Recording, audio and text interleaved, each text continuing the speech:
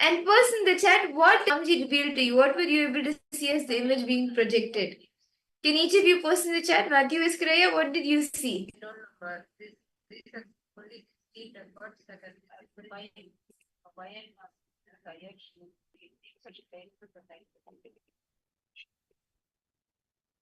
And all the participants viewing us on YouTube, even you can join into Zoom. You can head to paramashivoham.org and you can join into Zoom.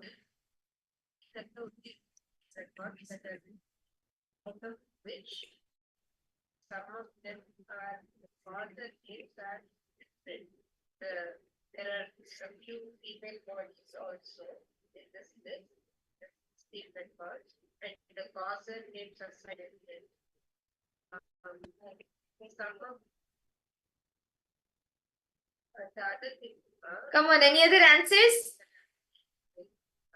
What were you able to see? Nithyananda Shekaraya. Okay, so Matthew has put what was rebuilt in me by Guru is letters, green, nature, tall, shiny. Okay. Anything else, Aya? What else did you see? Yes, Ma Claire, Ma Sharma Nithyananda. News.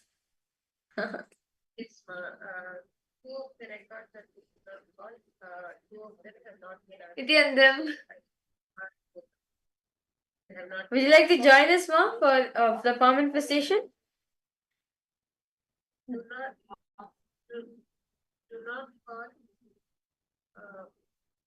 Okay.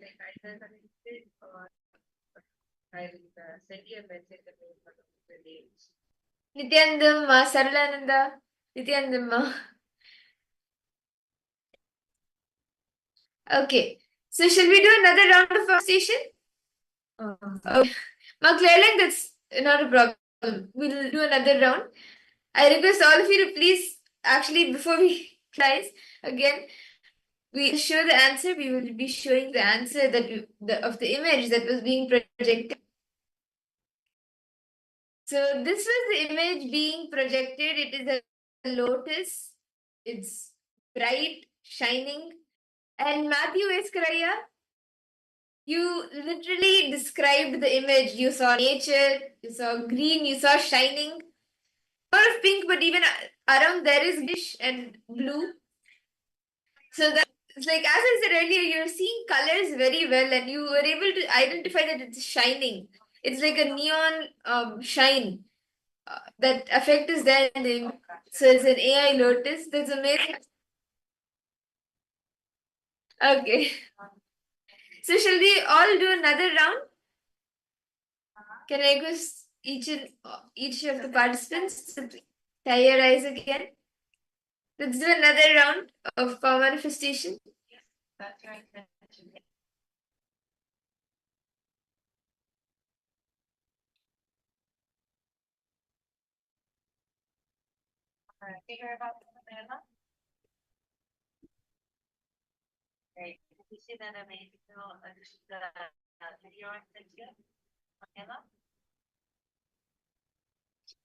Please sit straight.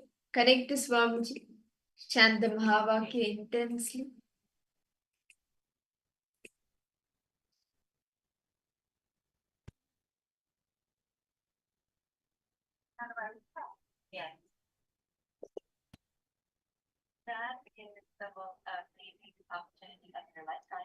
We're now projecting an image for all of you.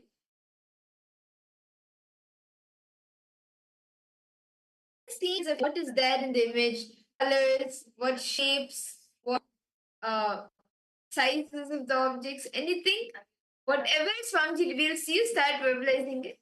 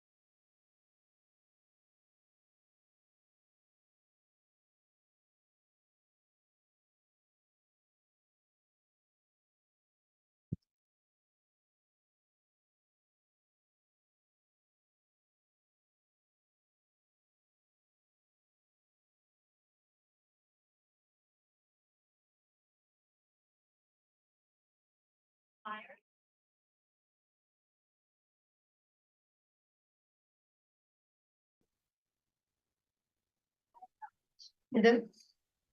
I request all the participants to now slowly open your eyes and relax.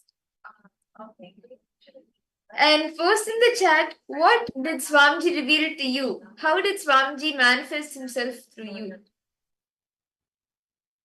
Whatever you saw, whether it's the colors, whether it's the object, whatever you saw, request each of you to detail it out in the chat.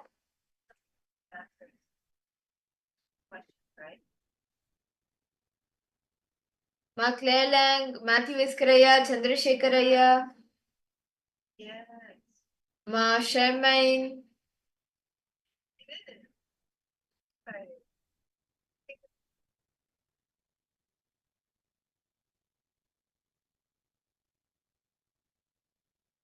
Swami's Guru celebration, gold outside, okay. What else?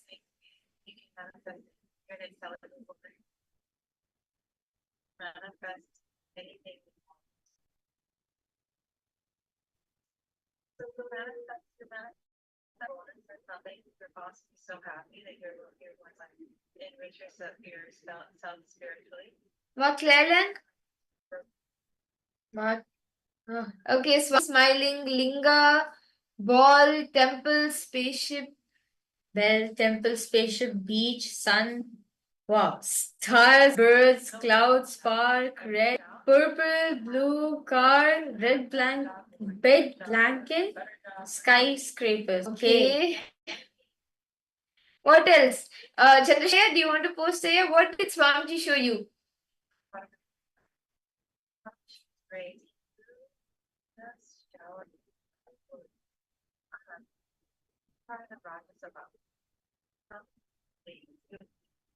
Matthew is great. Did Swamiji show anything else? See, don't miss any detail. Where's Swamiji showed? Just detail that out as it is.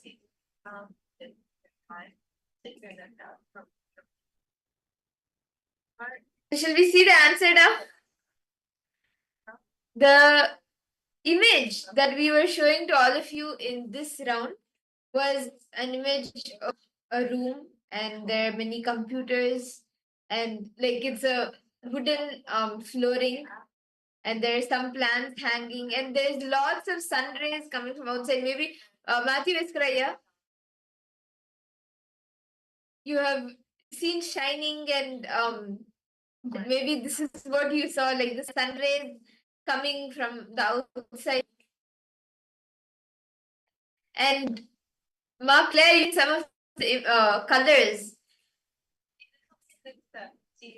And it's actually interesting because many of you have, actually both of you, have seen the images. Yes, that's so much sun.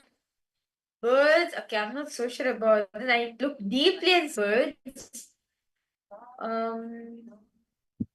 Yeah, yes, actually, it's kind of like it's technology. Technology with the olden day setup. So it's kind of like that kind of thing where it's more nature, more airy. So I think Mark Claire, you saw something like that. That's nice. And Matthew Escalade, you saw the colors again. And actually, it's interesting because both Mark Claire and Matthew Escalade, what both of you have posted, it is related to some of the images that we were seeing earlier. Like we were going through some of the images to say, to choose an image, what should we show? And we were seeing like one photo of Swamiji's Trishul, and then even a few other images like of books, and like Guru teaching was there. So that's, I think, both of you reading as well. Okay. So now, shall we enter the first session of our day? So the first session, right, as today, we are going to be experiencing Swamiji in our life. Today all the participants, all of you are going to be experiencing the oneness with Swamiji, the ultimate oneness, the Paramashivoham Swamiji. Just like how Arnigiri Yogisha, just like you had with Arnigiri Yogisha, that's the same thing you are going to experience it. So the first thing all of us are going to be understanding Why did Paramashiva take encouragement? Swami says very beautifully, it is out of love and compassion to humanity only Paramashiva takes as an incarnation. So it's the very purpose of Swamiji's birth, right? To understand what Swamiji is, to understand why does Swamiji happen to plan, let's now enter the session where very elaborately Swamiji will reveal why Paramashiva takes the form.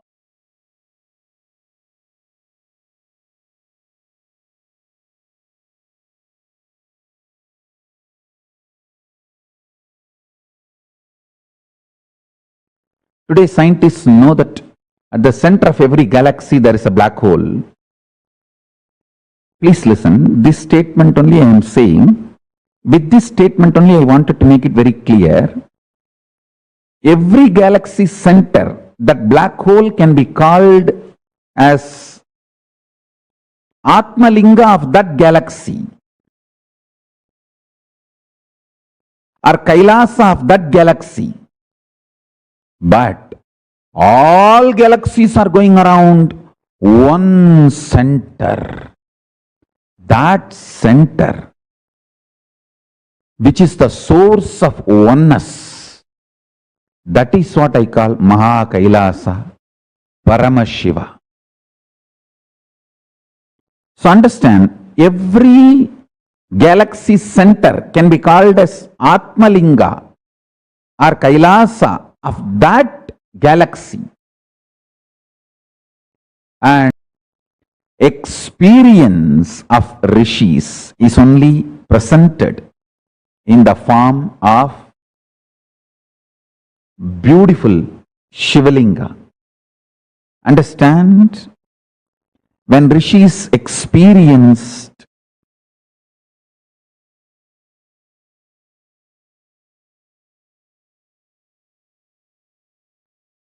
black hole or Atmalinga of each galaxy or Kailasa of each galaxy, they literally saw the shape, and that shape is what they beautifully presented in the form of Shivalinga. I wanted to give you a clarity. What Surya Siddhanta says as Surya Mandala is known whole universe, not just our galaxy.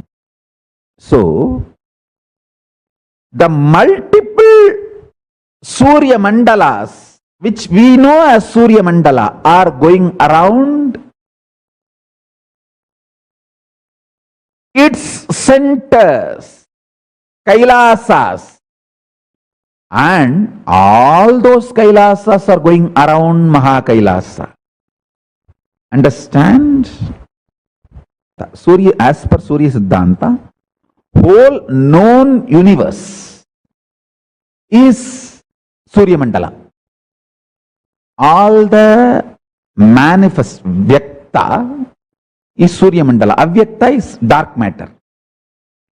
So the whole manifest Vyakta, known universe, is going around inside Avyakta, that dark energy, on Mahakailasa. Mahakailasa is the center, the dark matter, the dark energy is the base foundation on which the whole known universe is going around. Whole known universe is going around Mahakailasa, floating in the dark matter.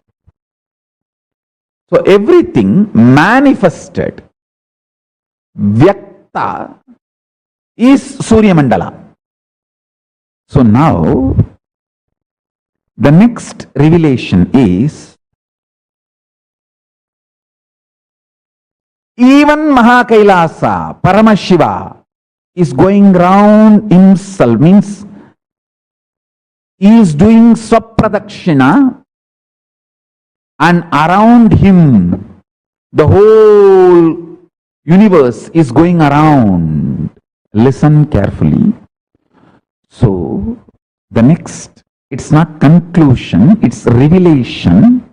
Anything which can rotate within itself is the reflection of Paramashiva. If you can whirl and center your consciousness with this powerful cognition, this moment, you can connect with Paramashiva, who is center of the Mahakailasa. Listen. Paramashiva, who is center of the Mahakailasa, who is also going around within himself.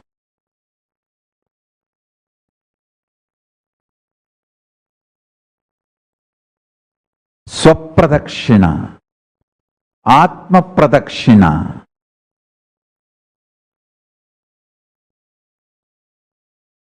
Anything which is doing Atma Pradakshina, all its centers are one and the same. I am not saying connected to one and the same.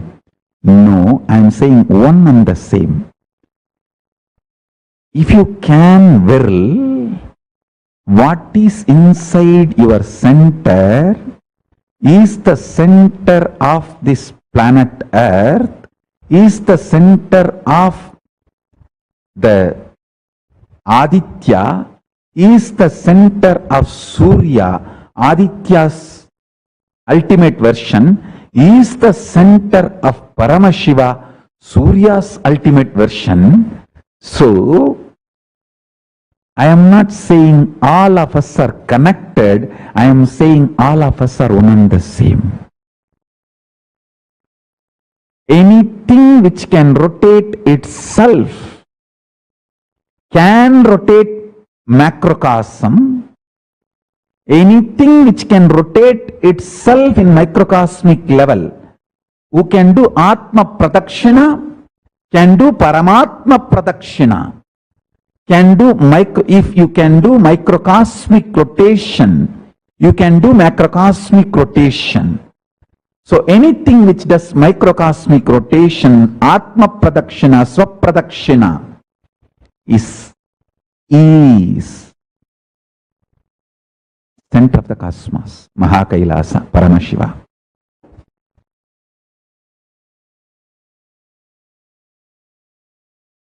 Mahakailasa is beyond the 14 lokas.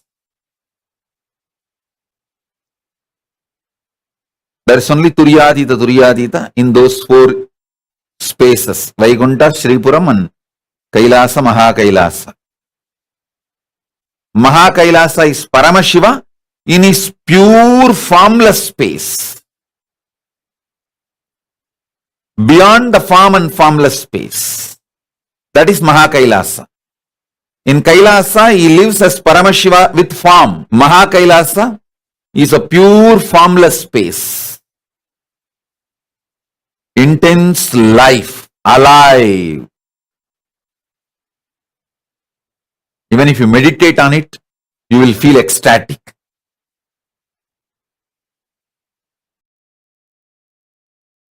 Los Angeles, Kailasa, literally place where Paramashiva's being exists.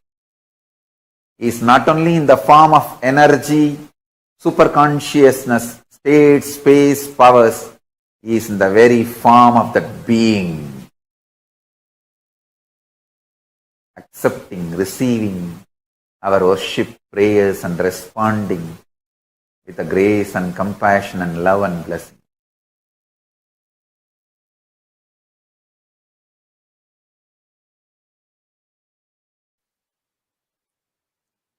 First thing you all need to know,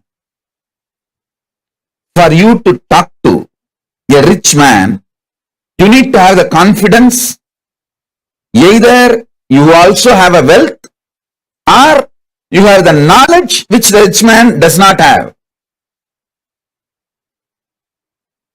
So you need something to have a confidence, I tell you. To cross all these lokas and reach the highest loka, you need to have only one thing, that's a consciousness which can do right or wrong, which has the freedom. Listen carefully. Listen.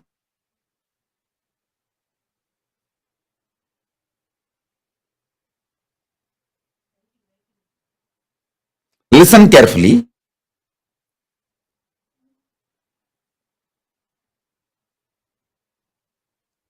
See, there are higher lokas and lower lokas.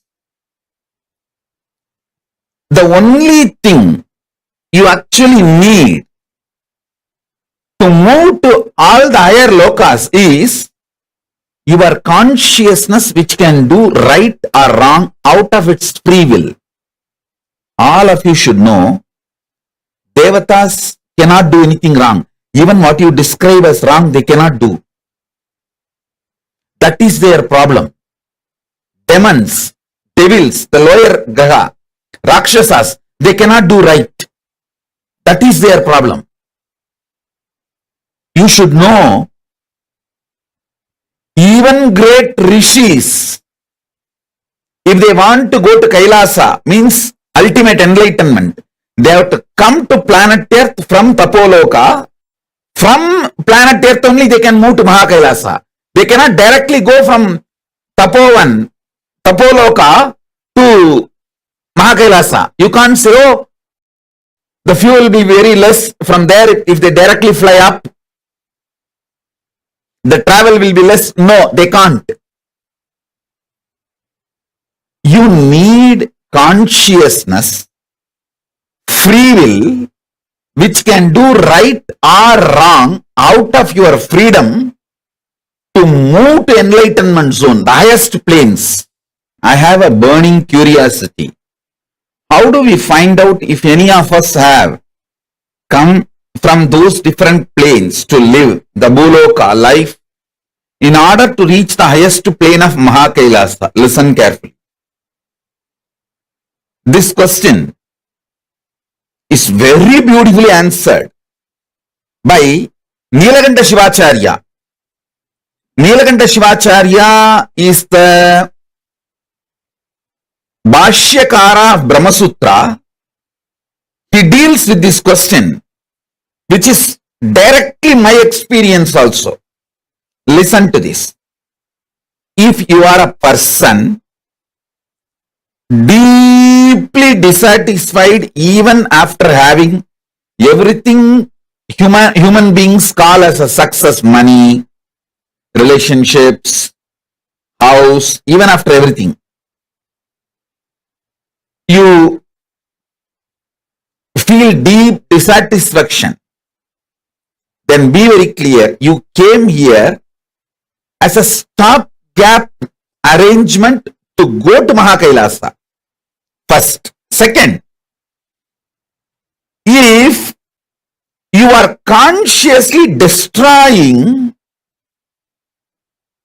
what normal human beings call as a very good life, for example, what human beings call as a very good life, good, lot of money, business, relationships, all that, everything is around you, but you are consciously destroying it, angry about it,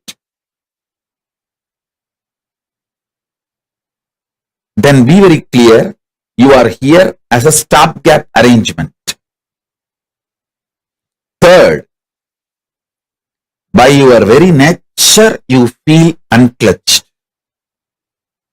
You are very comfortable in unclutched space than anything exciting.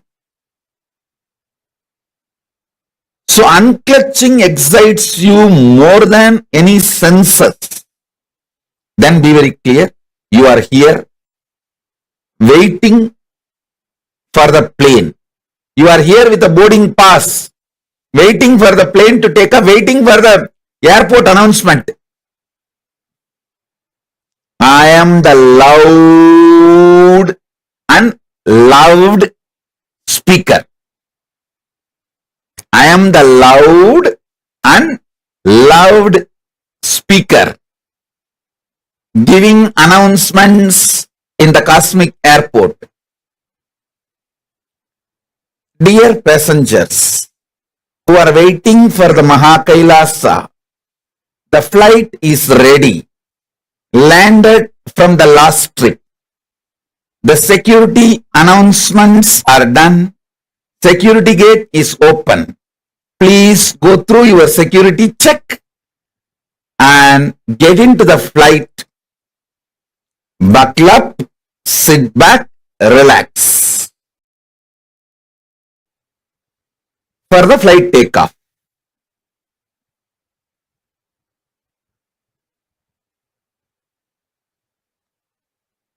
Be very clear. This three is the definition. And still, if you are excited about the sense, the external senses and those joys, then be very clear. You may be booking flights after a week or after a month, after a few years. That's all. You don't need to worry about the boarding pass announcements. Enjoy, have a local flight,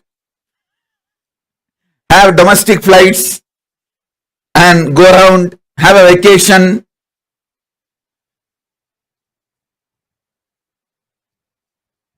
Whether you want to get into Me flight or Miami flight, you can decide. If you want vacation, go to Miami flight. If you want KAILASA, come to Me flight.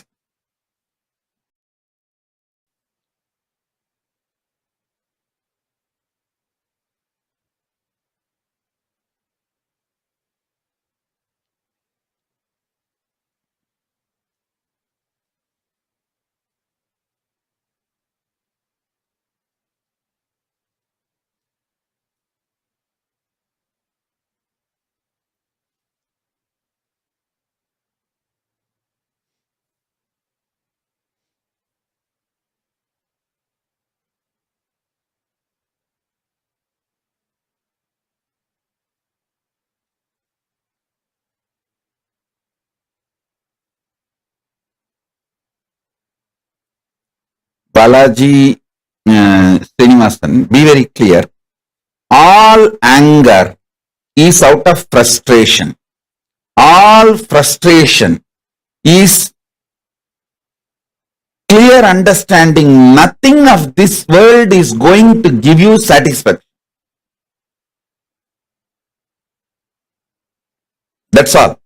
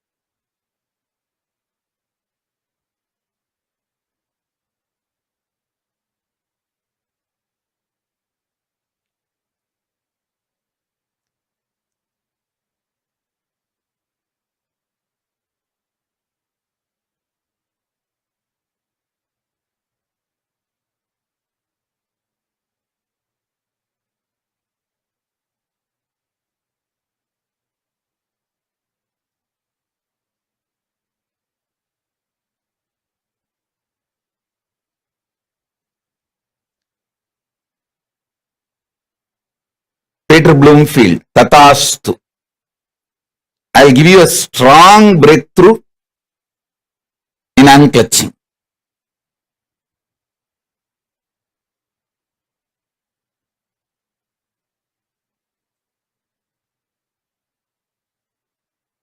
I want all of you to know, listen,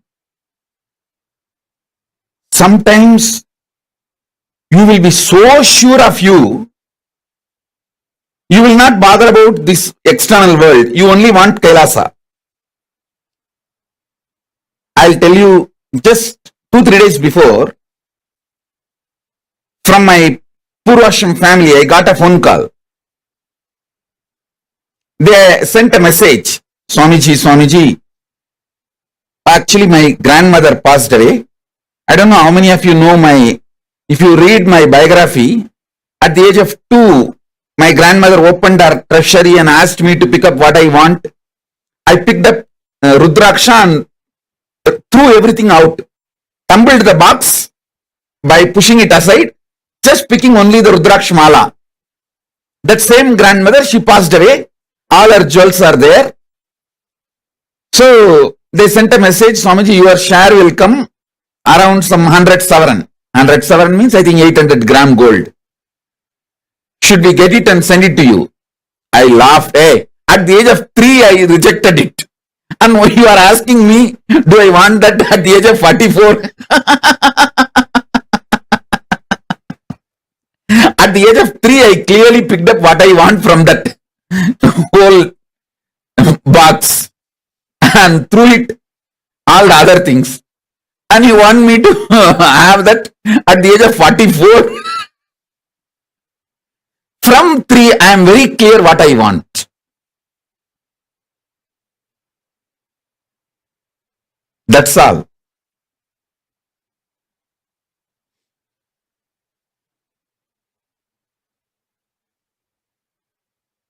Now I wear jewel for a different reason.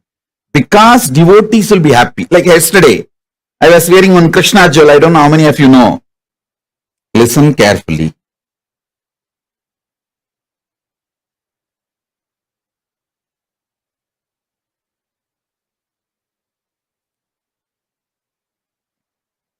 The consciousness I carry now at this moment is Turyatita Turyatita. Listen.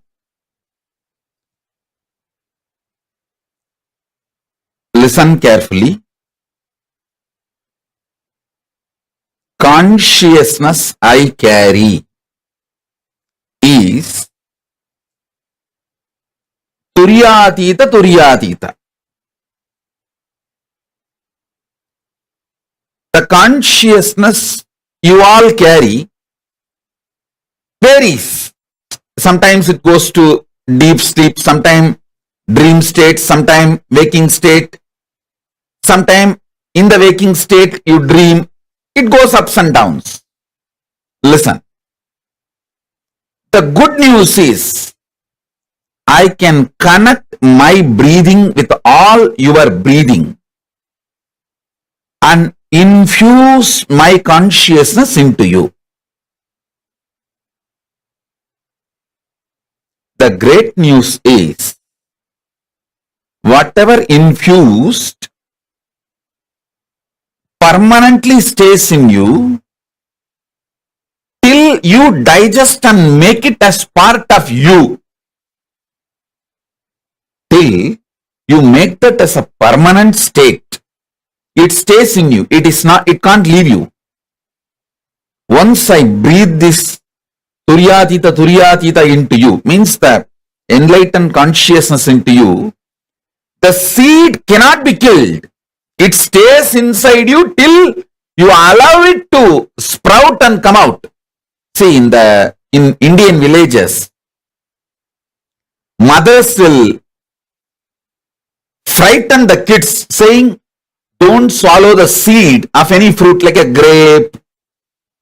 Any fruit when they give, they will tell, hey, you should not swallow the seed. You should put the seed out, spit it out. If you swallow the seed, the tree will grow inside your stomach and through the nose, ears, all that branches will come out. How many of you heard this?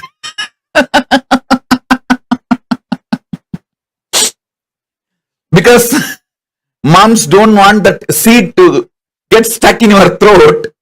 They will always tell this. In all Indian villages, they will tell this story. You should not eat that seed. If you eat that seed, the tree will sprout in your stomach and then branches will come out through your ears, nose and mouth. So listen, same way, the enlightened consciousness which I am putting inside you, till it becomes tree and branches come out through your ears, nose, eyes, it cannot be killed. It stays inside you forever. and every opportunity it starts sprouting. It starts opening up. It starts growing.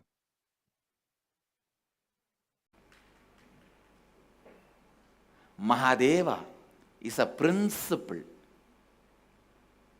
He is form also. Whoever catches that principle, your form is Mahadeva's form. Your form becomes Mahadeva's form. You will be radiating the grace of Mahadeva, the beauty of Mahadeva.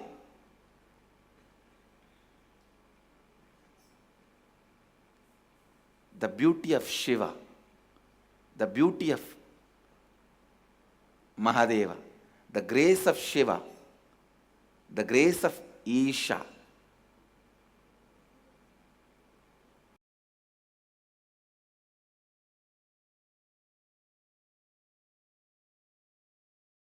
I want all my disciples to know Sanskrit is the spoken thinking language of Kailasa. Sanskrit is the cognition language of Kailasa. Not only the Kailasa, my physical body is there, the Kailasa, Mahakaasa itself. Sanskrit is the language of cognition.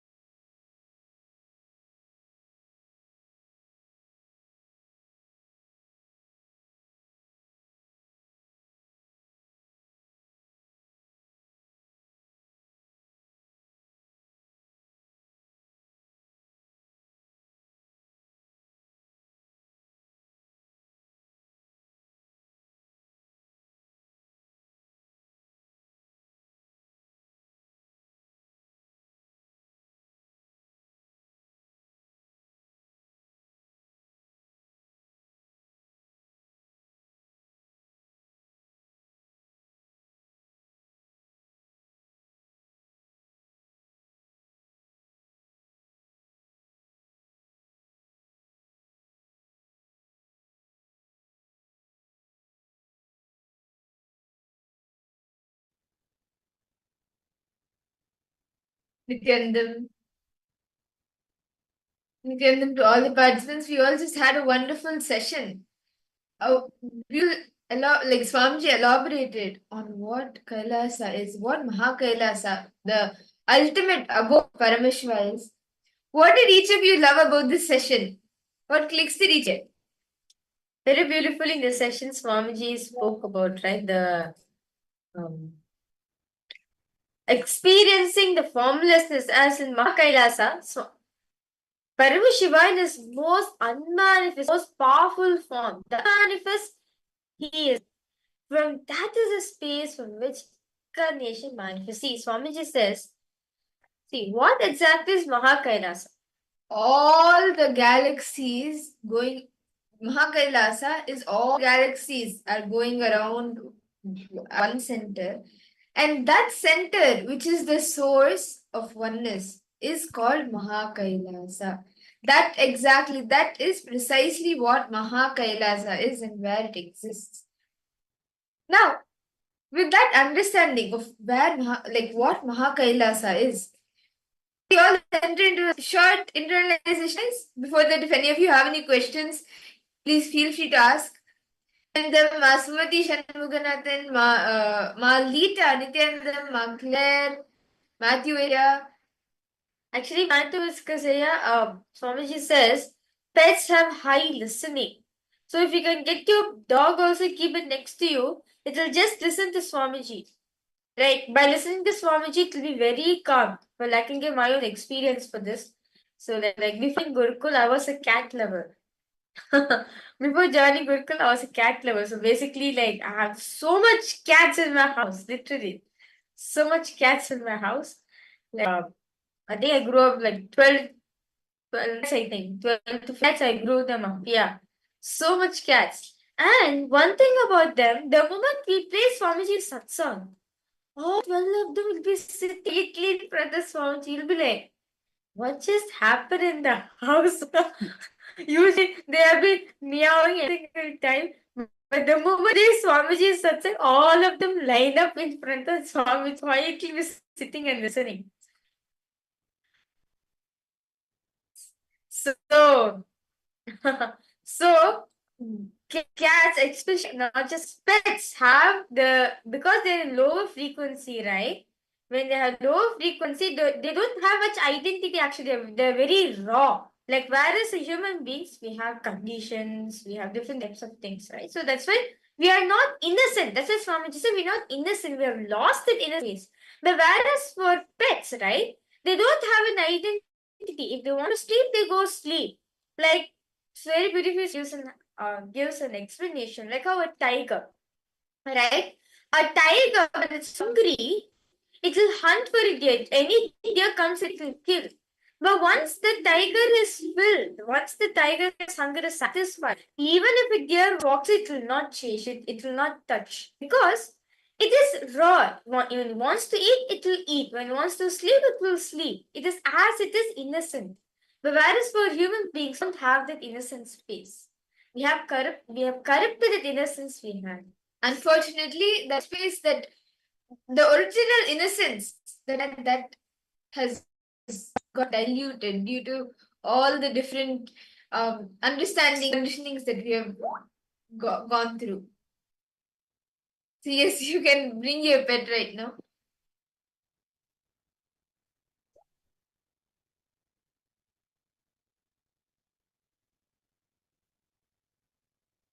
Okay. No problem, Maya. That's fine. Okay.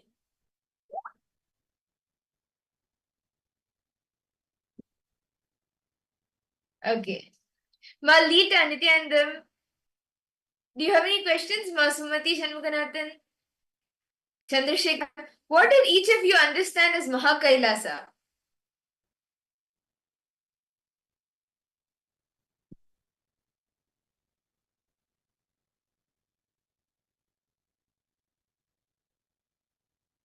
Okay. See, a little to understand about this space of Mahakailasa. See, all of us have this unmanifest part of us. All of us have this manifest us, okay? This unmanifest, this unmanifest part of us is something which all of our being wants to relate to, being wants to be with. But because, see, Swamiji says that the time where we actually lose the presence of the unmanifest, we are born. Because we go through so much of pain and suffering, right? Especially when we are coming out from the mother, the experience of pain, that is why you forget everything. You feel as if this is a new birth, this is a new life. Actually, no. Until the time you were in your mother's womb, until the delivery, actually you do remember, you still remember the life, you still remember until then everything that happened in your life, previous life, everything you remember. But when you're being delivered, that pain that you go through, that extreme pain, that it makes like you almost fall into coma. And in that state, you forget the past. That is the exact time you actually forget the past life. Otherwise, till in your mother's womb, you still remember the past life memories. So let's now enter into this beautiful exercise with Swamiji on how to fall in love with the unmanifest part of us. See, the unmanifest part of us is Swamiji. The unmanifest of Swamiji is Paramashivoham. So, for us to relate with our unmanifest, and Swamiji says that I am your unmanifest form. Just by connecting to me, you are connecting to your unmanifest part. Because our participants now to look into your life, just look in there. Let's internalize within ourselves. Are you deeply satisfied? Are you deeply dissatisfied even after having everything human being calls as success? As money, relationship, whatever you deeply desire, you have that. You have that, like, sometimes you imagine the life, like we dream, okay, the US life or the life in UK. So many people have these dreams, like I'll live a lavish life in this country. We have certain dreams, okay, life needs to be like this, life needs to be like that, and you manifest it. But even after managing all of this, after having a huge house, after having millions of dollars, after having the best relationships, like you don't have you just have loving relationships around you. But still, somewhere within you, you're dissatisfied. What is that? If you take minutes and internalize this? How many of you felt this? Makla, I request you to post your answer. How many of you felt that there's something more in me? I don't feel satisfied with whatever I have, whether with my job or whether the lifestyle I'm living. How many of you have felt this many times? Not just once or twice. How many of you felt this many times? That I don't I feel there's something more to be on. But I don't feel the satisfaction with what I'm having right now. How many of you have felt that? Yes. Anger and frustration you're carrying. Okay. How about Matthew Viscasey? Yes, we see your dog. Okay. Ma, say again. Do you want to share anything, Ma? Any questions, Chandrashekha? Ma, Sumati? Many of us feel this dissatisfaction, right? That I don't think the lifestyle which I'm living for, like for example, even like Swamiji will say, even if you're the richest person in this planet Earth, you will still not feel that satisfaction. You will feel, no, there's something more which I can achieve. There's something more to me. Swamiji says that, see, why relations what? Something external kept me in suffering. That feeling is relation. So violence can happen to me. That feeling, that belief is violation. From outside, somebody may be violent to you or you may be violent to yourself. But letting that affect you, the feeling, the beliefs that you hold within you, that is violation. So I request all participants now to pen down. Let's all take some time. See, all of us are feeling dissatisfied, right? That's nothing but the feeling of why we are carrying within ourselves. Where we feel something external can put me in suffering. That is violation. Only when you feel, Swamiji says, only when you feel power. See, when you feel like something external can put me in suffering, at this point of time, do not fall into powerlessness. Many times, what we do, fall into powerlessness, and that's where depression starts. Where we feel the society is not supporting, life is not supporting me. I don't think I deserve to manifest what I want. No. It is just that you fall into powerlessness. Instead, if you just if a third person point of view, if you see, right, you just this is the problem I'm facing. Complete with that. So I request all participants now, let's spend down. I request all of you to internalize. Count with every powerlessness you have, which you have experienced that made you feel that anything can put you. For example, your boss will not give me vacation. That's suffering for you. Where you feel like, okay, how come? Like, for example, you want to go for an inner awakening, or let's say you want to go for Paramashivoham, or let's say even Kumbh Mela you want to go. But correctly, your boss is saying, no, you can't go. This is the peak time of the of the company, and you're going. What's wrong with you? Are you going mad? Right? It could even be like he tells you, like just in a month you're going to get a hike in your salary and you're deciding to go, whatever it may be. See, the reaction of the boss or whatever he says may be what according to the scenario. What it depends on what scene or what movie in your is happening. Writer of your own script, your own movie. But not letting that affect you. Letting the outside scene to affect you internally. That is not violated. Outside anything may happen. It could be violent towards others, towards yourself, anything. But letting it affect you is being violated. Let's all write down all powerlessness you're carrying in life that makes you feel powerless. That makes you feel you are something. Please spend on detail.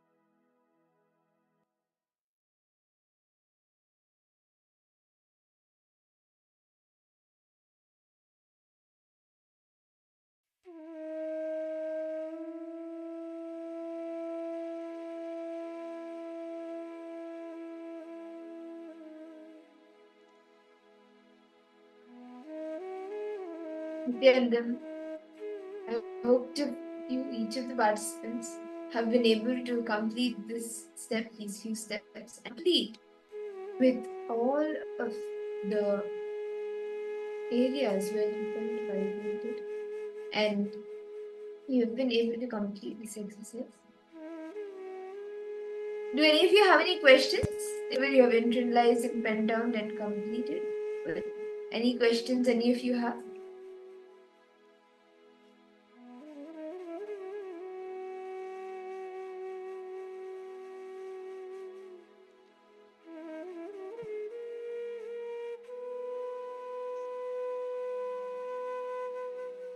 Okay.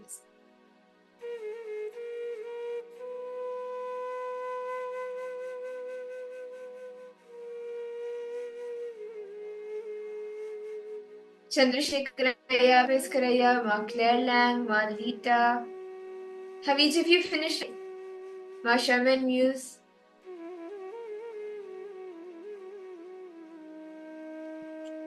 So, now, I request participants and all of us are written down, right? The powerlessness we get. The powerlessness we felt, where we felt we are not this sad. Now, through power manifestation, we are going to move that obstacle. We are going to move that dissatisfaction which we are having in our life. Okay? So because participants round, in this round we'll be manifesting the power of consciousness over matter. Where in the first round we are going to be moving the matter from our hand. So I request all participants, please get your objects and come. Any object. Any object, it could be a coconut or like an orange round object. It could be anything. Please bring the object. Please take a minute to bring the object if you don't have it yet.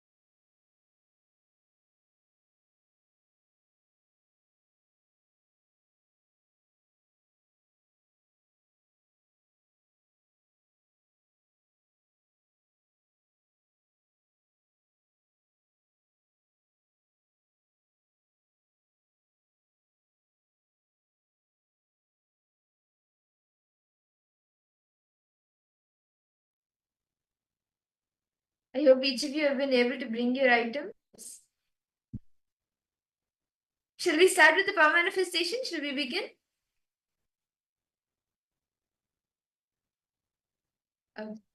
So now what all of us will be doing is we will be keeping the object on our palm, keeping our palm straight. And if you have any table or like a flat surface on which you can place your hand on that as well as a support. Keep the object on your hand in a way that it's stable. It doesn't move around. Keep it stable. Then just intensely connect to Swamiji. Chant the Mahavakya. Intensely from the space of oneness, connect to Swamiji and command for the object to move. Can I ask you to please keep the object in your hand? The asanas, let's start with the power manifestation. So once I request all participants to please keep your hand on, please keep the object, the item, the matter on its. Now, let's all chant the Mahavakya intense. Om Nithyananda Paramashivoham. Om Nithyananda Paramashivoham. Om Nithyananda Paramashivoham.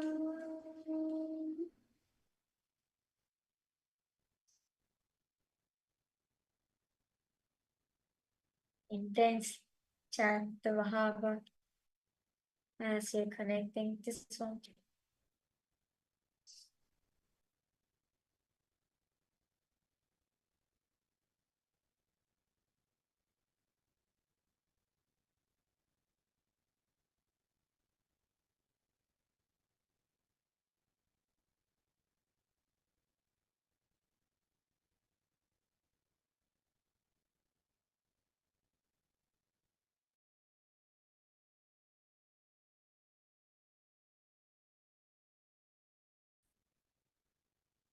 Just remember your best experiences, your moments that you had Swamiji, you experienced Swamiji.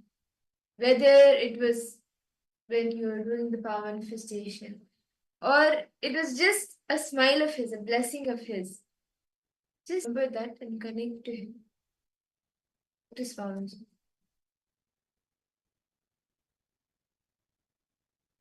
And from that space of oneness, command the mind, not from the power, being able to move it. From the space of oneness and friendliness towards the object, you can move it. Now keep it stably on your hand. Maybe if you want, if you have a stable, you can even keep it on the table.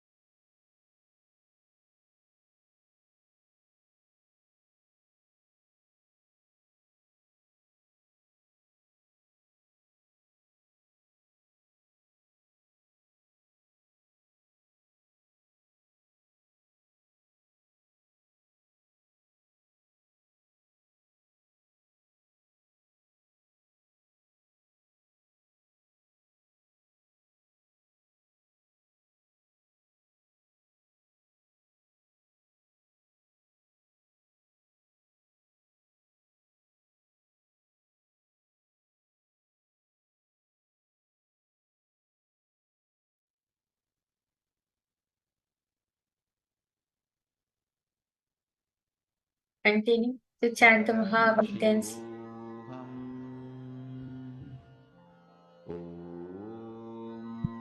Nithyananda Paramashivoham Om Nithyananda Paramashivoham Om Nithyananda Paramashivoham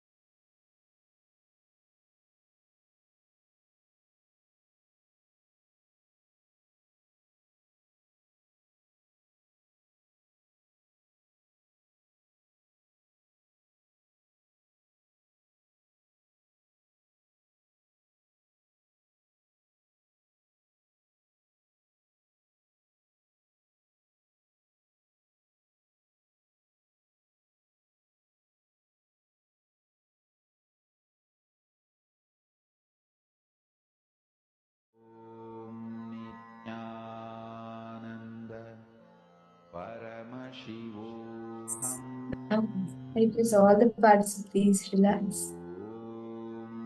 What did you experience as you manifested the power? The experience matters the most. What did each of you experience?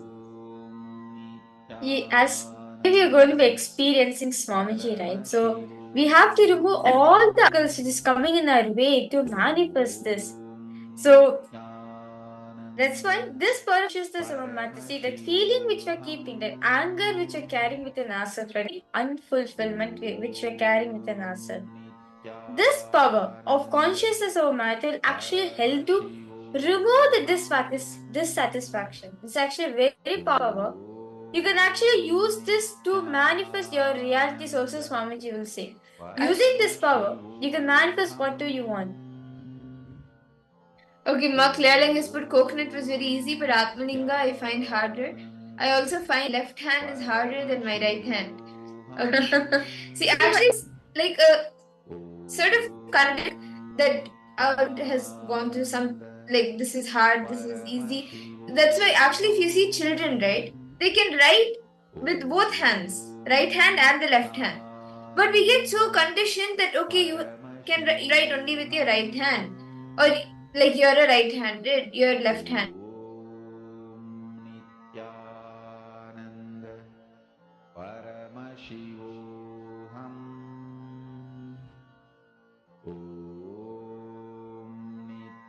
That's it. That blockage, if you are able to identify, the next time when you look Nithyananda Paramashivoham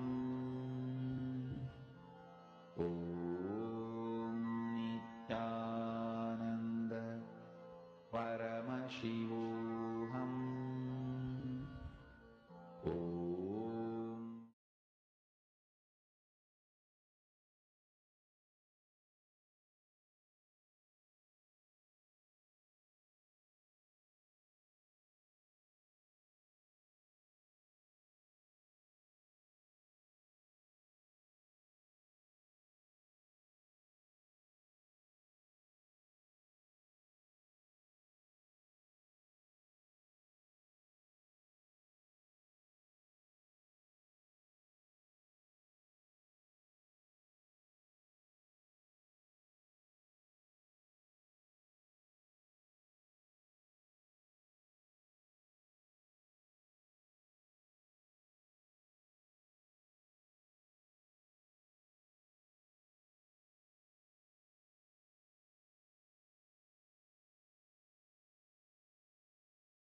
Paramashivoham Nithyananda. We apologize for the technical glitch. So yes, Mark Lehrling, what I was saying was, the next time when you manifest the power, even now as we move into the next session as well, you can identify and you can just that obstacle, whatever obstacle it is, whether it is an incompletion or even an obstacle, this is for all the participants also. Any obstacle that you're facing in life, any blockage, like Mark Claire, you shared even like the anger and frustration, right? That comes up. All of that, just think that the coconut is that obstacle. Intensely stare at the coconut or the object with your third eye, move it. Within you, that pattern will break. It will be moved, it will be shifted. That is the power of this. Like, you can actually manifest things through this power by doing that. That is how you can use this power, the power of consciousness over matter, to manifest your reality. So now, with this for all the participants, we will now go be understanding from Swamiji on why did Paramashiva manifest as Swamiji, right? There's so many reasons why Swamiji is manifested. But why did Swamiji decide to manifest himself? Let's now listen from him.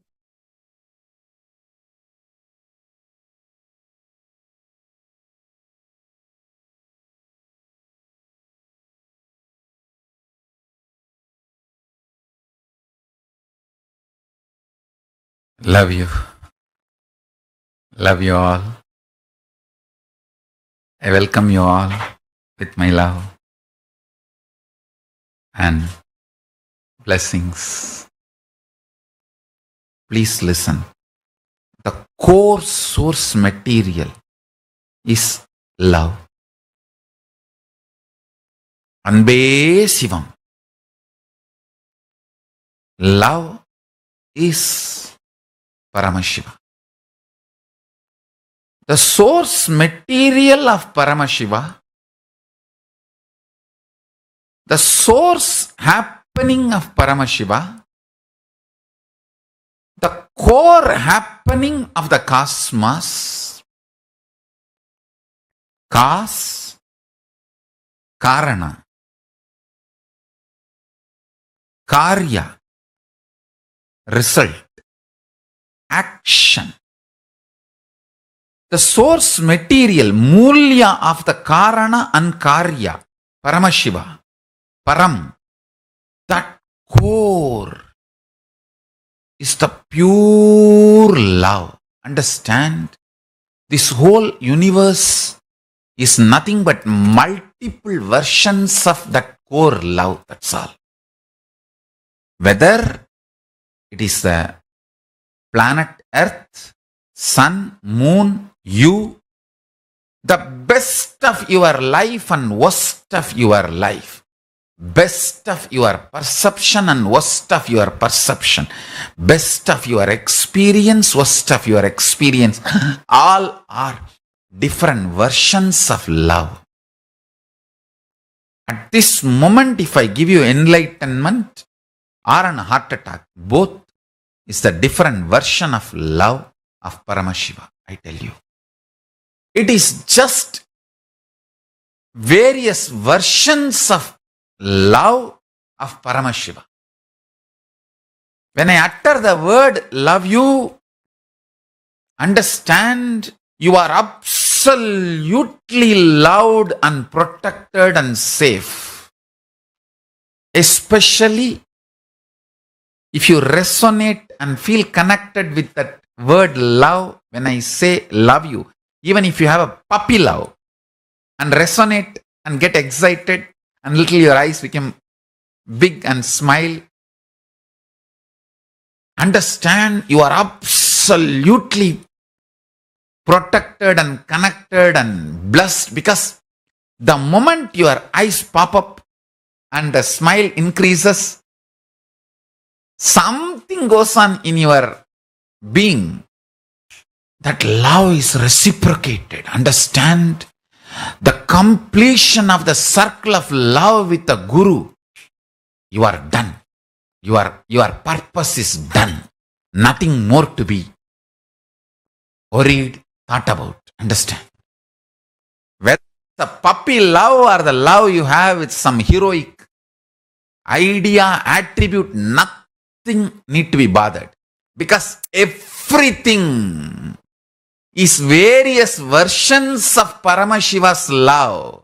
Whether it is a lust which creates one more body, or what you think as lowest sexual act, or the highest oneness Advaita Anubhuti, all are various versions of Paramashiva's love.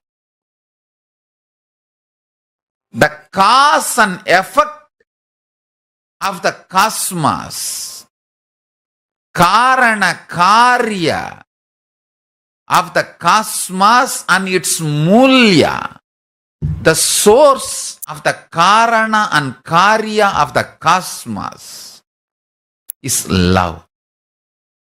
Whether the Arunagiri Yogishwara appearing in the human frequency and spending time with me, or now he is manifesting through this body and initiating you all, or moving away from you all physically and spending some time with himself, everything is just various versions of love. Understand? In love, the source of the Karana and Karya, means cause and effect of the cosmos, the Paramashiva, in love, everything melts down. There is nothing called good, bad, higher, lower, right, wrong. It is all just various versions of Paramashiva's love. Whether you melt in extreme joy, bliss, see, highest bliss your body can handle, the highest bliss, electricity, voltage, that frequency your body can handle is overflowing gratitude with Guru, the Guru Bhakti. That's the last experience you will have before becoming one with Guru. That before that oneness happens, literally please understand, the gratitude makes even the molecular structure of your brain transformed. Not just your muscle memory or biomemory, the very molecular structure of your brain flowers like a 1,000-petal lotus.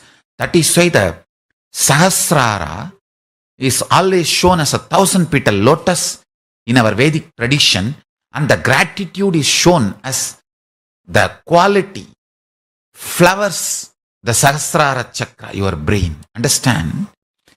The lowest lust or the lowest lust of Muladhara chakra, root center, or the highest gratitude of the Sahasrara chakra. All are various versions of Paramashiva's love. That's all. Nothing is lower, nothing is higher. Just different versions of Paramashiva's love. All you need is just go to the closer and closer, the core of Paramashiva. It is not actually vertical, that lust is lower, and then the next is love, then the Guru Bhakti. It's not actually vertical, it's actually horizontal.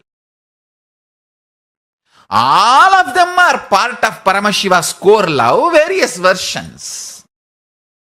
Not steps, components.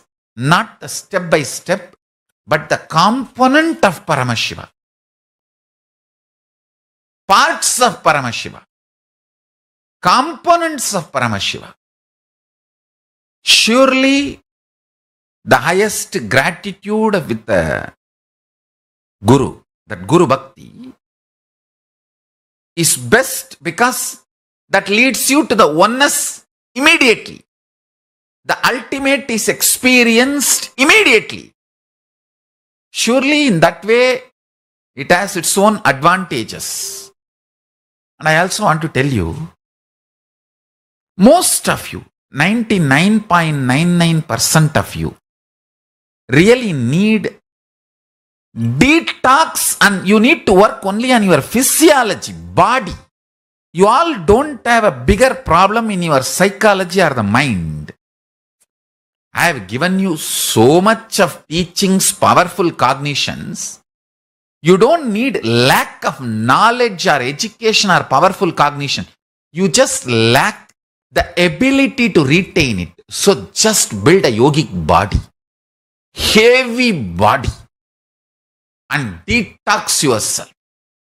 If you are my fanatic disciple, you listen to me absolutely. I give you this one word: stop eating.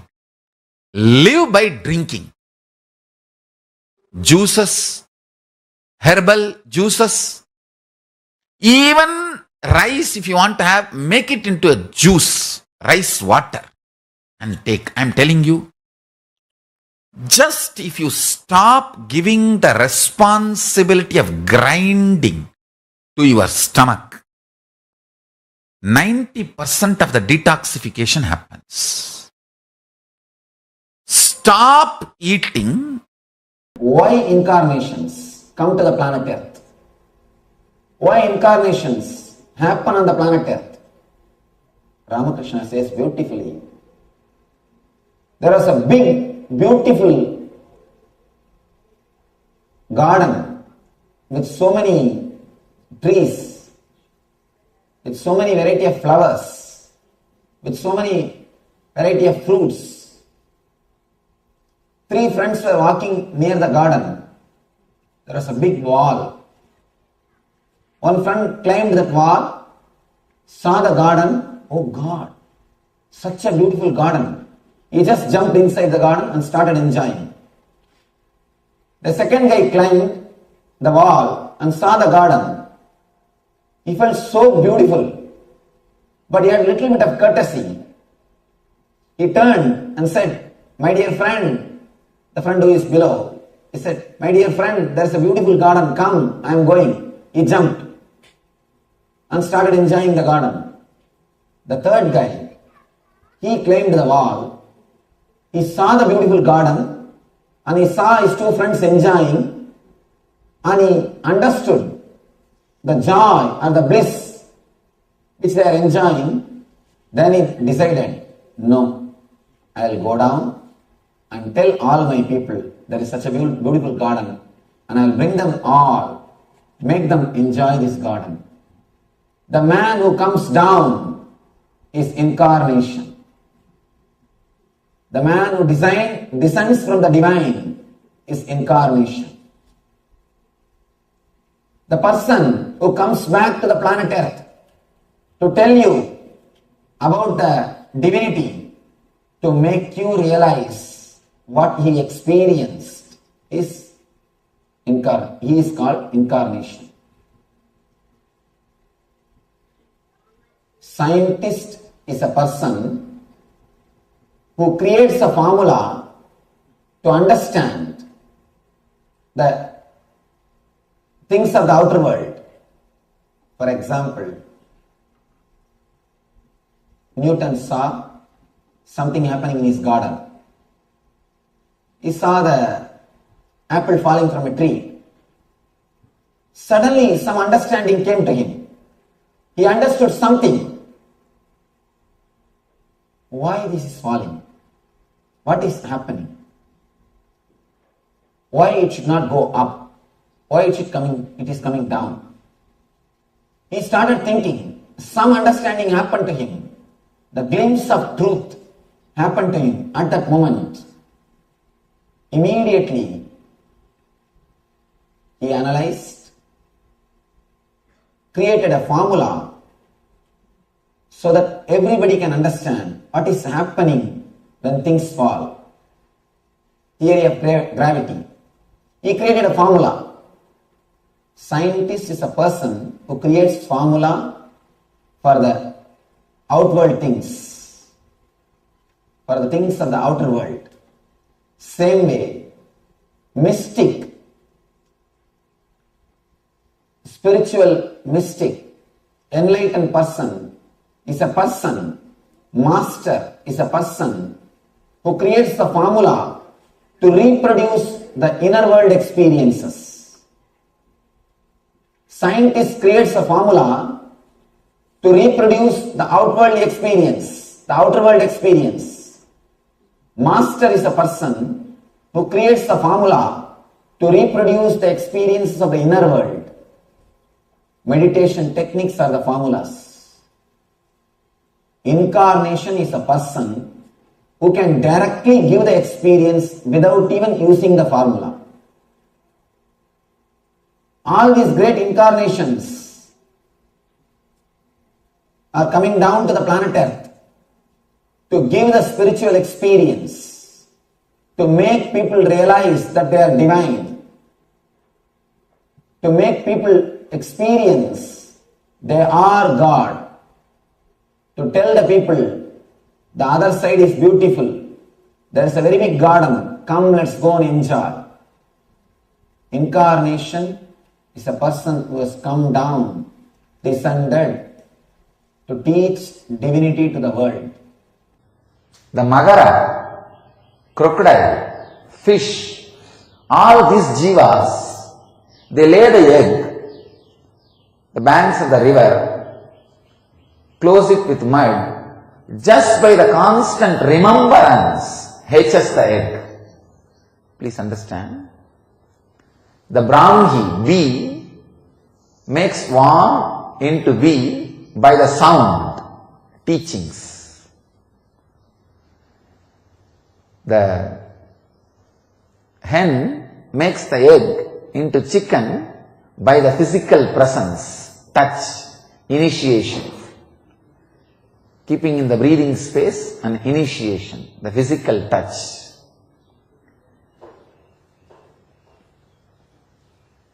Magara, crocodile, tortoise, fish, all of them hatch the egg and make the egg into fish or crocodile or tortoise just by remembrance.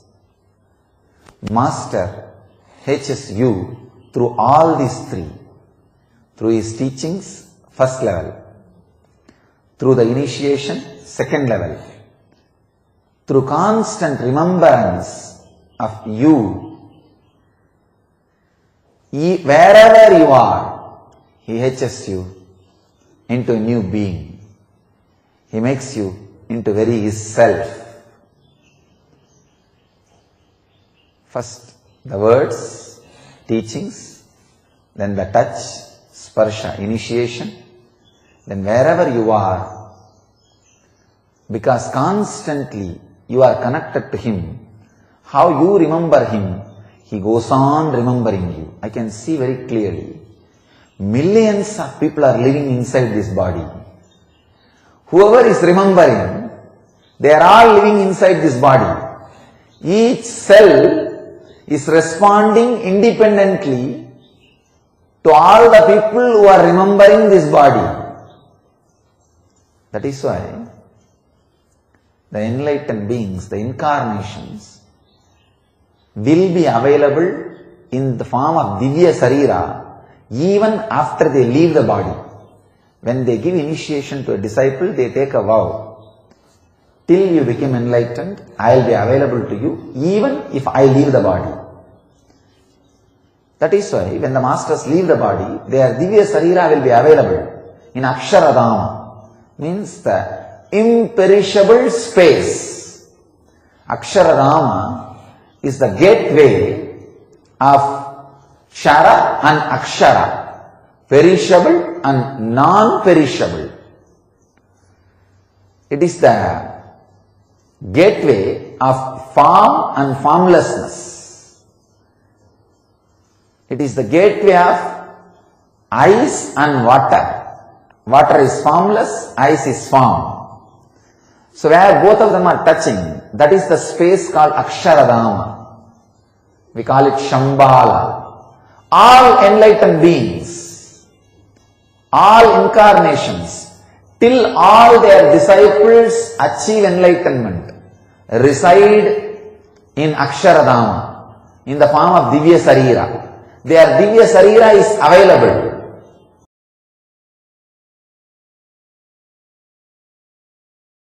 I will reveal three important words and the truths. First word, natural selection. Second word, artificial selection. Third word, conscious selection. Let me expand on this truth. In the evolution of life, fish becoming tortoise is conscious selection. In the DNA mutation process, listen carefully. In the DNA mutation process, consciousness goes through a natural selection process.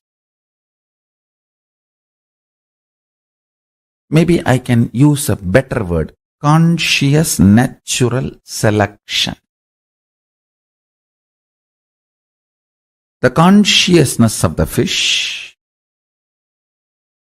through the natural selection process, evolves in its DNA levels through various mutation. Understand?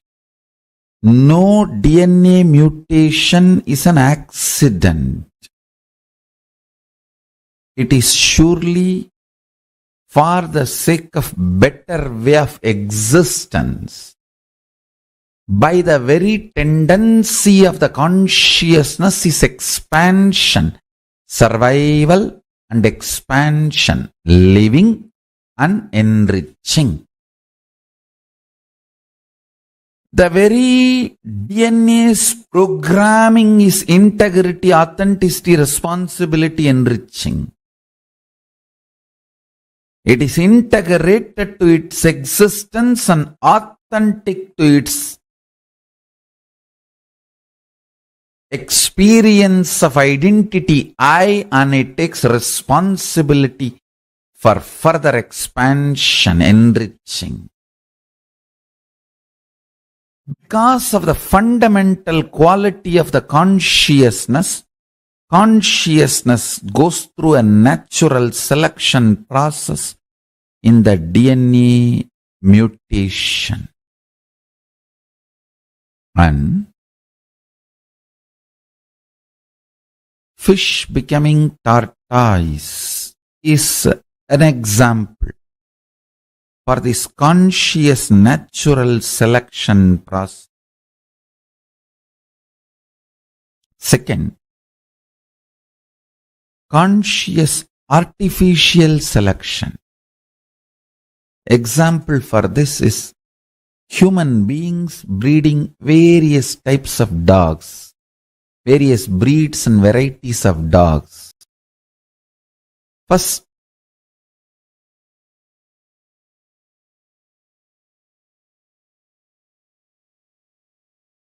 you understand the dogs fear, greed, and intervene artificially in its natural flow of life, and through the external intervention you start breeding various varieties based on your needs. Dog breeding is conscious artificial selection process. That's an example. Third, beyond these two, something called conscious selection process. You, human being, consciously choosing consciousness as the foundation of your very existence and liberating yourself, enlightening yourself. Moksha and Jivan Mukti, becoming the reality of your existence, is conscious selection process. Understand?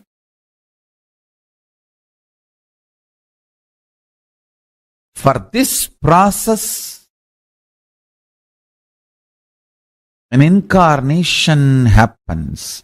Incarnation happens to make the human being's DNA understand the conscious selection is possible and it is good. Bringing that great news to the humanity is the responsibility of an incarnation, avatar. Avatars happen for this vision. Listen carefully. For your DNA to choose consciousness and will persistence as a way for evolution, to do the conscious selection, your DNA need to be introduced to its higher possibility. If your DNA decides to do conscious selection and decides to evolve its DNA through the mutation, through will persistence, where it is going to land, what it is going to achieve.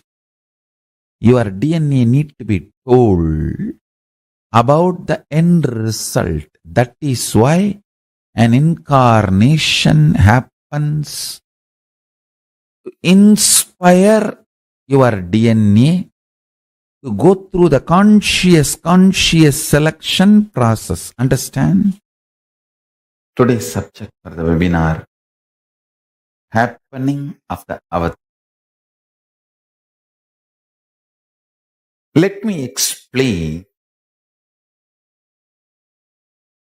the multiple reasons for why avatars happen. First, whenever there is a serious danger for the Srishti, whenever there is a serious danger for the life itself, whenever life needs to be pushed to the next level, whether DNA need to have a quantum jump in its natural selection process or conscious breakthrough need to happen. For example, in the natural selection of DNA process, fish evolves as tortoise, tortoise evolves as pig, pig evolves as man, animal, Narasimha. Then you need superconscious intervention to push the natural selection process of DNA to have a quantum jump. See, from man, animal, jump to an animal, listen carefully. From man, animal, jumping to an animal without consciousness is easy. It may have the form of a man, but it will not be completely carrying the consciousness of a man. So, from man, animal, if the jump has to happen to man, human being, not just DNA need to evolve through its natural selection process, conscious intervention is required.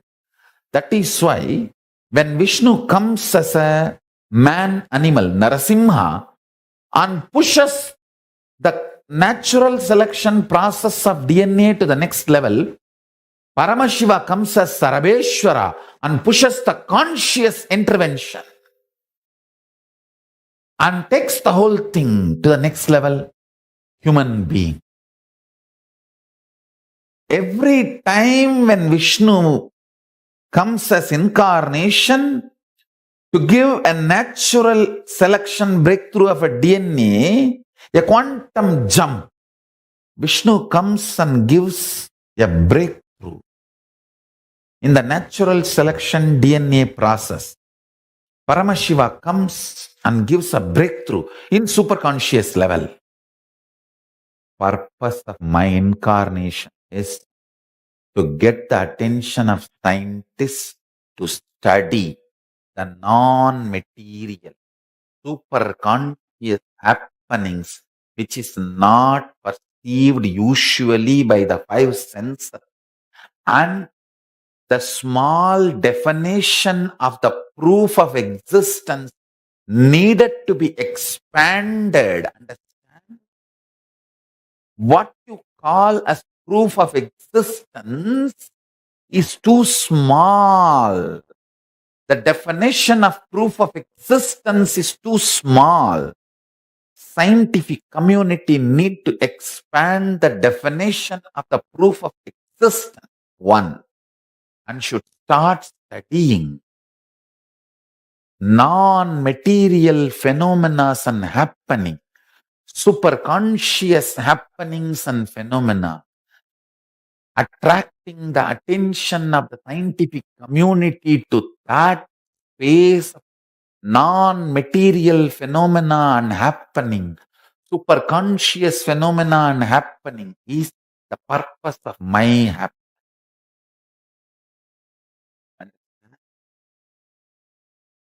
Paramashiva will do it. He is doing it and he will do it. If science puts little time and energy and attention to study the non-material happenings and phenomena, superconscious happenings and phenomena, I tell you, we will have the growth in next 1 decade, 10 years, which we have not achieved in last few thousand years of existence. If we put little attention in this direction of non-material existence and phenomena, superconscious existence and phenomena, we can easily understand the whole Hindu literatures, Idihasa, all the Hindu traditional source scriptures of Shruti Smriti, recordings of history, recordings of cosmological discoveries, recordings of amazing knowledge source. Understand? I'll repeat, in hundreds of years, history becomes legend. In thousands of years, legend becomes myth. In thousands of years, legend becomes myth. Mahabharata is neither legend nor myth, it is history. It was history. It is history. It will be history. I will make sure the scientific community's attention is drawn to study non-material phenomena and happening.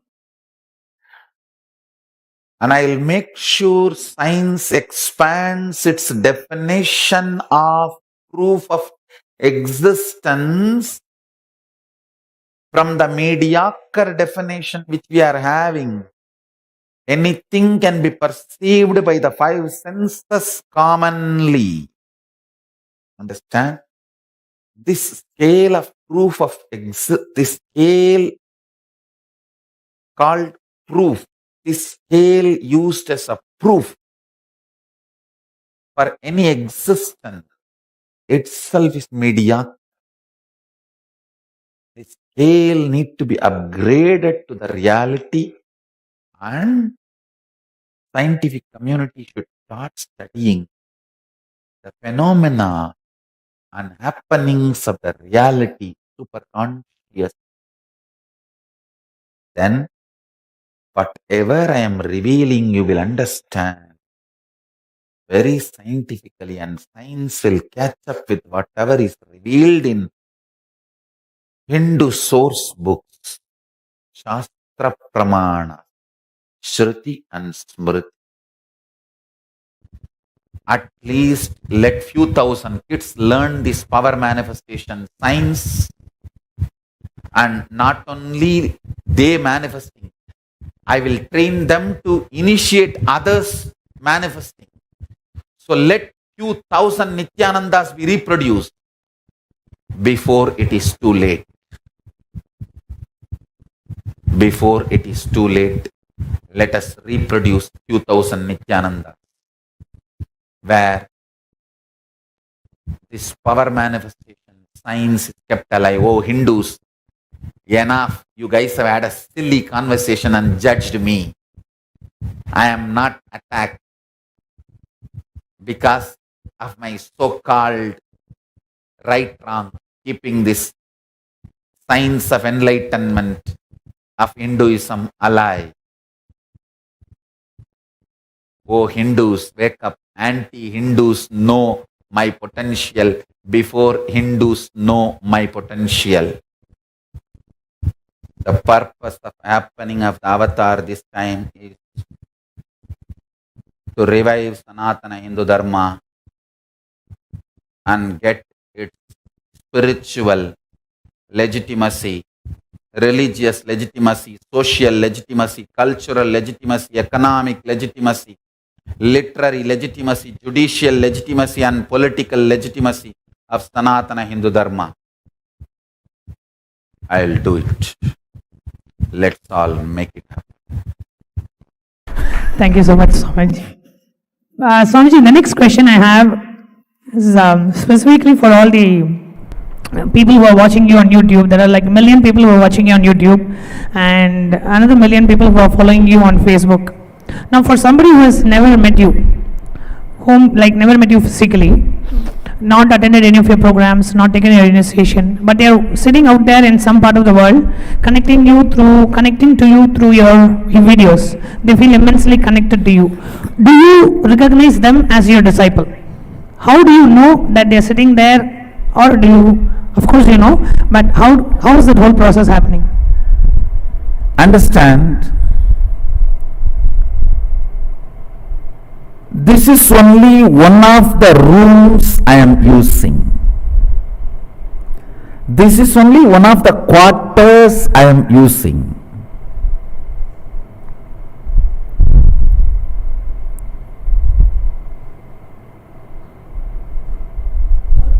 Just like Bangalore Adhinam as one of my quarters and many other Adhinams as my quarters, as on now I am using only Bangalore Adhinam quarters, does not mean that is only mine. All the other Adhinam quarters is also mine.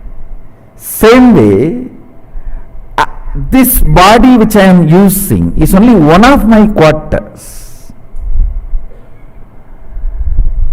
When you say people who have not met me physically but listening to my discourses, watching and feeling connected, understand, discipleship is not restricted just to this body. In multiple planes I exist, in multiple planes I operate,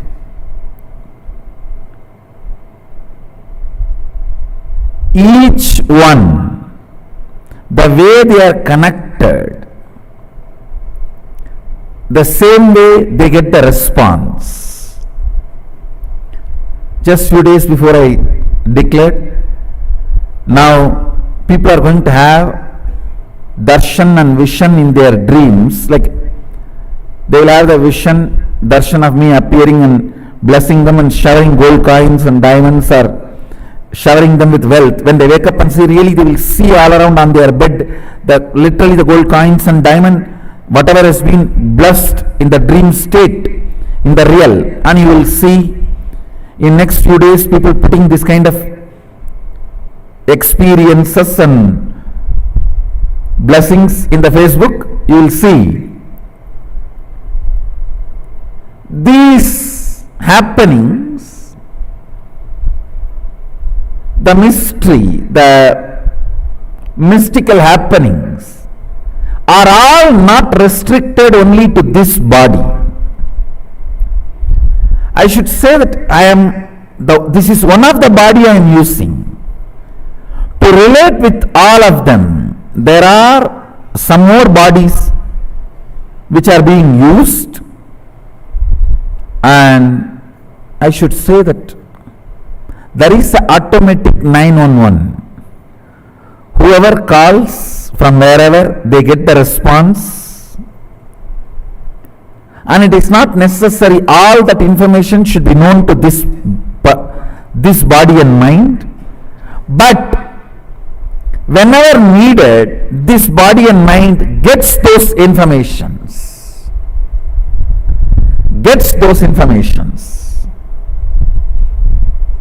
And whatever is needed gets done through this body.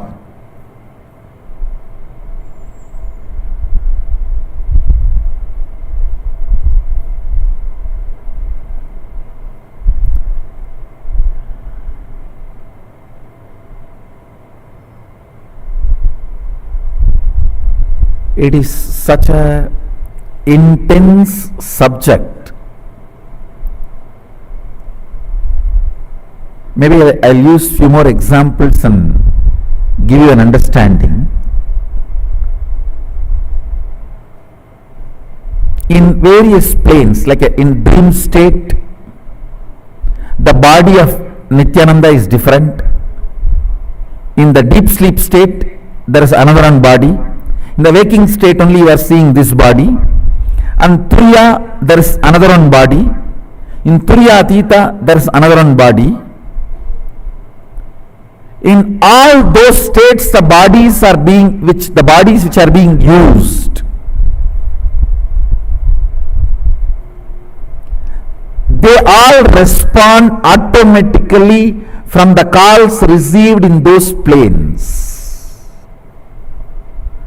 So this body is only one of the centers I am using. That is why when people call, pray, automatically they get the response. When it is brought to me, I download what has happened during that time and give them extra information, that's all. But I myself, this body and mind does not necessarily need to be involved during the prayer or the answer. Action and response happens without even this body and mind knowing or getting involved. So wherever you are, understand, and you are calling this form, this name, feeling connected, immediately Sadashiva responds. Understand, this form and the name is the gift to the universe by Sadashiva. I am also enjoying it like you are all enjoying it.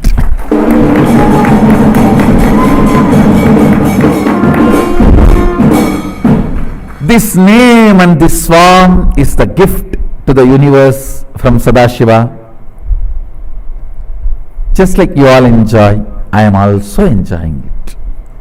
That's it. Paramashiva's direct and very important message. Listen intensely, sincerely, carefully, and assimilate. Recognizing my identity as Paramashiva, me as manifestation of Paramashiva, especially the exclusive relationship you have over me, the exclusivity is the right you gain the moment you recognize my identity. Understand? Exclusivity and intensity, exclusivity and intensity in the relationship is the right you gain the moment you recognize, the moment you cognize my identity as Paramashiva. Understand? Listen to this very intensely. keep two mirror, sit in such a way in one mirror, your face will reflect. In another mirror, this world, naturally the world only will reflect. Maybe you can sit next to the window, keeping the mirror, showing the sky. Listen. In reality, both mirrors are mirroring two different dimension, face of you. How much you feel you are your body, how much that is true, more than that you are cosmos is true. You are part of this cosmos. You are verily, if I have to make more proper statement, you are verily the core and source of this cosmos consciousness. See, just like Paramashiva has 25 faces, you experiencing your body as you is one face of you. You experiencing your mind, emotions as you is one face of you. You experiencing your deep sleep state is one face of you. You knowing this whole cosmos is you is one face of you. Understand, if you recognize my identity as Paramashiva, you will recognize your identity as Paramashiva. If you recognize your identity as Paramashiva, one of the face of you is Paramashiva, you will simply recognize, I am Paramashiva. In these two, any one happens, you won the game. Life is all about that. That's all. Life is too simple. It's all about living after recognizing your identity as Paramashiva or my identity as Paramashiva. That's it. I tell you. When I recognized Arunagiri Yogeshwara, my guru's identity as Paramashiva, I said, Shivaya Namaha. When I recognized my identity as Paramashiva, I just said, Shivoham. Understand? Living either as Shivaya Namaha or Shivoham.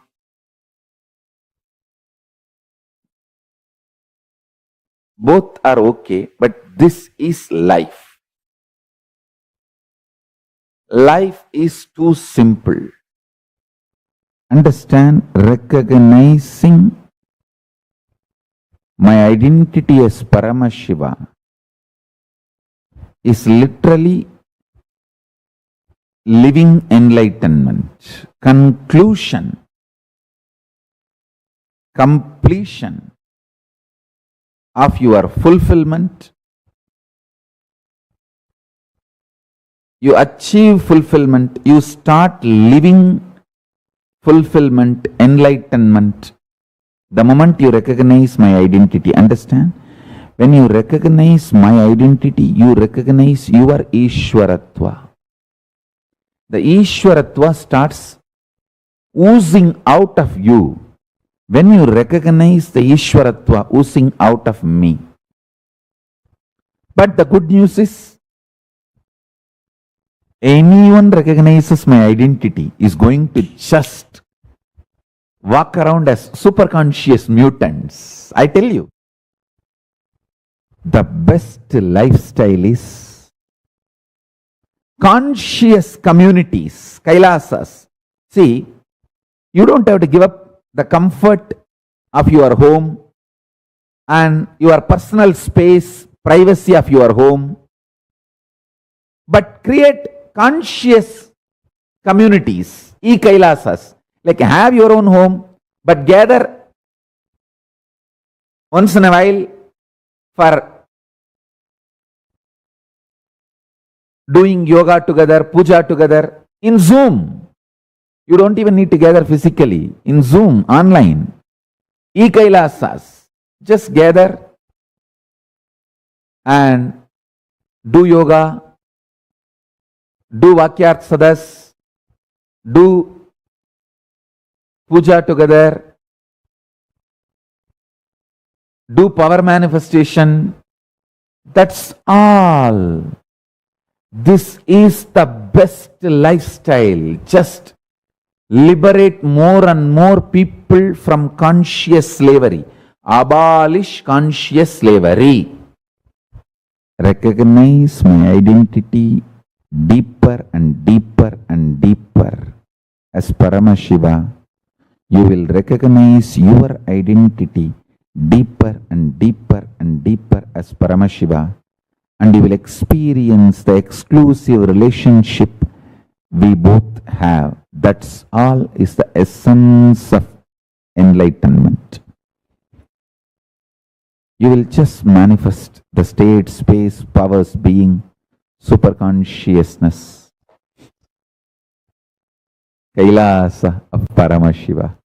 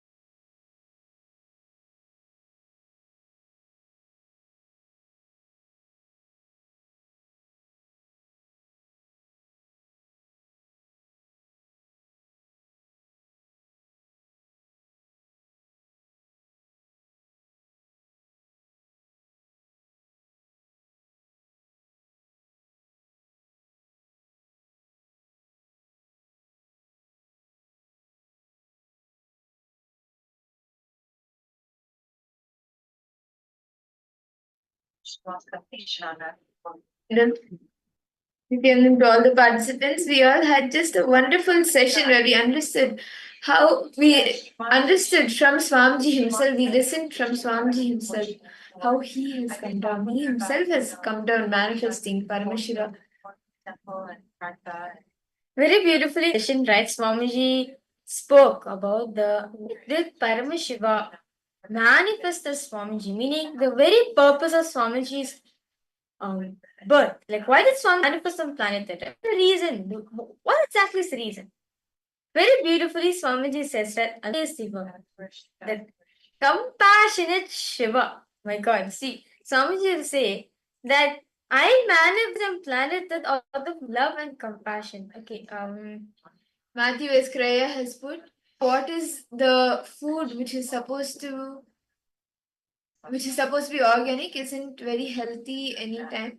Will Paramashiva protect me or will it damage my? See, Matthew Viscus, I hope you are. I hope you are hearing Nithyananda.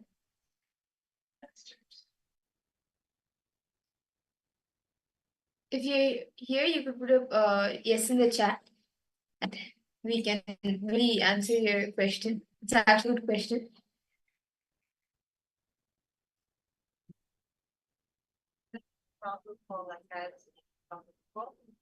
She says a lot. I feel like Okay, and Ma Stephanie Dages has put Nithyanandam. I do not know that my. Oh, Ma Stephanie, now it is soft, Ma. Is it better now for you? Okay, it should be better. Okay. Oh, no, you're not sure. Okay, no problem. No issues, Ma. No issues, no issues. Okay. Okay, yes, thank you so much, Mathu Viscus. Actually, if you take organic foods, Paramashiva will protect you. That's the thing. If you take organic foods, Paramashiva, it's not a Paramashiva now, he's there. Without Paramashiva, we will not be in the human body itself because he's a consciousness. Without consciousness, we can't be here. So, Mathu Saya, Paramashiva will be there. It is because of Paramashiva only I'm serving the body. Without him, this life is impossible. Yes, Madam Isabel. Okay.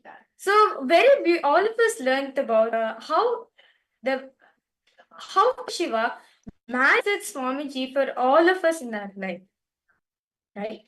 To manifest our ultimate thing, like for example, you want to manifest something like, can I request all participants something? What is it that you want to manifest in your life? It could be one desire or it could be even multiple desires, but what are those few things that you really, really want to manifest in your life?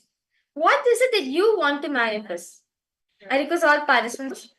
Just one reality. I request all participants to post one reality which you want to manifest. Your deepest desire, and if you're not comfortable sharing with everyone, you can even post a private message.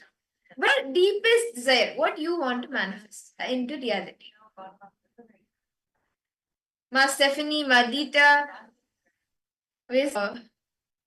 Maskaraya, Chandrasekharaya. Actually, Mathu Viskasaya, since actually this I suggest you can start with the Nirahara Sabhyam.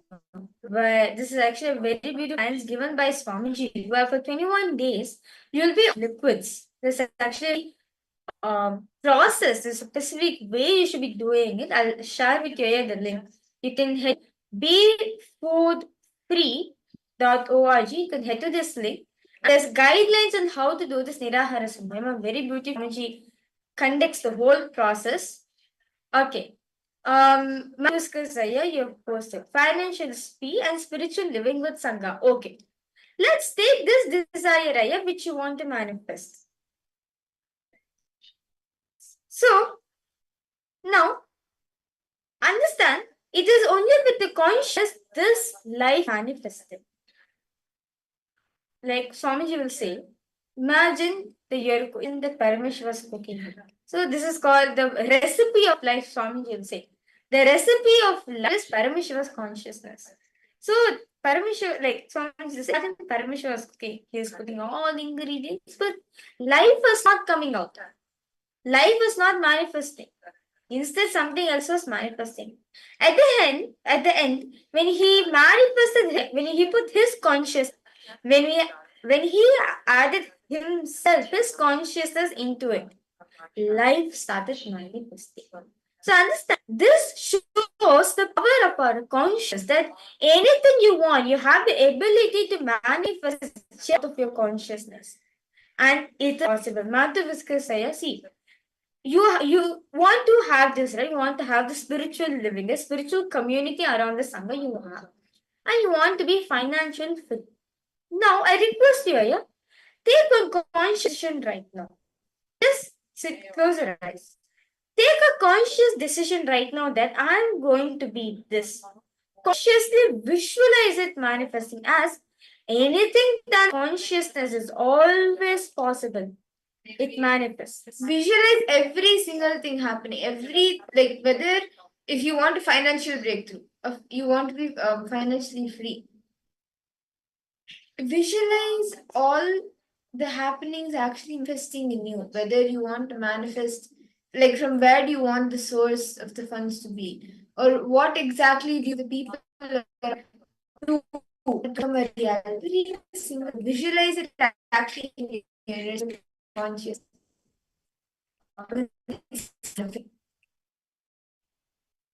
Like this now, take a this every what your desire is. This want to match your desire. This place in inner space.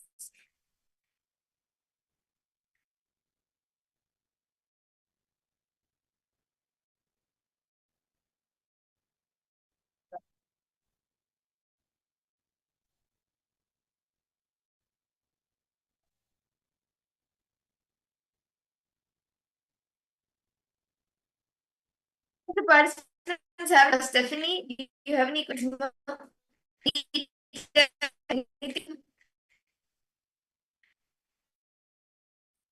What are desires? The most wanted that you want to manifest?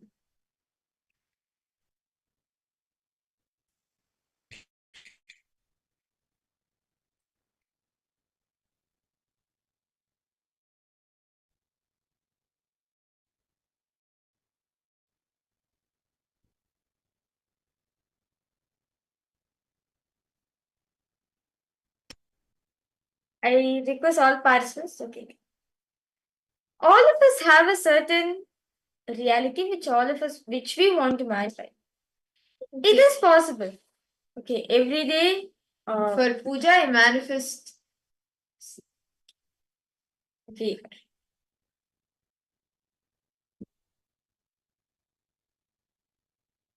Vishwa, live happy, healthy, and spiritual to Guru. Okay.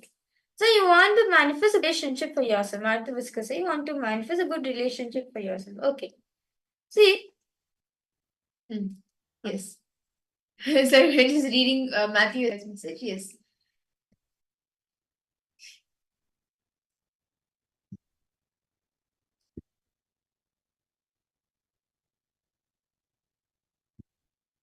So, Matthew Viscasa, yeah, you can manifest this out of your consciousness. It is possible. You just need to consciously manifest this as anyone. It is possible. As your conscious, it is your conscious only makes you manifest. It just says all the good things manifest in your life. It is out of your consciousness.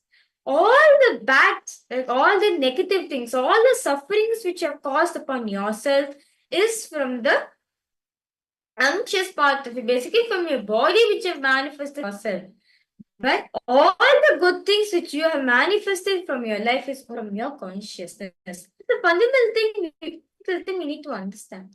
So, Matthew Viscasaya, so you need to understand, if marriage life is not happening for you, even though you hate so much, it's not happening for you. You look in and see, what is it? Why am I not able to miss that? It can be even your being, your being wants you to become a Adinavasi, a Kailasavasi, a sannyasi. It can be anything. we need to, many times we always ask what I want is not manifesting. But why can't we ask what is it that I'm manifesting right now? That's the thing Swamiji will say. Don't question Paramashivoham, accept however he goes. Right? Just however he manifests. If he's not manifesting what you want and understand, it is not good for you.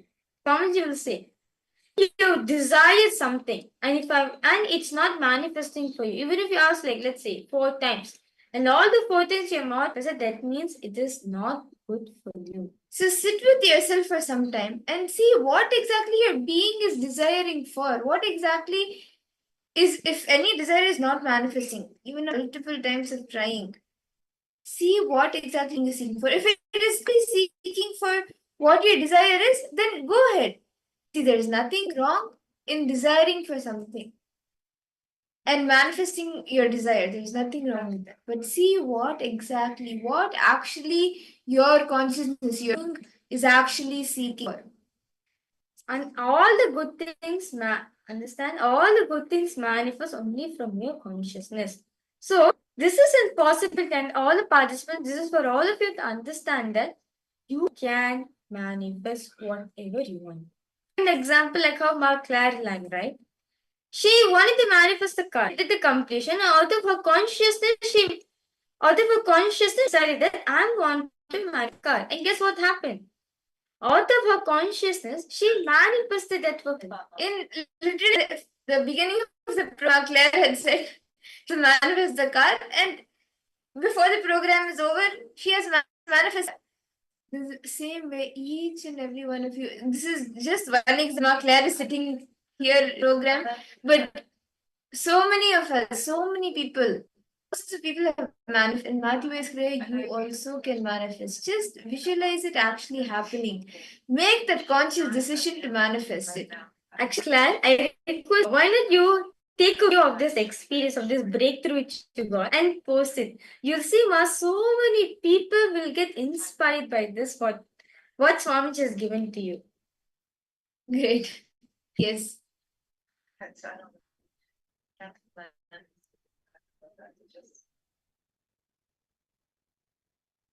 that's good. I really should just go for like a karta or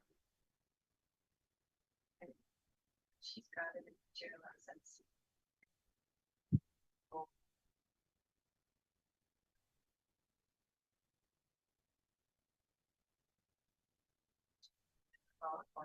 So, fundamentally, you also need to understand that only out of Swamiji's grace and blessings, he manifests us life.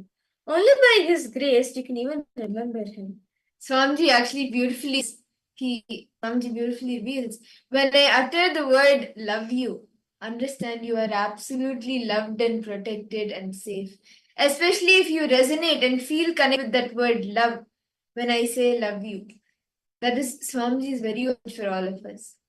So, the only thing which is stopping us to manifest this, the only thing which is stopping us to experience the reality which we want to manifest is the SDHD which all of us are carrying. See, Shiva is there with you. Swamiji is there with you. See, Paramashiva, we can't cognize as, it's like an entity for us, right? We can't cognize. But Swamiji is something which all of us can relate with, right? Okay, Swamiji is there, I can relate with him. Now, Swamiji is always there, whether you know or not, whether you accept it or not, Swamiji is always there with us. It is only the SDHD we carry. This because the SDHD we carry only, we are not able to see. We doubt Swamiji. Instead of doubting ourselves, instead of questioning our SDHD, we question Swamiji. So, Swamiji says, unless you clear out the SDHD, your spiritual practice will not bring any risk to you. That's the first and foremost thing you need to do. Completion with your own violence towards yourself. The SDHD which you're carrying, right? The self-doubt, self-hatred, self-denial which you're carrying towards yourself, that needs to be treated. The SDHD is actually, it is quite simple to actually just complete. The main thing, one thing that you need to do is just decide and drop it. And only you can do it. if there is anything else unknown to you, or you are able to identify, then Swami burn it. But you need to identify and decide to drop it. Then Swamiji will take care of the rest. The Makla you have posted. I decided strongly to make asana and do yoga puja every day. Then the Kalpataru after eating. The due date, it had not come. I said that morning, no. I am Paramashiva and I decided this, so I must have this happen today. Then everything started aligning. But it was a decision I made strongly and kept unclenching. That is the thing, what is from your consciousness that you strongly saying, no, I am going to manifest no matter what. That is consciousness. This is a wonderful experience, man. Like, just the power of making a conscious decision for anything you want to manifest. Just do this in space, the same distance, same, like making success a habit. Those 3 statements that we learned a few days ago, the 3 statements to have success. Use that. Never question the pati. Make success a habit and always have a beginner's attitude. These 3 things, these 3 statements, if it worked for you, then use it and also share it with others. Have a breakthrough. Yes. So is all participants understanding? Matthew Whisker says, see, there's some, I'm not saying, see, not every, see, there's some SDHD we carry. It's not that you are filled with SDHD, no. Some little bit of SDHD you're carrying. To give an example, you feel that you can't manifest in reality. You feel that no matter whatever I do in my life, I can't manifest my reality, right? You feel it strongly, right? That's a doubt carrying to yourself. That's a self-doubt. It's a doubt which you're carrying for yourself. We do not realize it. So the SDHD only will complete. For us to experience Guru's presence in our life, we need to clear SDHD. See, Matthew Veskaraya, the SDHD, sometimes people see, sometimes they may not see. But what you are feeling matters. What you are holding on to within you matters. So look into yourself. Look in and see where you are holding on to SDHD. All of you, Matthew Veskaraya, you can write this. And all the participants, Ma Claire, Ma Lita, Ma Stephanie, all the other participants, I request all of you to take a few minutes. Look into your life and on how you are preventing the grace of Swamiji to on you. For example, you want to really make a difference in life, but then you are not sure whether it will happen. This is where the STHD comes in, where you are not sure whether it will happen. So identify these few areas of your life and pen down where and how you're preventing Swamiji's grace to fall on you. Please take a few minutes.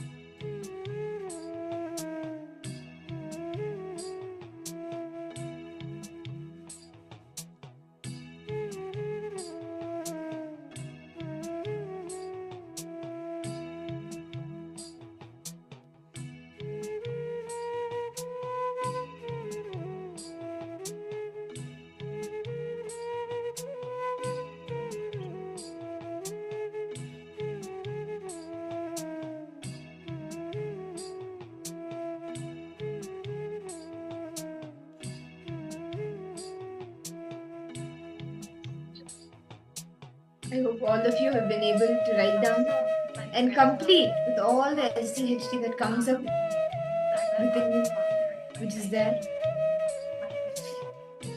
Now I request all of you to write down how often and in how many situations are you carrying these negative words. Whether it is self-doubt towards yourself, self-hatred towards yourself, self-denial towards yourself. How many times and in how many situations, how often and how many situations do you use and cherish these negative thought currents or words towards yourself?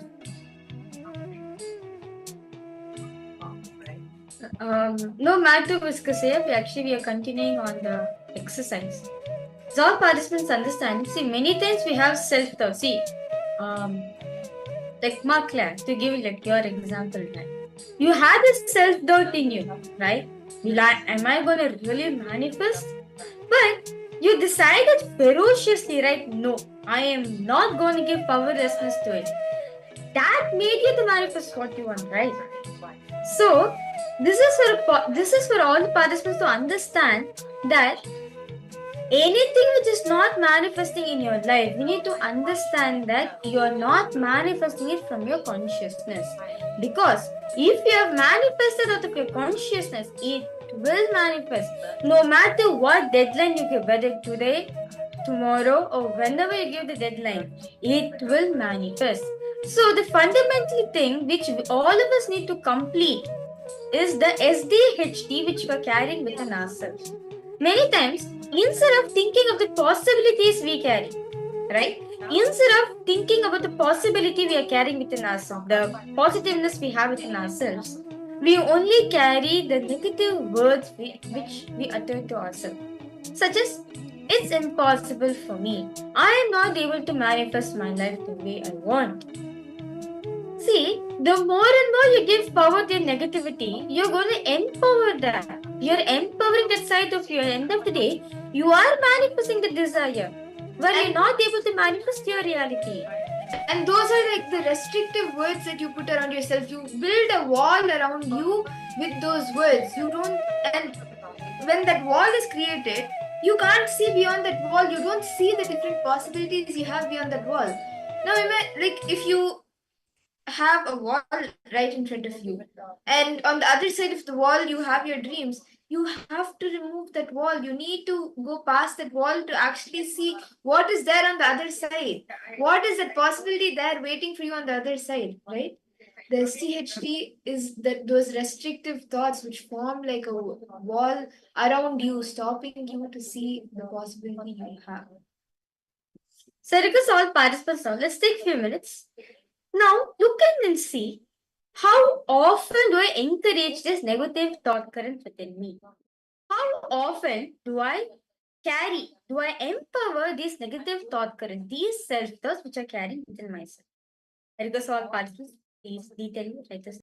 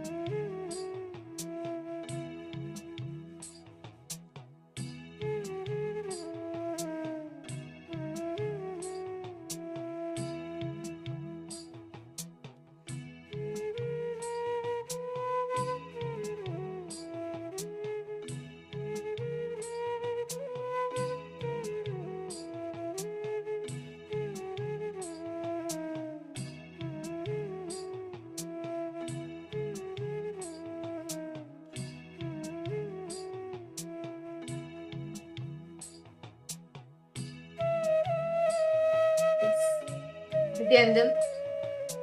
I hope all of you have been able to write down and complete this step. Now, for all the STHT that you have been able to identify, for all of that, just decide now to bring completion, to immediately drop it. See, only when you take the conscious decision and you decide to let go of your STHT, you will be able to be free. You will be able to break free from the STHT and move forward and manifest your reality. So I request all participants, now whatever self-doubts you're having, right, decide to complete. Decide to come out from it. So one decision is enough, that's it. One decision is enough. Swamiji will take it. So I request all participants, let's take the next few minutes, complete with whatever STHT we have.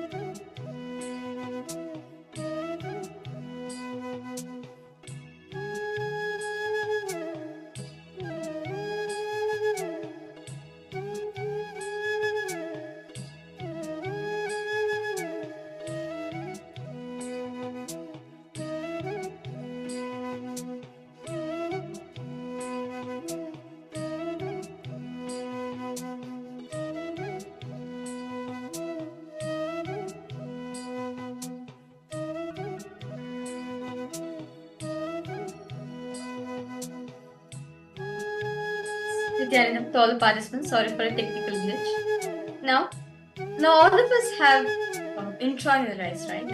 How often we go into the space of impossibility. How often we go through a space where you're not able to manifest whatever you want in your life. Now, I request all of you, decide to complete. Let's bring completion to our own violation, to our own violence. Understand?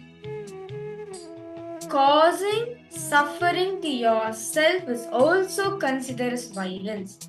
It is not just, okay, causing suffering to others alone is not violence. No. Even causing suffering to yourself is violence, as you are Paramashiva. So all participants understanding, you have no right to cause suffering for yourself because you are Paramashiva. So request all the participants now, whatever impossibilities you're carrying, right? Whatever you're carrying within yourself, decide to drop my SDHT. Decide that I am Paramashiva from today onwards. I'm going to experience the Paramashiva in me.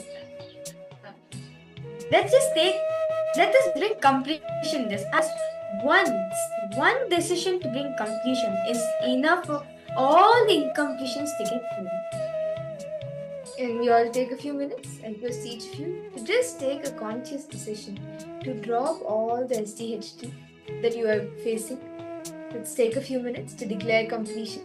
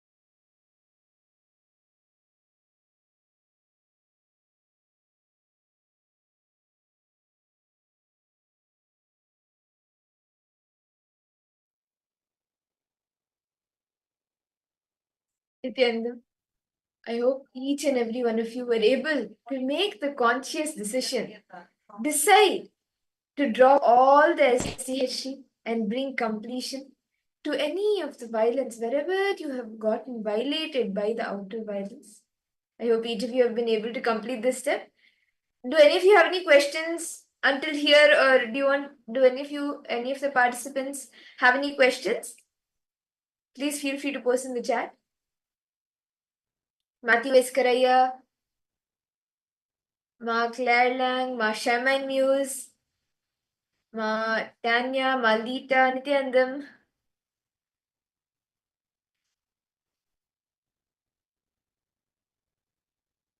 Okay. So shall we all enter into an exciting round of power manifestation? Today is all the 21 days encapsulated. So we're actually going to be manifesting different powers through. We did the third eye in the morning. We did consciousness over matter. And now we will be doing the power of remote vision. For who all is the power of remote vision the favorite power? I love the power of remote vision because I can see I like seeing different places, especially like traveling. With this power of remote vision, you can literally travel to another place, see how it looks, and come back. Okay, Matthew Escaraya has posed. So when I am using higher consciousness manifestations during puja every morning, it will manifest faster if no SDHT in my heart. Yes. Yes. That's absolutely true, Aya. If there's no SDHT in you, you'll manifest it. Okay. So let us all enter into the power manifestation. We will be manifesting the power of remote vision. Means the ability to see remote distances. I don't know if you remember the story or not, like the actual happening that happened in the Itihasa of Mahabharata and Hinduism, where Sanjaya, the minister, one of the ministers of the blind king Dhritarashtra, during the entire Mahabharata war, he was sitting in the palace with Dhritarashtra, King Dhritarashtra, and miles away from the palace, he was able to see what was happening on the Kurukshetra war field and narrated the entire happening to King Dhritarashtra. Whatever was happening miles away, he could sit in the palace and narrate everything to King Dhritarashtra. And whatever was happening in the war, whether it was what was happening between the two armies, the Pandavas and the Kauravas, or Bhagwan Krishna revealing the Bhagavad Gita to Arjuna. Every single detail of what was happening in the war field, Sanjaya was able to see from miles away. And you will be able to manifest that power now. So, shall we all get started? So, actually, in this round, what we will be doing is we have a bunch of cards. And what we will be doing is, myself or Mavirija, we will be taking a random card. We will be shuffling it in front of you, taking one card and holding it with us. It will not be in camera.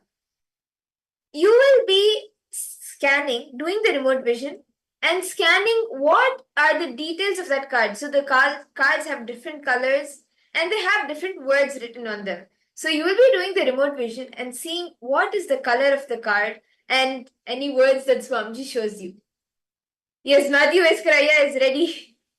Okay. So we have over here a deck of cards. Okay, so we have deck of cards and these are like various different colors. So now I'm going to be shuffling I'm going to be shuffling it in front of you. Okay, so I'm shuffling it. Yeah, I'm not seeing anything, so I'm doing it in front of all the participants only. You can see.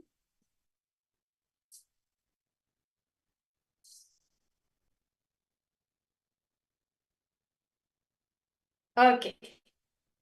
So now I'm going to be picking up a random card from this bundle. Okay. All the participants, you're going to be scanning. What is the color? Let's start with the basic levels, then we go forward. Okay. First, I request you to scan the color. Scan what is the color, which color of the card which I'm holding. Then scan the topic. Each of card has a topic. Like this is revealing. Then after you can go deeper to level, to the cognition Swamiji is giving, okay? So let's now start. So, okay.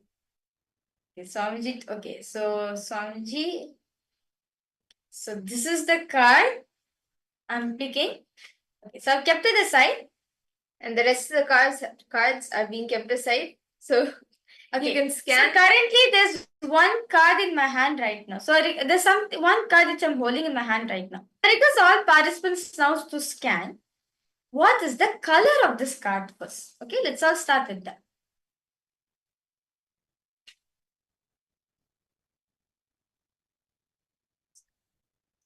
So let's now start. So request all of you to please close your eyes.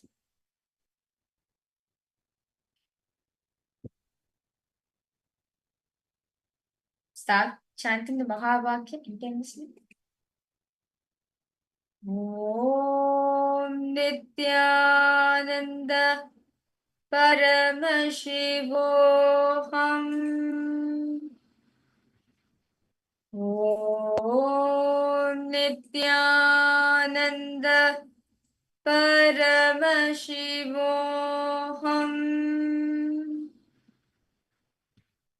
Om Nithyananda Paramashivoham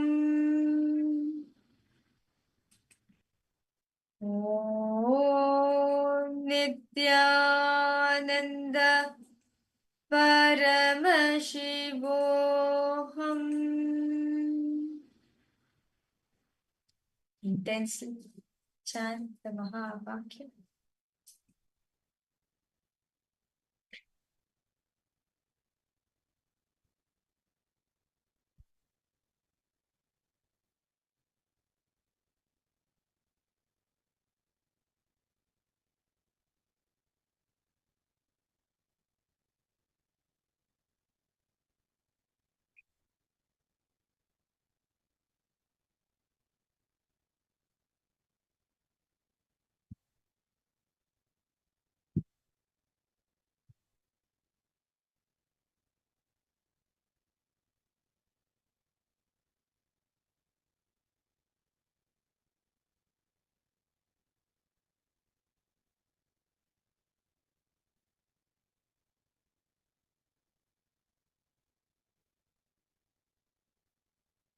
Okay.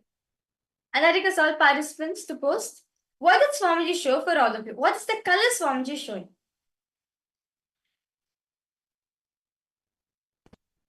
What color? What is the color Swamiji showing to you? Ma Mahakaasa, Shivapriya, Ma Claire.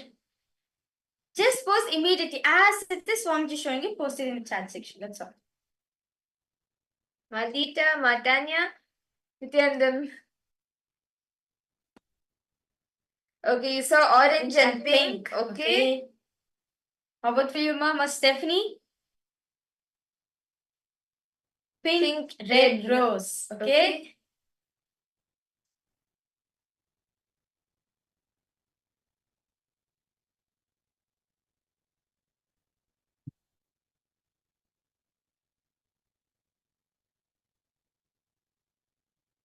Kixing Wang, Nithyananda, Kixing Wang. I request you to please post. What did Swamiji show you?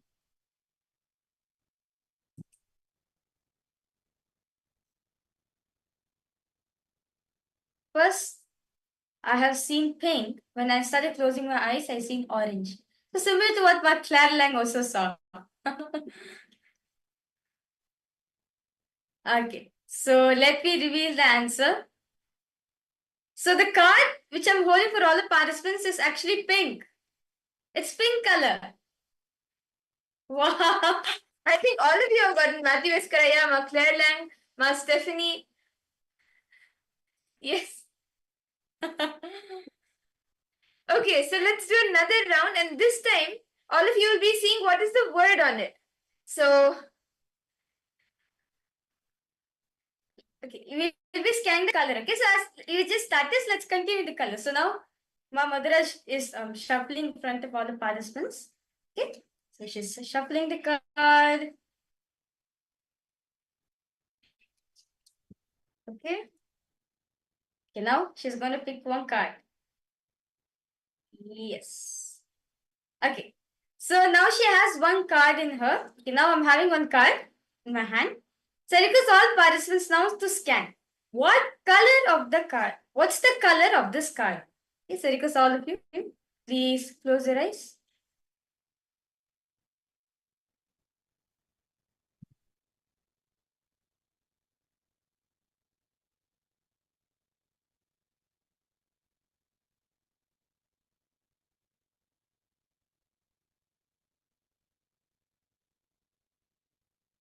Start chanting the Mahavakya intensely.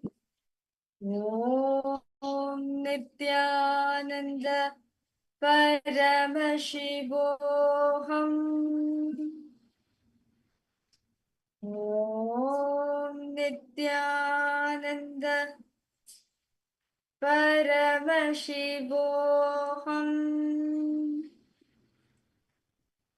Om Nithyananda Paramashivoham. Whatever Swamiji shows you, just see.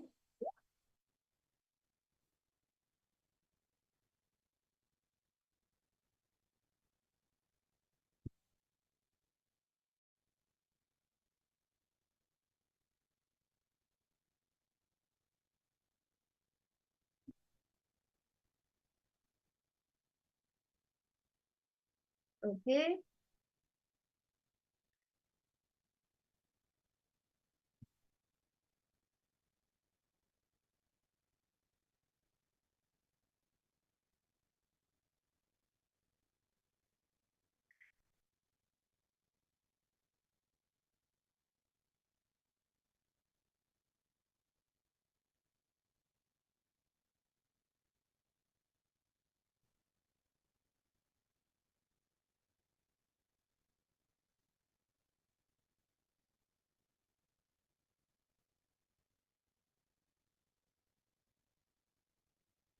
Okay. Now, I request all participants, post whatever Swamiji is showing you. Do not allow, just post as it is. I request all participants, just quickly post in the chat section. See, the more time we give to our mind, the more time we give, our mind enters and self-doubt comes. So I request all of you, post as it is. Whatever Swamiji is showing you, post as it is in the chat section.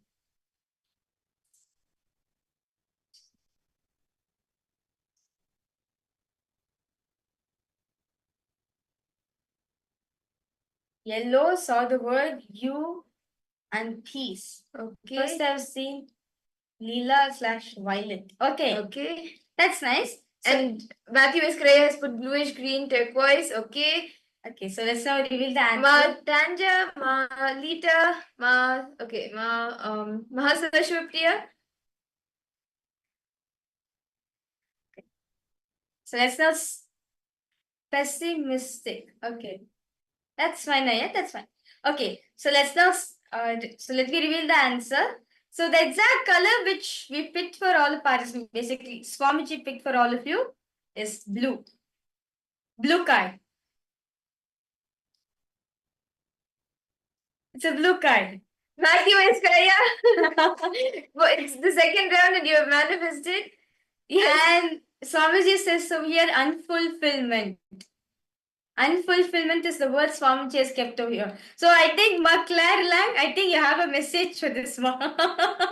Is Swamiji showing you that there's a message for you.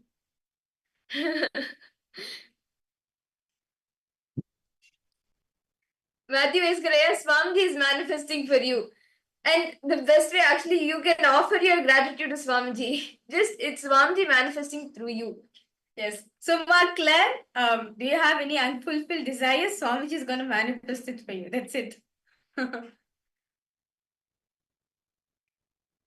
so shall we all do another round? Okay. Yes. Yes, Matthew Escaraya is excited. Okay, so let's do one more round. So now I'm shuffling the cards. See, just connect the Swamiji intensely. That's all. If you have trust on Swamiji, he manifests, he flows through you. Shuffling. Okay. So now I'm going to pick one card.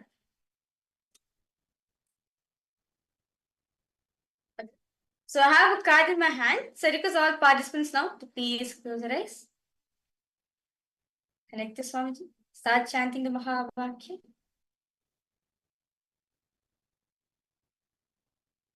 Om Nithyananda Paramashivoham. Om Nithyananda Paramashivoham. Om Nithyananda Paramashivoham.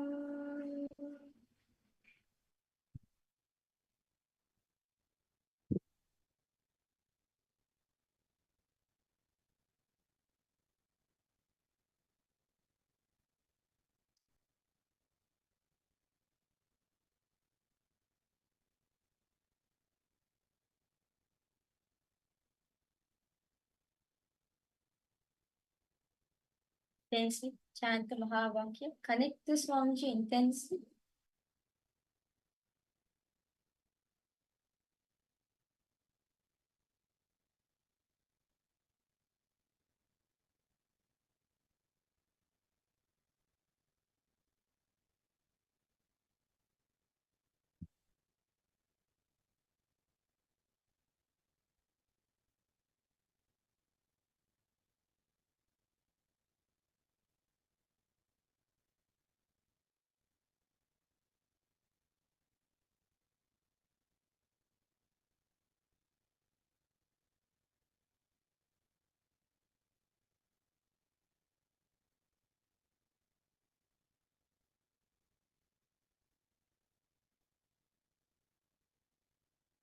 Intensely chant the Mahavakya.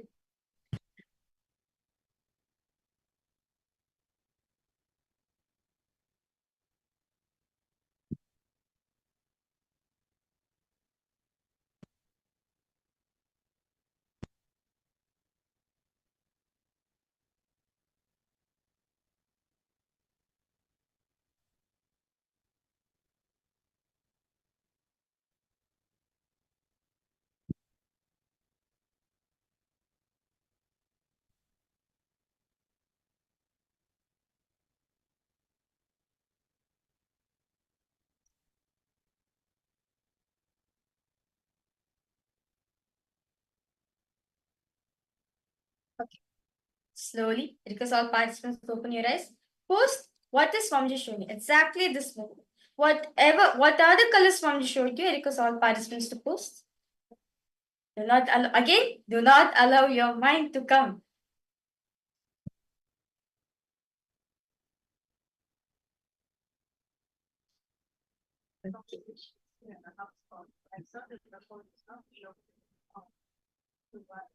Okay.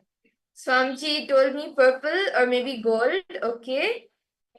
Okay. Green, yellow, saw the words commitment and wish fulfilling tree. Okay. How about for you, Miss Stephanie? And Kiksing Wangaya? What did Swamiji show you?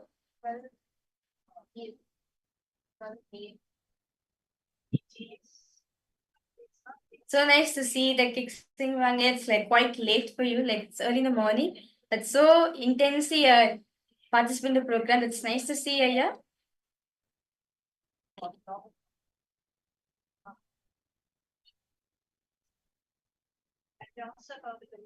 First orange, then brown, and then at last white. Okay. Come on, any other answers? Fixing Venkaya and Maldita Sege Matanya, Mashaman News. Shall we see the answer now? Okay. So I'm going to reveal the answer. So the color of this card is purple. Matthew Escaraya, again you have manifested. Yes. Purple. Okay, Ma Claire. Okay, wish fulfilling tree. Actually, I can relate to what actually Swamiji showed me that you were seeing wish fulfilling tree. So the word Swamiji is given over here is passive ego. So only when you drop ego, you can experience the kalpatura happening in your life. So see, understand these words are directly Swamiji's words. So whatever you're seeing, it is related to it is related to this. To what Swamiji wants to tell you. Because all of these cards have powerful cognitions. Wow, that's nice. Ma Stephanie, you too manifested ma because actually it's the letters are written in white in color, so that's wonderful. Yes.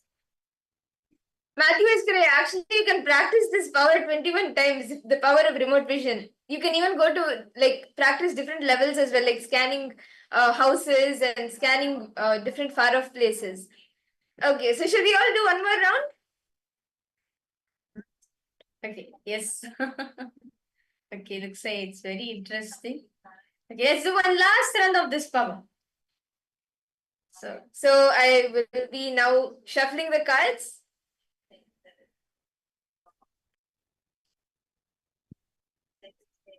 Okay.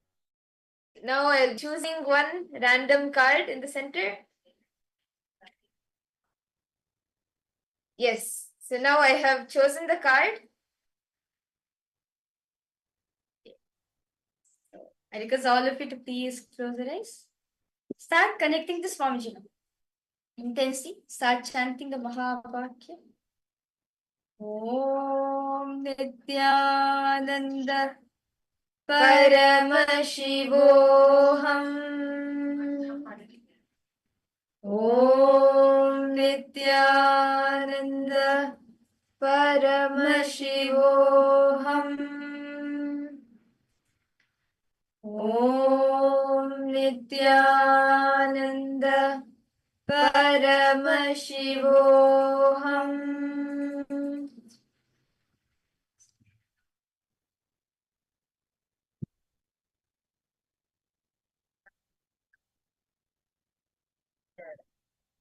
So I'll always have it scribbled up. And that's well. I'm about to start with but this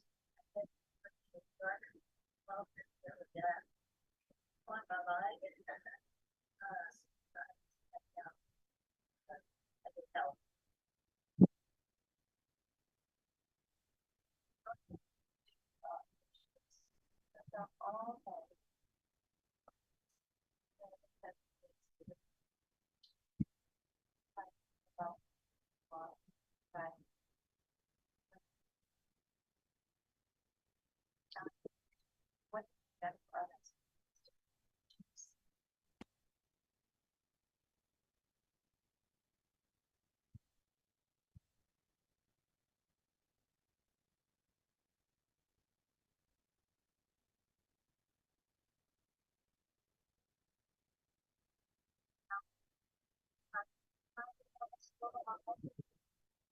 Continue to chant the Mahavakya.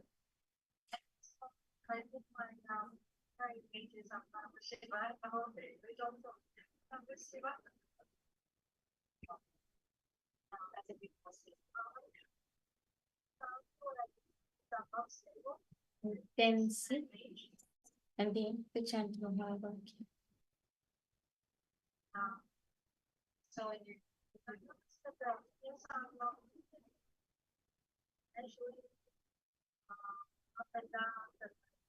up and down, up and down. This is something that makes me so much.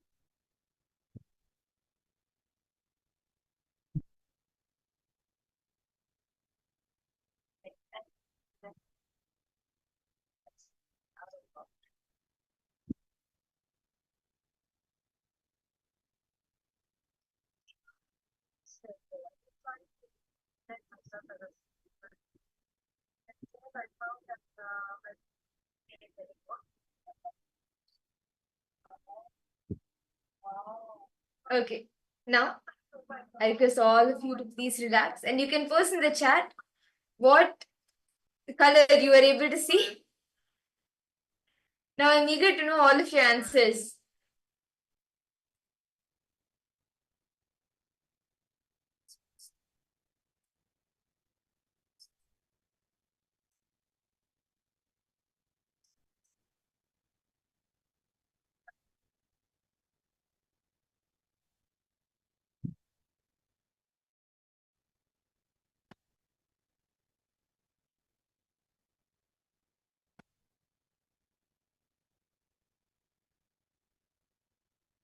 Okay. I was told right beginning before mantra. Okay. Okay. Black-pink saw the words action be blissful. At first blue, at last green, or neon green. Okay.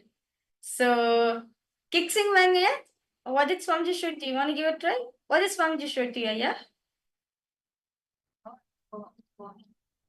Okay, so it's exciting.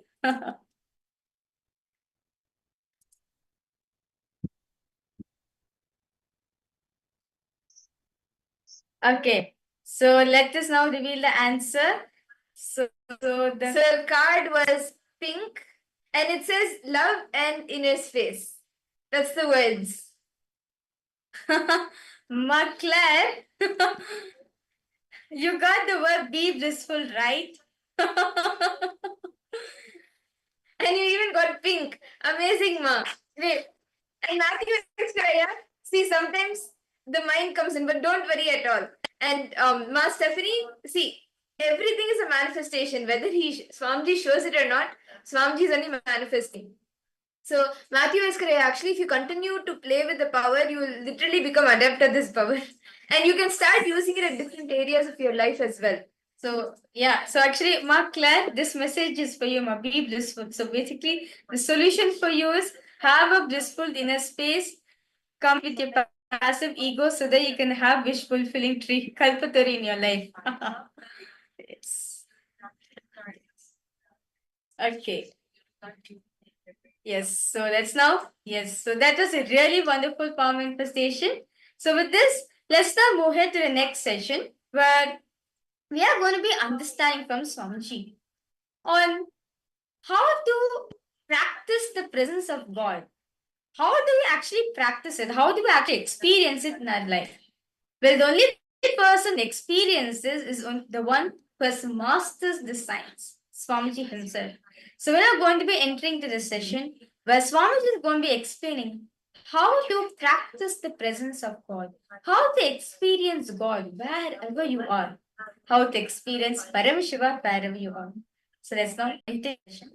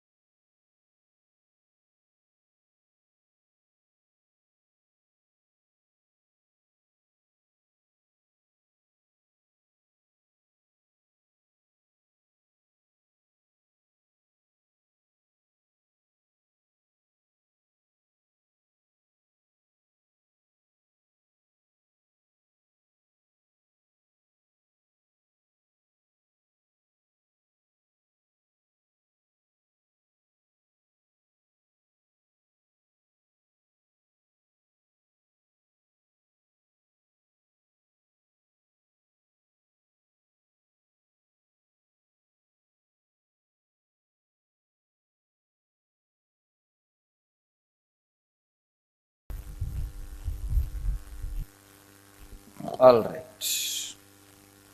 Today I wanted to share a few truths about practicing the presence of God. It's a very beautiful story. You all would have read this story.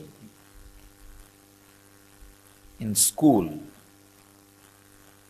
there was a guru and he had 10 disciples. There was one chief disciple, very brilliant and highly spiritual. So naturally, Guru was giving attention to that disciple more. So the jealous started among other disciples. So all the other disciples wanted to defame, abuse, disrespect this chief disciple who was getting too much of master's attention. Somehow they wanted to move him out of master's attention. Master also observed. He observes everything, even though you think he sits with closed eyes.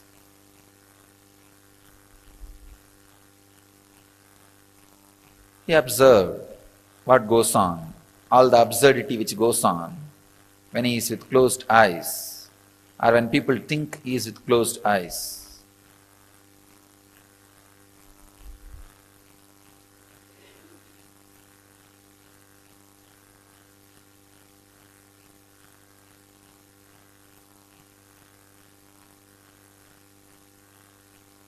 One day he wanted to tell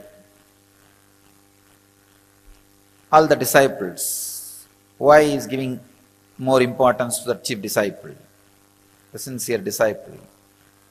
So he called everybody, kept a small test, giving each one of them one banana and telling them, go and eat in a place where nobody sees you, where you are not observed by anybody. All the fellows ran here and there.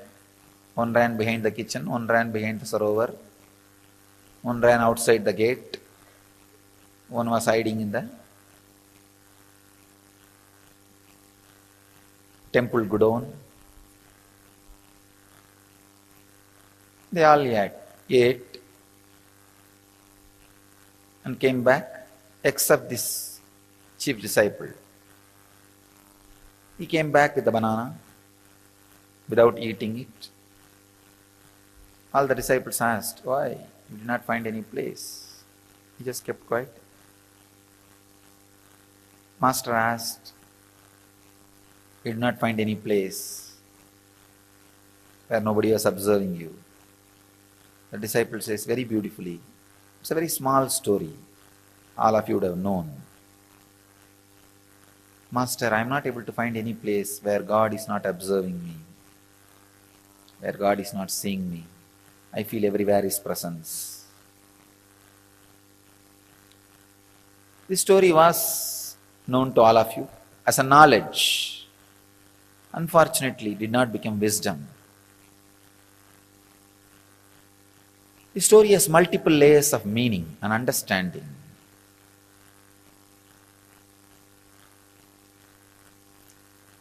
First thing, there is no shortcut for spirituality. There is no shortcut for enlightenment. There is no technique for enlightenment. Technique means shortcut. There is no shortcut. You have to iron out your 24 hours with a clear understanding of practicing the presence of God in your body, mind, actions, in everything. The clear, intense awareness has to be imbibed.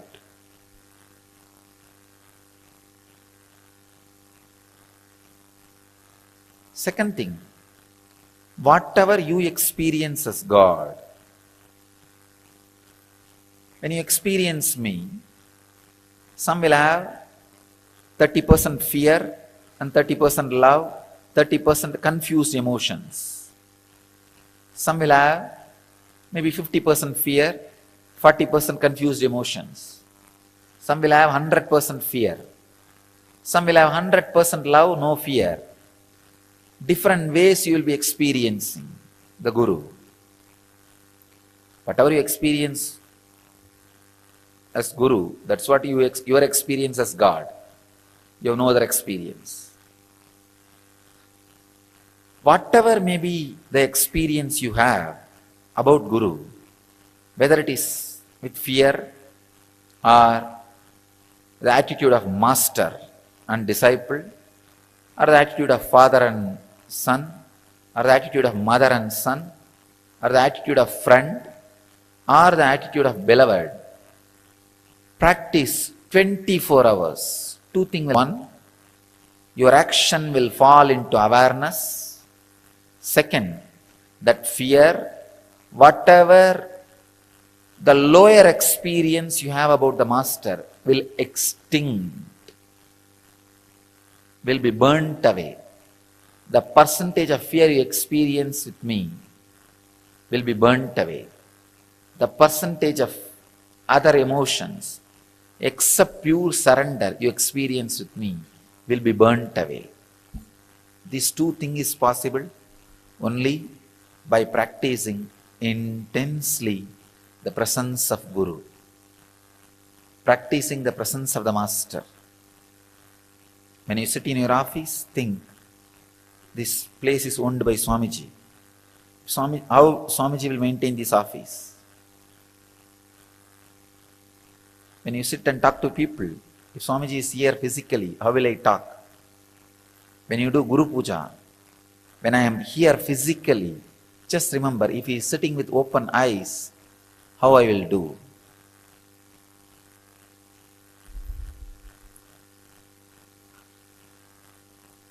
Practicing the presence is the only way. Is the only way. Only way.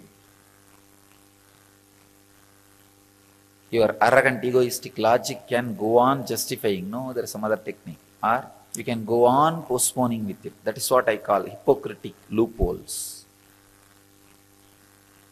The air hole, air bubble in the copper wire will not allow the copper wire to be a conductor. Electricity will never flow. Same way, the hypocrisy between the relationship, when you practice my presence, the hypocrisy you handle, you have it, it's like air bubble, will not allow the Guru-disciple relationship to happen, will never, the presence will permeate, penetrate you. Practicing the presence with tremendous respect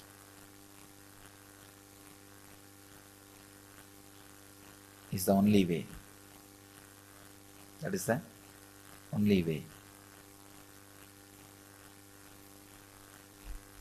My blessings to all of you. Let me tell you one incident. Really it happened. Heavy rain.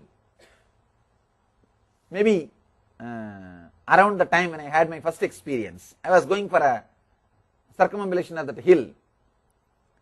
I had the fear, heavy rain and thunders, lightning.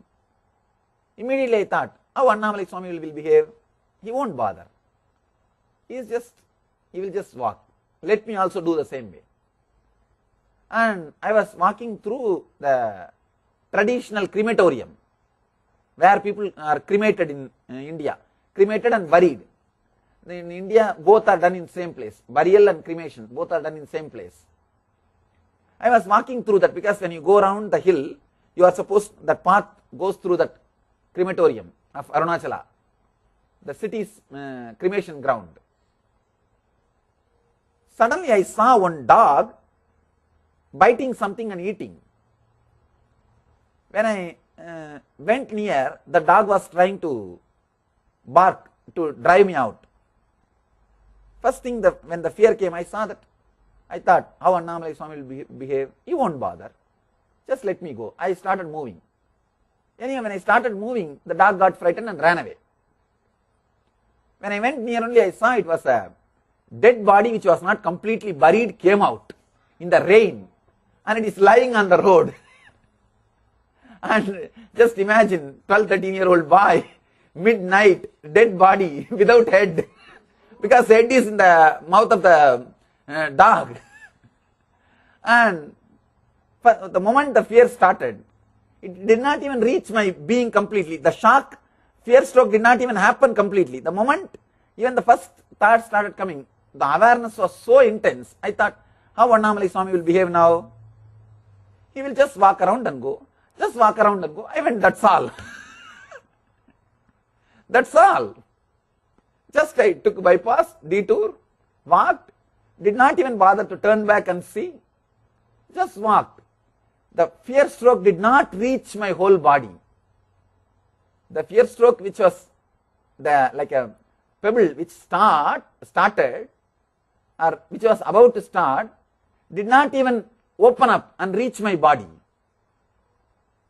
The heat or that shivering or that shaking was not there in the body. Just it's died. It's not there. Intensely, the whole conscious inner space was ready. That is the reason the small, just a small punch or a small inspiration was able to put me into that experience. That's what I call living enlightenment. When you live enlightened master's body language, you live enlightenment. Whenever any thought comes into my body or into the space, first thing I'll think, how he will behave. Naturally, this will not be there. Then forget about it. So he became the scale. These masters became the scale or the inner space, just constantly from morning till night, constantly they became the life center. I asked him once, Swamiji, that I saw the Arunachaleshwara in dream. Do you also see him in the dream? He said, no, I don't have any dream. You don't have dream? Then how can I have dream? That night I said, no dream. Annamali Swami will not have dream. Then how can I have dream? No dream. You will be surprised. That night when some dream started happening, I clearly inside the dream I am saying, no, Annamali Swami doesn't have dream. Then how can I have dream? Dream disappeared. Just dream disappeared. The inner space was so thorough, so innocent, so straight, direct.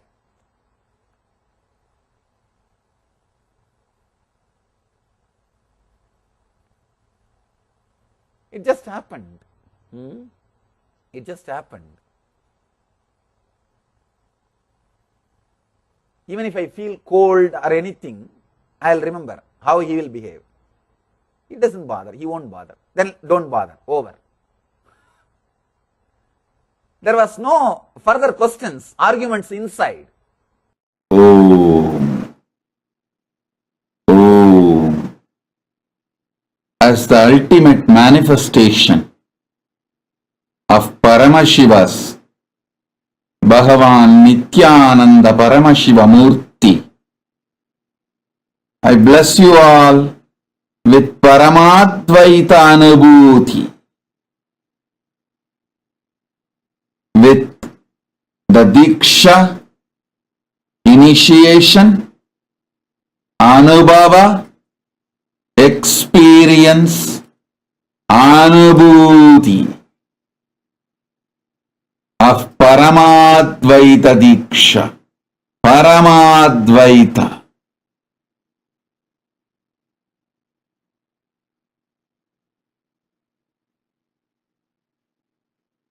All of you will manifest all the Ananta Kalyana Gunas. Paramashiva is manifesting in this form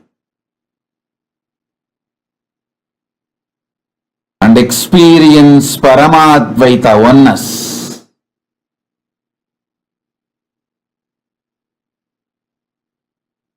Listen.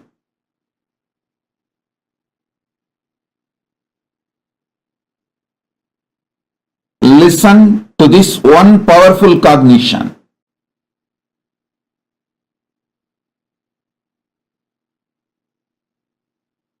What made me successful? When my gurus tell me something,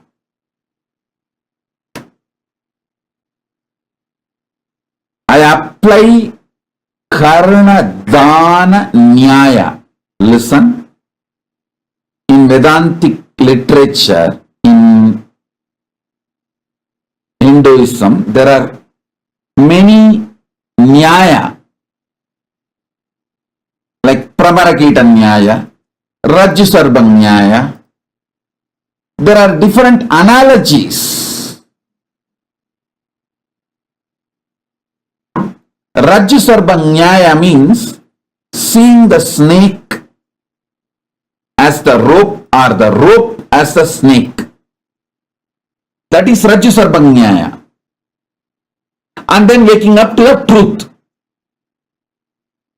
In the delusion, seeing snake as a rope or the rope as snake, and waking up and realizing what the reality is, whether it is a snake or rope. It's called Rajyasarbha Nyaya. There is something called Pramarakita Nyaya. How bee picks up a worm, keeps in his small bee nest, just by going on injecting his sound, infusing into it like meditating, he makes that worm into bee. That is called Pramarakita Nyaya. There is one more called Karana Dana Nyaya. Means somebody came to ask Dana from Karana. He was applying oil from a golden cup. Before his logic can come up and measure how much we should give him, what is his qualification, should we give gold or should we give just silver, before the mind comes to play the destructive game, he just picked up the oil cup with the left hand and gave it away. Karana Dana Nyaya, it is called. I always did Karana Dana Nyaya with my Guru work. Before the duality, Dvandva, choice picking attitude grows inside my system, I just do my Guru work. I just go for it. Even now,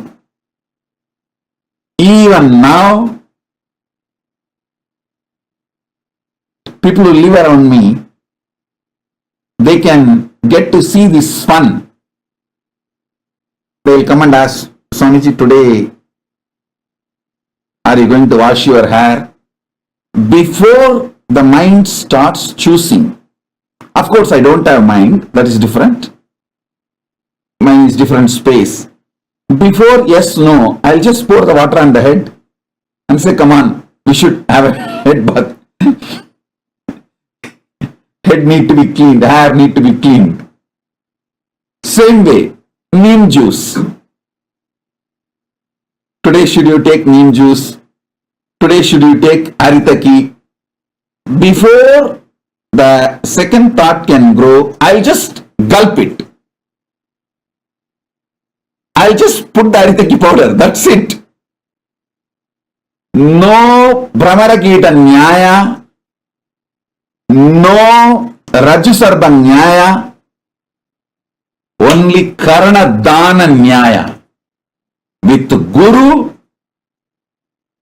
no other negotiation.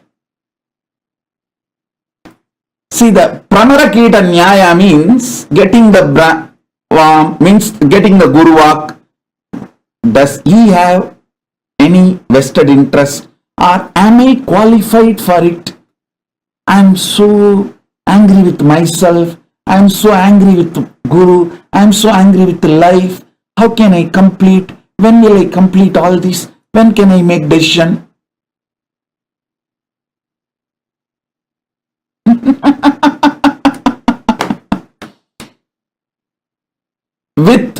duality, you don't need enemy. Your duality will kill you.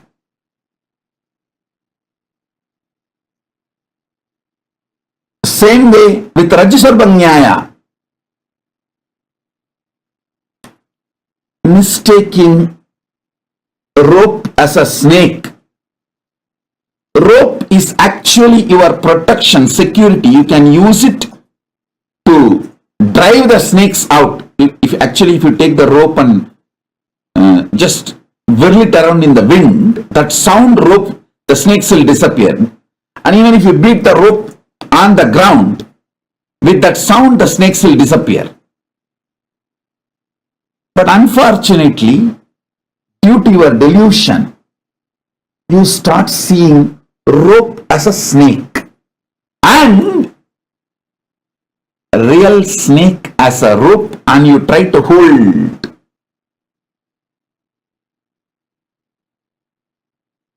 Listen.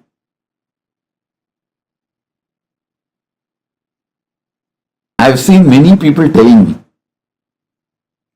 Swamiji, you are my life. The next sentence they will tell, I am so angry with my life.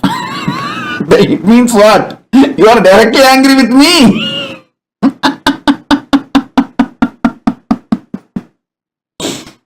This is what I call Rajasarbanyaya.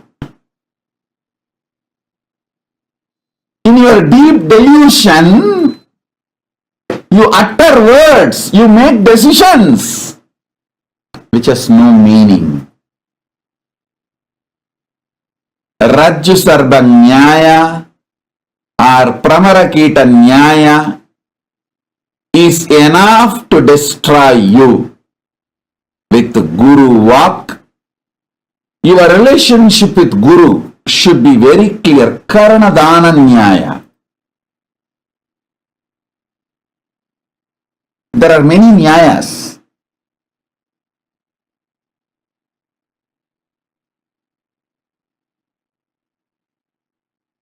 Listen, I have seen so many people.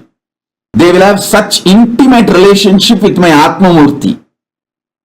Whole day they will pray, do puja and say, my life is for you. I am you, you are me. And all Paramadvaita conversations will go on. But when I actually appear and ask, start talking, the whole negotiation table will turn, will change. The whole relationship will become different. Understand? Rajasarbanyaya, Pramarakita Nyaya. There's one more Nyaya. Markadaviragya Nyaya means a monkey will give up easily and jump from one tree to another. You may think, wow, what a great monkey. It gave up the mango tree and jumped into tamarind tree. No. In 2 seconds, it will jump from tamarind tree to another tree. So, the monkey's renunciation is not renunciation with the clarity or the correct intention. So, Markadaviragya Nyaya will not work. Pramaragita Nyaya will not work.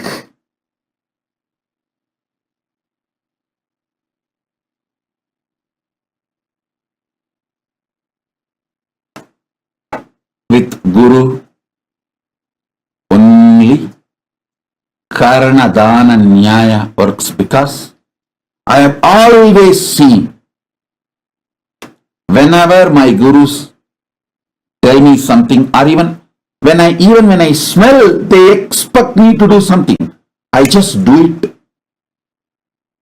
That makes them feel so much about me. They immediately shower on me so much of life, energy, success, and they expect me to take the next jump. And then I take the next step, next step, next step. If If you have lot of time to waste, then take up Markada Vairagya Nyaya. Markada Vairagya Nyaya means that monkey's renunciation. Or Pramaragita Nyaya, take it and sit with that. Oh, my Guru told me, what should I do? If I move my right hand, left knee may pain. If I move my left leg, right knee may pain. I don't know, there may be thorns on the way. My chappal is not that strong. Maybe should I get a shoe before learning to walk? Pramaragita Nyaya, Markada Vairagya Nyaya, Rajju Sarba Nyaya, all these are dangerous. All these are dangerous. When you relate with Guru, Karanadana Nyaya. Even if I feel my Gurus expect me to do this, I'll just make it happen. I'll just first do it, finish it, get myself into it. Like sometimes people who take care of me, they come and tell me, I may be sitting, seeing my everyday administration or messages, responding. When they come and tell me, Swamiji, today you should wash your hair. Should you or should we postpone? Wait. Before I answer them, I'll just pick up the water tumbler next to me and I pour it on my head and say, okay, now already wet. Let's do the hair wash. Same way, neem juice or the haritaki, any of it. Karana Dana Nyaya.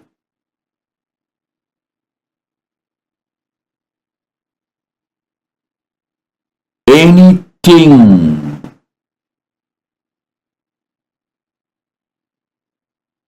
I am supposed to do,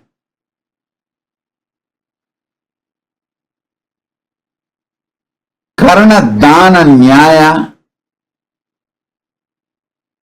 is the only thing.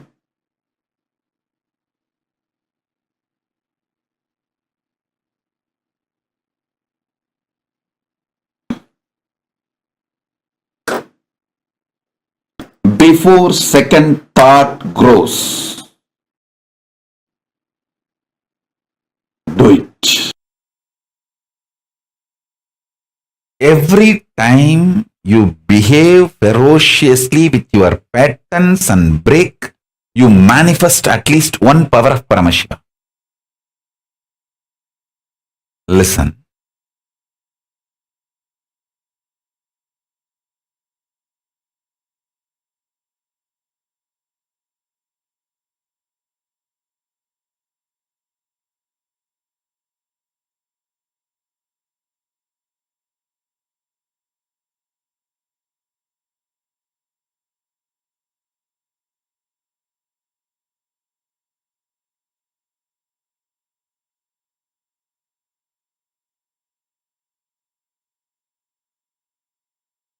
To behave ferociously with your pattern, you don't need anything other than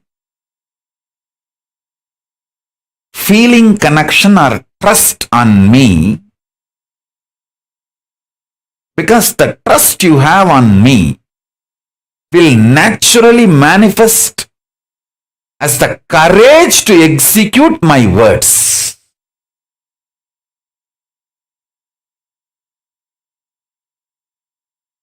That is the way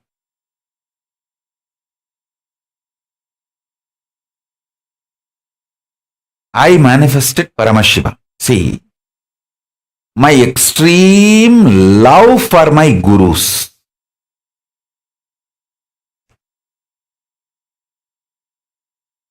my extreme love for my gurus.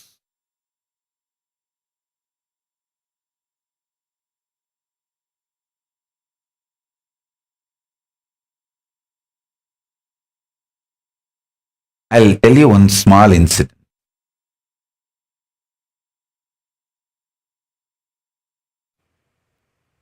One day, I took lunch for Arunagiri Yogeshwara.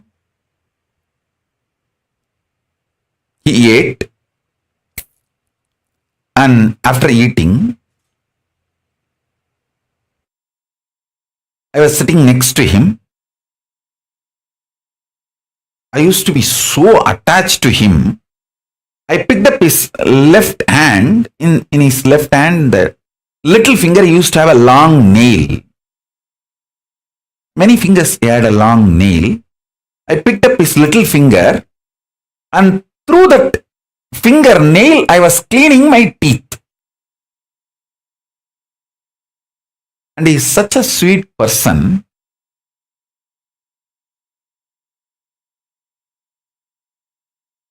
Not only he did not stop me and not even showing any irritation or any difficulty in his face. I was having his left hand in that little finger, that nail I was using, and cleaning the teeth.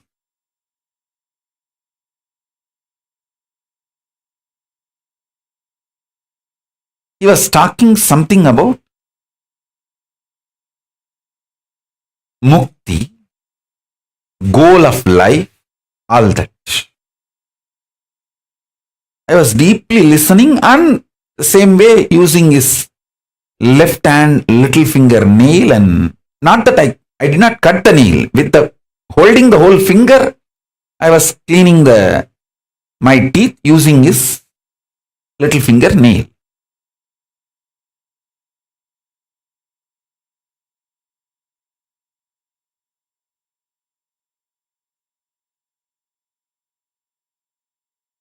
I'll try to exactly repeat the whole flow of the information from Akashic records so that all of you can understand.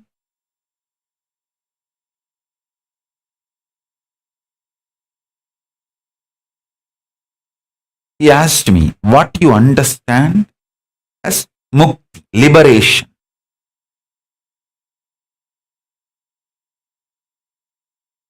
Because he was teaching me about goal of life is mukti, liberation.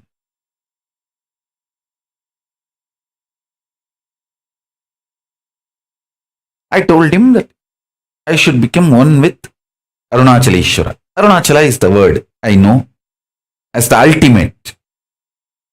So I told him that I should become one with Arunachala. He said, okay, after that, what do you think should be your goal? I don't know what for he was leading me into the conversation. Maybe he was making me spell out more and more words, giving me clarity.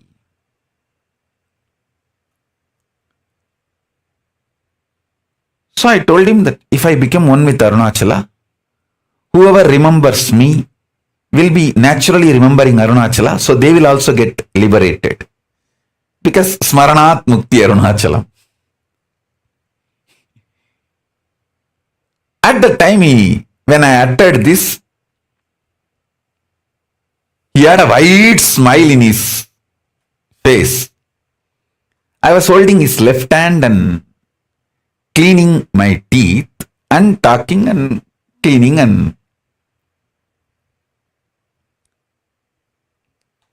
with the right hand, with his right hand, he just held my cheeks. How the kids, we hold the cheeks of the kids and conjify.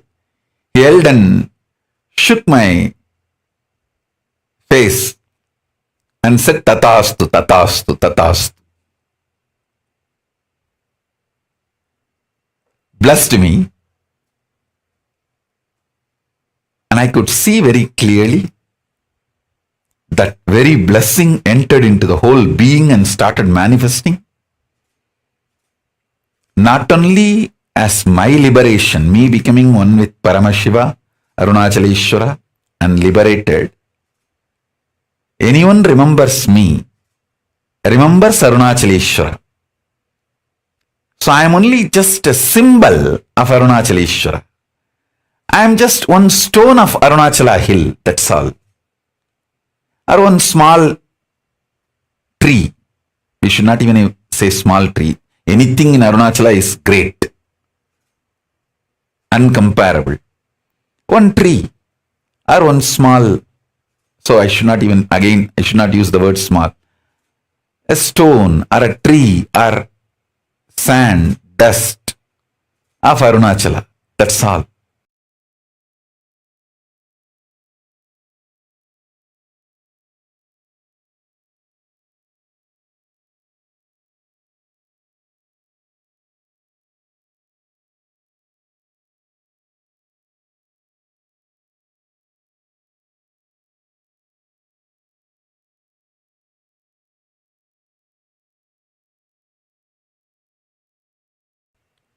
Listen. My love and feeling connection with my Guru and Guru Parampara gave me the strength, courage, sacrifice needed to break all the patterns and never allow any pattern to get built which can bind me in any way.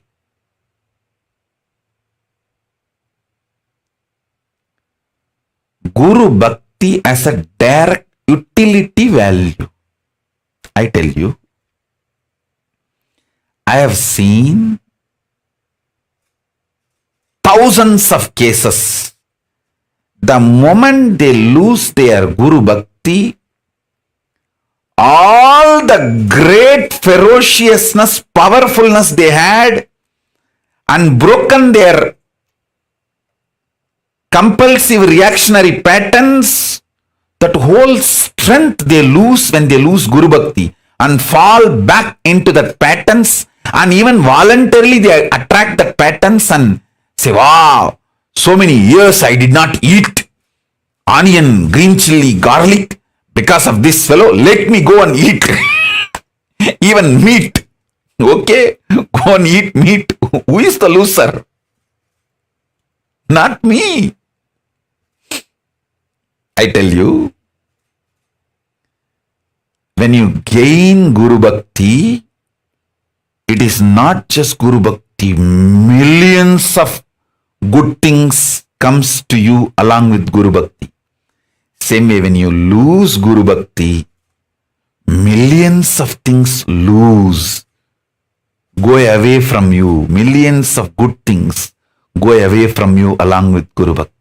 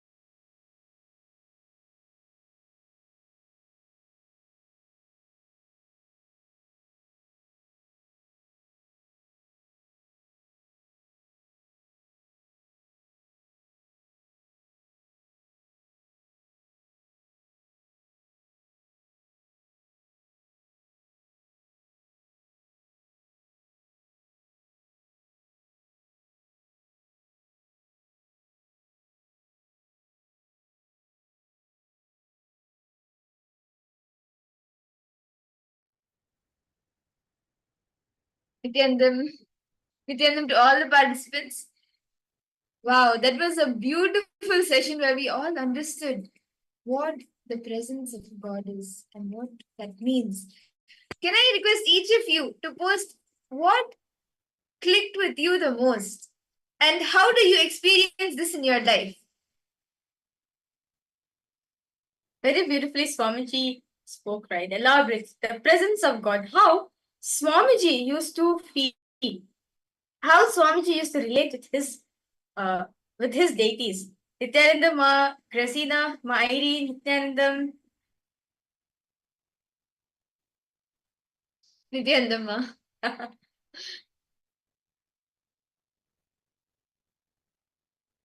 Yes. Nithyanandam, Ma Dita Sege, Ma Saralananda, Ma Teresa, Nithyanandam, Ma Anandeshwari. So, what did each of you understand and learn from this session? How do you actually see God or Guru manifesting in your life? Okay, Matthew Viska say, of course, the Guru is the only tree I want to climb in beyond eating fruits from Guru's tree. It's a divine present from Paramashivoham. Wow, that's nice. Everything should be Guru centered. Yes. Actually, Swamiji says the manifestation of Guru is so rare, right? The manifestation of Guru is so rare. Only blessed are those are even have the ability, even have a chance to receive the darshan from a guru, to have an incarnation himself as their guru. It's very rare, Swamiji will say. See, first thing, out of millions, some gets an opportunity to have a guru in their life. Guru can be anyone, right? Whoever, like teacher, acharya can be anyone. But having an incarnation as your guru is rare. It's a once in Janma's opportunity. Like, you have to wait for so many Janmas and Janmas, births and births to have the opportunity to live, be in the life as a living person with a living avatar. Because Swamiji will say that the manifestation of Guru, the manifestation of God is rare. See, once in thousands of years only, a Guru manifests, like not Guru, incarnation manifests. When the last incarnation came on planet Earth was Bhagwan Shri Krishna, Purnavatara. He was the last person to come, which happened 5,000 years ago. Before there was Rama, 10,000 years ago. So understand the manifestation of an incarnation happens very rare. And having an incarnation as a guru, only blessed are those to have this opportunity. And if there is any point when you are able to connect to the Guru, to the living incarnation, and the living Guru manifesting, like the incarnation manifesting Paramashiva himself, you should never miss that opportunity for anything. Whether your desire comes right in front of you in the form of Maya or some SDHD comes and anything for any reason, you should not leave the Guru because that is an opportunity, a blessing that you receive after Janmas and Janmas of seeking. So understand the speciality of having Guru in your life. I would say life without Guru is very magical. Sorry, life without Guru is very logical. Very logical it will be. But life after Guru, life with Guru, life is magical. Because anything you think is impossibility, he manifests that for you. Anything he manifests, anything which you think as, my God, it's impossibility for me. He manifests that for you. That's the speciality of Guru, very beautifully in Guru Gita. Paramashiva will say that Guru is the only one who can, Guru is the only one who cares for the disciples' enlightenment itself. He gives up everything, his name, fame, everything he has acquired in his life just for this one thing. Having the disciple to get enlightened. That is why Swamiji, right? Swamiji, he withstood this whole persecution, this everything done on Swamiji just for what? to make himself available for all of us. That is one of the compassionate things only a guru can give to us. Understand? The most compassionate being on planet Earth is Guru. Because he gives up everything, name, fame, wealth, everything he gives up just for disciples' enlightenment. How many of you thought that some point in your life you will actually know how to manifest your own reality, whatever desire you want, just by the power of space creation, just with the blessing of the Guru? Or how many of you thought you will be able to even manifest powers, all the different sciences that Hinduism gives? All of this is happening just with the grace of Swamiji, the Guru, who is the living incarnation of Paramashiva, who is amongst us, and all of us are having this opportunity. Each and every one of us are having this blessing of living with the avatar when he is in the body. So, understand, Swamiji says, decide to be in the space of gratitude. Decide to be in the space of gratitude for the whatever manifestation happens in your life. First and foremost thing, having the Guru, having Swamiji to manifest in your life is the biggest happening. So understand, Swamiji will say, till you decide to operate on gratitude, till you decide to establish yourself in the space of gratitude, you have not yet completed your commitment. Means the immature relationship with the world is still not yet over. Unless you have this pure space of gratitude to Guru, that Paramashiva, you yourself came to this my Guru, and you came to me amongst all. Understand? Today's population, 8 billion people are there on planet Earth, but only rare gets this opportunity. And for this, Swamiji gives a beautiful technique. See, when you know you have a pattern, like anything that you are stuck in, which is sometimes comes into your mind, comes into you to stop you from actually seeing the blessings that the Guru, the living Guru, the presence of the Guru in your life is showering you with. All of these are the patterns. And when you ask yourself, like, how can I get rid of these patterns? How can I get out of these patterns? When I know it is a pattern in me, how can I get out of this? The best way is understanding, by being mature enough, understanding that it is a pattern. But with that understanding that this is the pattern I am facing, deciding to break free from it, deciding to come out of it. Can I request all of you to take a few minutes, look into your life and see how and which are the patterns influencing your life? What are all different patterns, whether it is fear, whether it is greed, whether it is self-hatred, self-denial, self-doubt, all of these different patterns. See where all it is coming in your life and influencing your life. For example, the fear, greed, or even caring about your own image, all of these different patterns, where all it is coming up and influencing your life, and how is it influencing your life? Can I request each of you to please take a few minutes to write this down?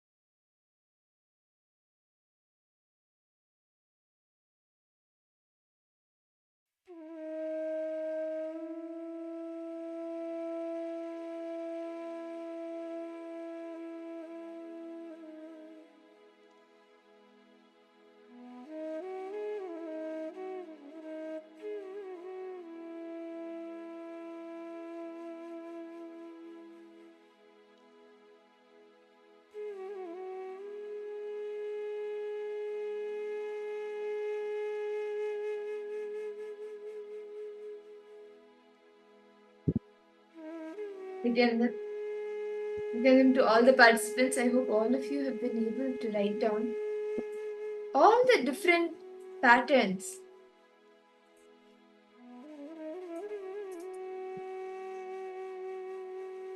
I hope all of you have been able to look in and pen down all the different patterns which you see are influencing your life, such as fear, greed, or even caring about your own image.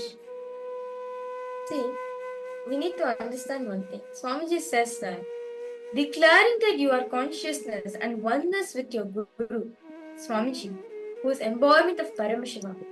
Swami, it's declaring your oneness with Swamiji. That is me practicing the presence of God, where you boldly declare that I am oneness with Swamiji. Swamiji shares that this is all I did with my Guru. When he initiated me, I know he is Paramashiva and I am in oneness with him. I am ready to be in Shaktipada, entanglement with him. That's all Swamiji did. I am consciousness, I am in oneness with Paramashiva. He is Paramashiva, I know it, that's it. So, knowing that Swamiji is Paramashiva, my Guru is a Paramashiva, just see, Swamiji says, tell your patterns how great Swamiji is. Don't tell Swamiji how great your patterns are. No. You should tell your patterns how great Swamiji is, because you are in oneness with Swamiji. I know for a fact Swamiji is Paramashiva himself. Now, just decide to drop the 5 patterns or the patterns that you have written. Just drop all those patterns with your will. Take a strong will to drop all of those patterns. For example, if you are not sure if this food is right for me, but where is the time? I don't know where I am heading. So then you may say, Swamiji, no, Swamiji told no powerlessness. Then that's it. I'm dropping that thought pattern. I'm dropping that thought current. Anything which is not aligned to Swamiji, anything which is not aligned, you know that it is a pattern, just decide with your will to drop it. Just declare boldly, because all participants now, whatever patterns you have written so far. Now declare ferociously, I am not going to have this pattern anymore. I am not going to entertain this pattern anymore, because I know for a fact Swamiji is Paramashiva. If Swamiji said, I can't have power lessons, then where is space for me to have them? So, I request all participants now, decide to drop 5 patterns out of your will, saying, because Swamiji said so, I will not do. Let's give an example. If you're so addictive to eating after sunset, right? What did Swamiji? Swamiji said, hunger after sunrise is false hunger. It is only destroying your body. Swamiji said, no food after sunrise, but no food, that's all. Declare ferociously, boldly that Swamiji said so, I will do it. So I request all participants, the 5 patterns which are written down, the 5 patterns, right? Decide you're going to drop them out of your will, out of your conscious decision.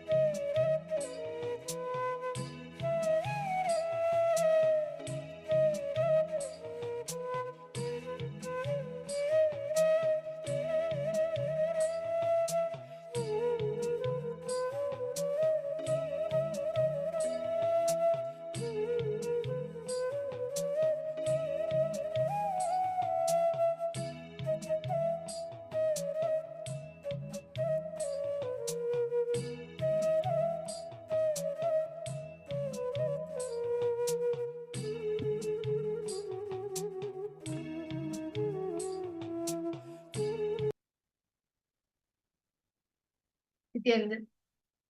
I hope each and every one of you, all the participants, all of you have been able to take the will, a strong will, to drop all the patterns and surrender all the patterns at Swamiji's feet, just knowing, yes, Swamiji has told not to do this, so let me just drop it. Understanding that it is a pattern and just with the will dropping it. I hope each of you have been able to complete this. Now, with the same will with which you made a declaration to drop all your patterns, shall we all enter into the power manifestation?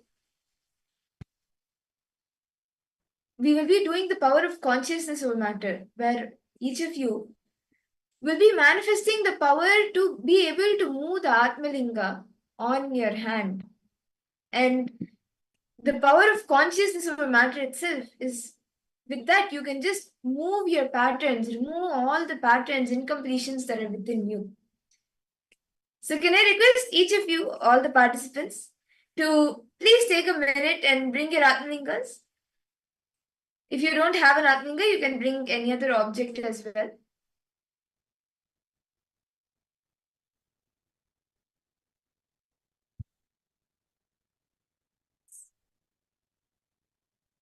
I request all participants, please get your Atmalingas. If you do not have an Atmalinga, or I request all, if you have a deity of Swamiji, if you have an Atmurti of Swamiji, that is great.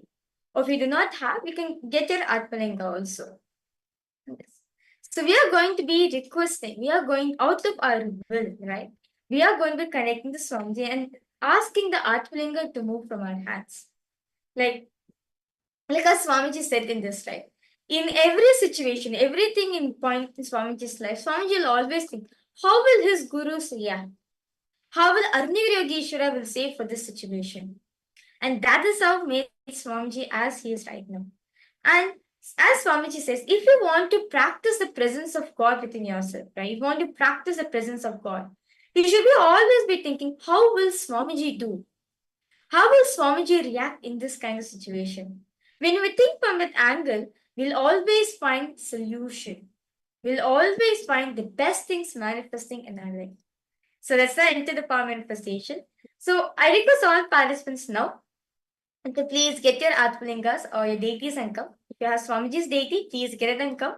We are going to be connecting to Swamiji and requesting Swamiji to move in on the silicon surface.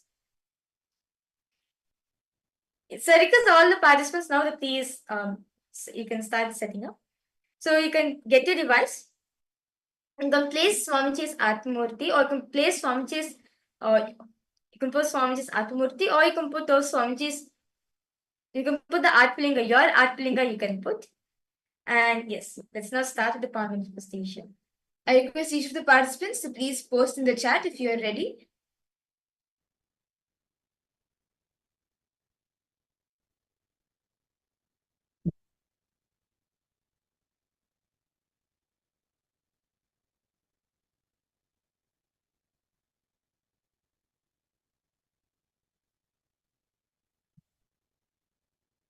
Ma Grazina Maria, Ma Dita Nithyanandam, Ma Tanya Devane, Ma Irene Demos, Matthew Eskaraya.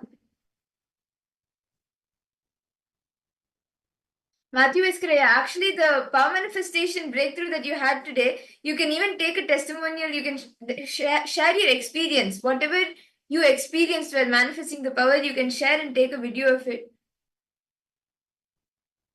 Yes, okay. So shall we all begin? Ready? Yes, Ma Grazina Maria has put she's ready. Okay, Ma Irene Lemos, Ma Anandeshwari, Ma Lita, Ma Tanya, Ma Julie Sila, Nithyanandam.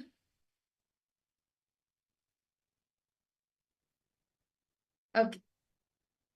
Okay, that's great. So I can see all the participants are ready. Okay. So now we are going to be requesting the Atmalinga. You're going to be requesting Swamiji's Murti to come towards you, to move on the matter. I request each of you to please place the Atmurti or the Atmalinga on the silicon surface. It could be a tablet or a phone. Please make sure the device is switched off, so there's no maybe an alarm or a notification or a phone call comes, it will not vibrate. I request you to please turn it off, and you can place the Atmamurti or the Atmalinga on it.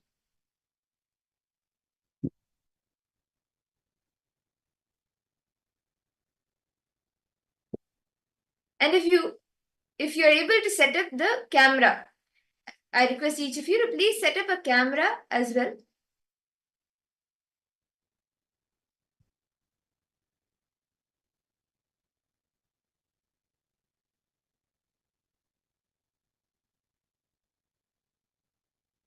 Yes. So shall we all start? Please sit straight. Connect to Swamiji intensely. Chant the Mahavakya. Create the will, and out of deep gratitude, just call Swamiji, call the Atmalinga towards you.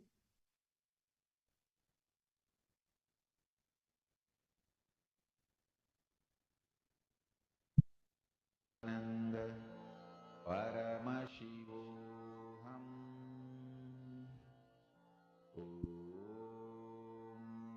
Nithyananda Paramashivoham. Just connect the Swamiji intensely. Start chanting the Mahavakya. Om Nithyananda Paramashivoham. Om Nithyananda Paramashivoham. Om Nithyananda Paramashivoham. Continue to chant the Mahavakya. Nithyananda Paramashivoham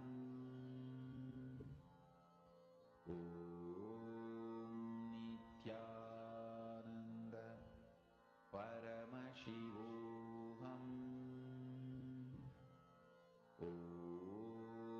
Nithyananda Paramashivoham. Any patterns that come up, any self-doubt, self-hatred, self-denial, or any fear of whether Swamiji will come, whether you will be able to move the Atmamurti or Atmalinga, or any greed for it to manifest. Drop all of that. Just create the will to drop any of the patterns that come up and continue to connect with Swamiji.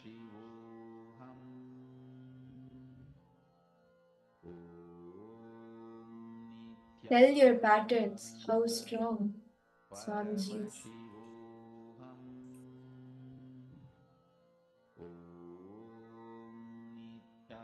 Nithyananda Paramashivoham Nithyananda Paramashivoham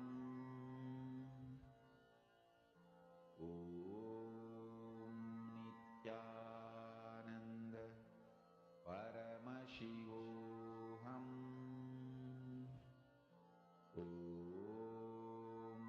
Nithyananda Paramashivoham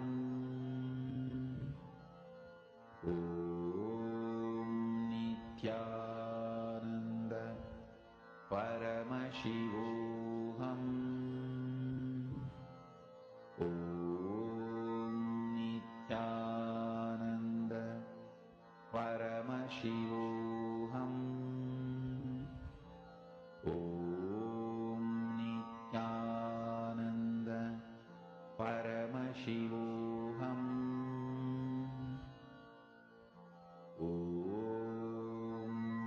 Nithyananda Paramashivoham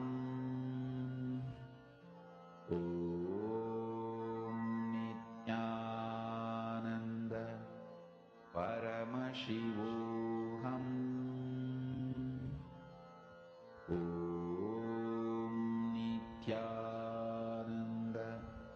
Paramashivoham. Om Nithyananda Paramashivoham.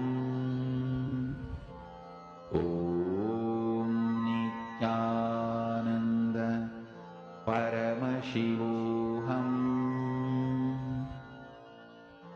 Om Nithyananda Paramashivoham. Om Nithyananda Paramashivoham. Om Nithyananda Paramashivoham. Om Nithyananda Paramashivoham. Om Nithyananda Paramashivoham. Om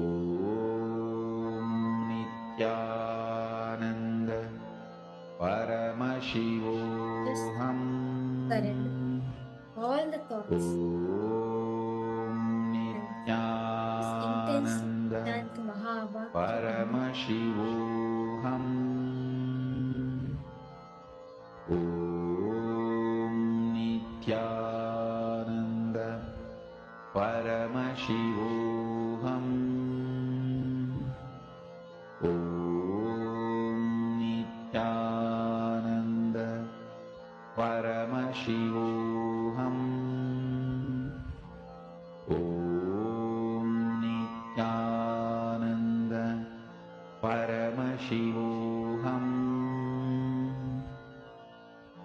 Om Nithyananda Paramashivoham. Om Nithyananda Paramashivoham. Om Nithyananda Paramashivoham. Om Nithyananda Paramashivoham. Om Nithyananda Paramashivoham. Om Nithyananda Paramashivoham.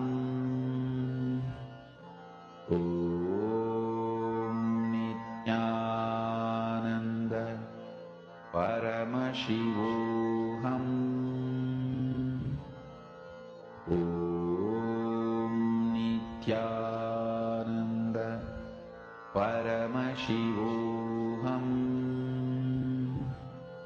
Om Nithyananda Paramashivoham. Om Nithyananda Paramashivoham. Om Nithyananda Paramashivoham. Om Nithyananda Continue to chant the Mahakaasa Paramashivoham. intensely. Om Continue to hold Nithyananda Swamiji in your space and Paramashivoham. connect to Swamiji. Om Nithyananda Paramashivoham. Om Nithyananda Paramashivoham. Om Nithyananda Paramashivoham Nithyananda Just enjoy Paramashivoham the beautiful space you're having with Swamiji. Mahakaasa, spiritual lullaby for samadhi, and Suprabhatam, wake up call, wake up song for Paramashiva. This Mahakaasa is spiritual lullaby for you to fall into samadhi. Suprabhatam, wake up song for Paramashiva to wake up in you. Just remember this one powerful cognition. This Mahakaasa puts me in samadhi.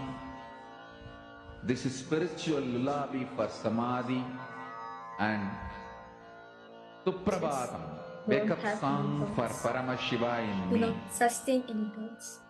For Paramashiva to Destroy manifest. any thoughts. Just be in a space of pure With this unclenching. one spiritual powerful cognition, chant this Mahakaasa.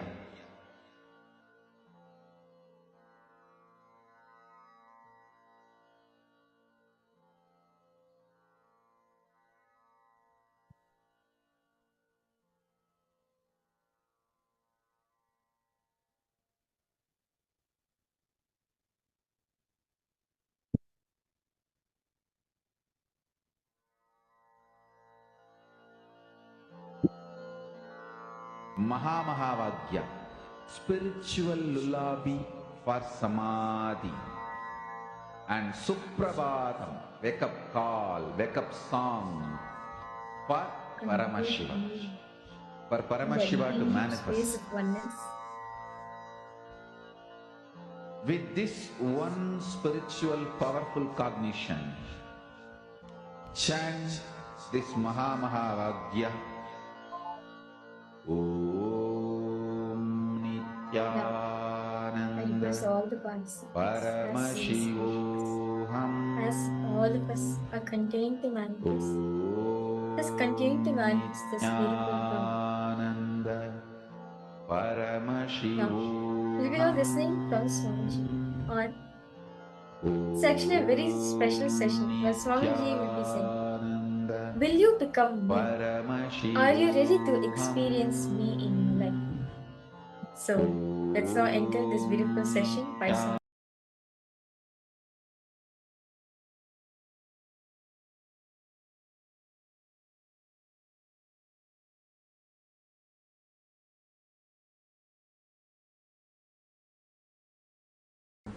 Nothing can be compared to living in the Kailasa with him. Even though nothing can be equated or compared to that,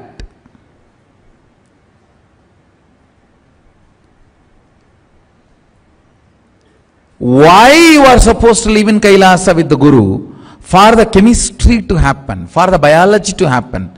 If you are capable enough to build this chemistry happening, then great.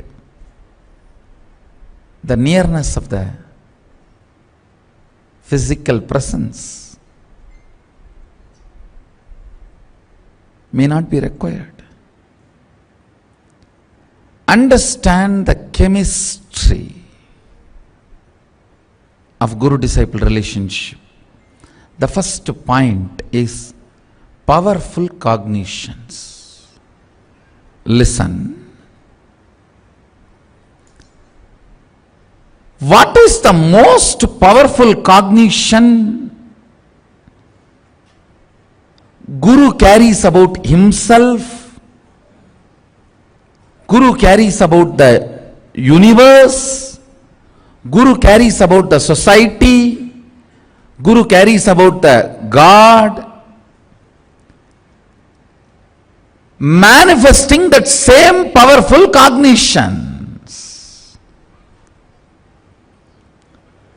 Understand?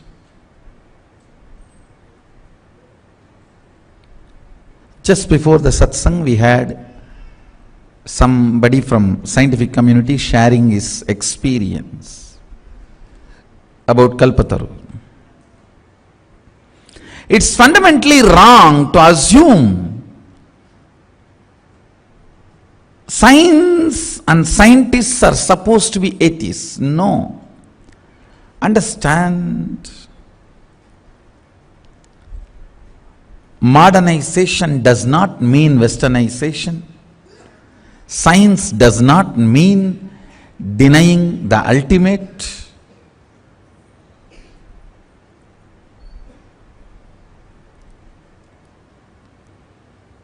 Periarism does not mean logical atheism. Understand, the researcher from Baba Atomic Research Center from Mumbai was sharing, was telling that completion science was working. It will work for anybody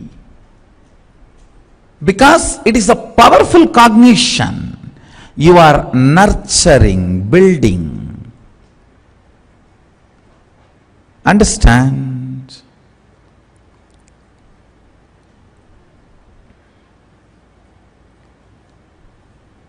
Anybody practices, it is going to work.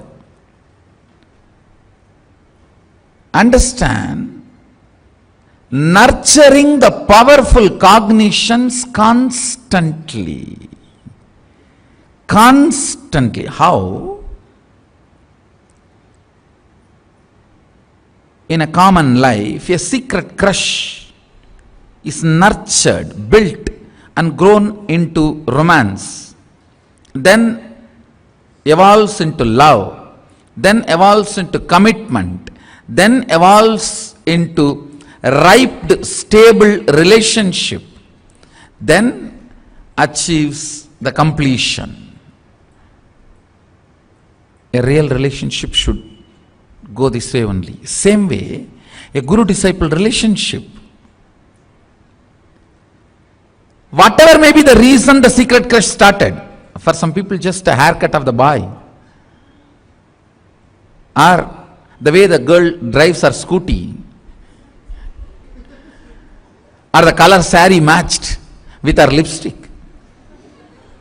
Whatever may be the reason the secret crush started, if it is nurtured and evolves to the romance, the next step of relationship, then it should continue to be nurtured and should evolve into love.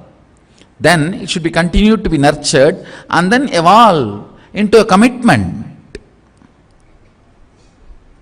Same way, powerful cognitions nurture and evolve guru-disciple relationships. Understand? Here the proposal is not, will you marry me? Here the proposal is, will you become me?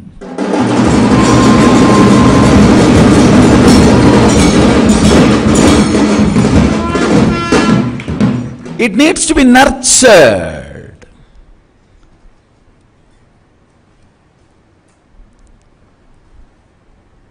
Whatever may be the reason,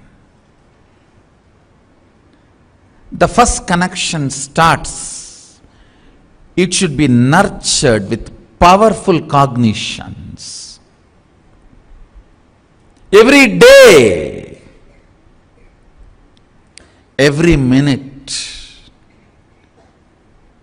people ask me, what is the most important spiritual practice your disciples should do? It's nothing but building powerful cognitions. Building powerful cognitions is the chemistry of the guru-disciple relationship. The first point, fundamental point, most important point. The moment I say something, behind the back you feel, oh, it is impractical. Over. Diverse notice is sanctioned, approved. The moment you feel I am impractical, relationship ends.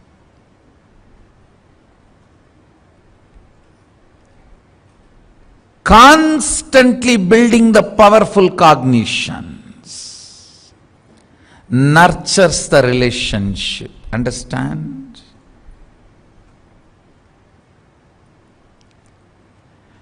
Whether with your own inner space or the spaces of others,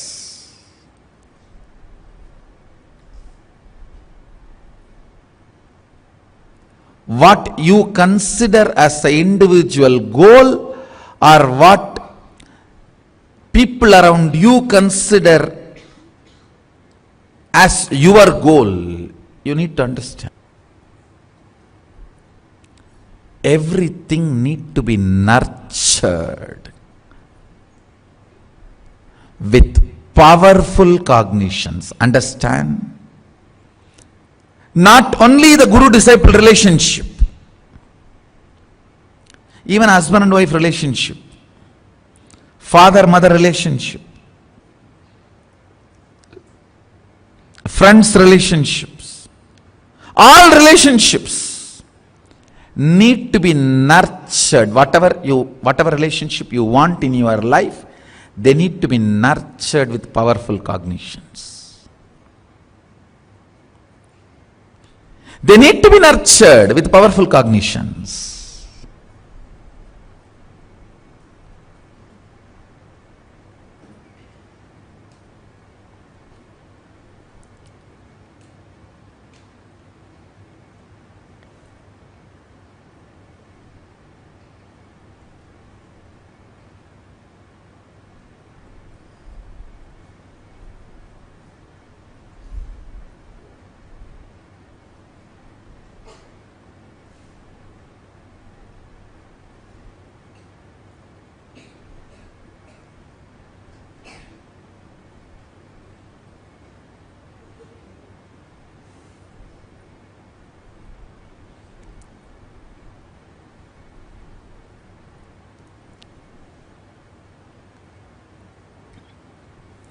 More and more nurturing of powerful cognitions matures the guru-disciple relationship.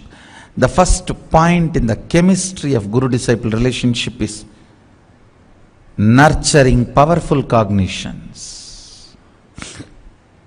One of the biggest problem is, first time you try to do power manifestation, if it is not happening, you come to the conclusion, no, that is not for me, it is not going to happen, that is impractical. Maybe kids are cheating.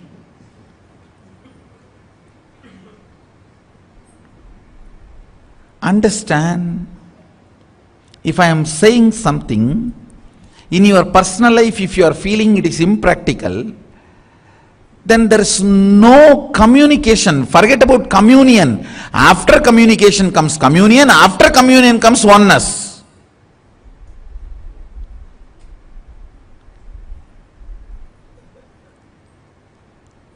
The powerful cognitions need to be nurtured. I am telling you,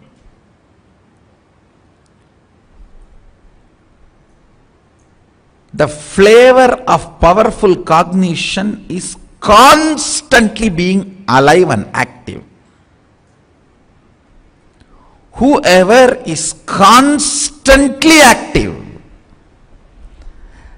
not bothered about whether somebody is noting, watching, they are being recognized, praised, organizationally given promotion.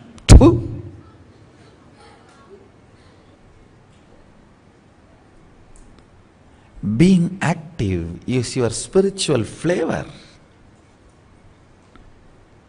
It's a way of existing. Being intense is the way of existing. Being alive is the manifestation of powerful cognitions.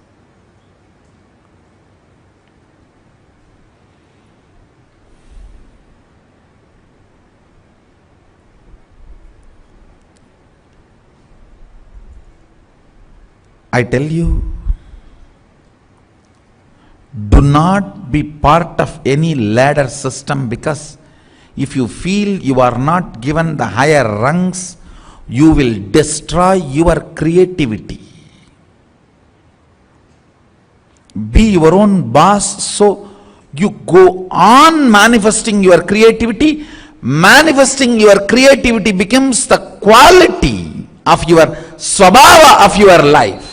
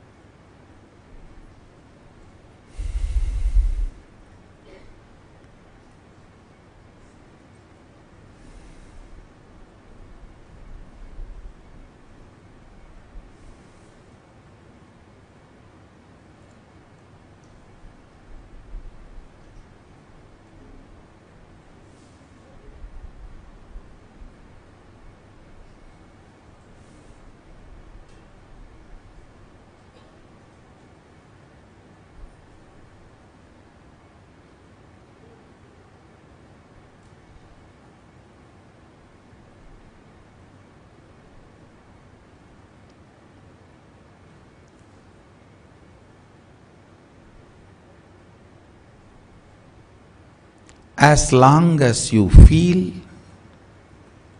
master is words, is instruction, impractical,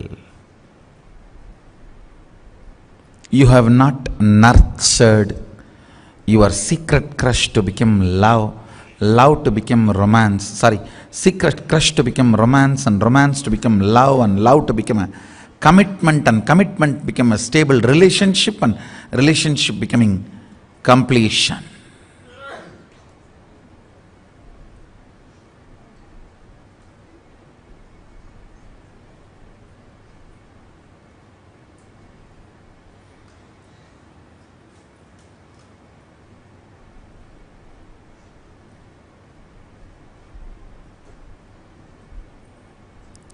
Understand,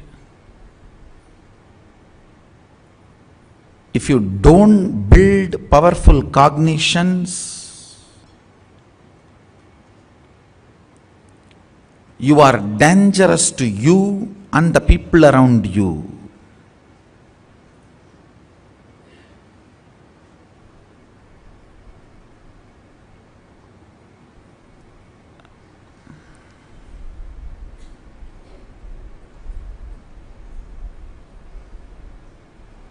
No, really.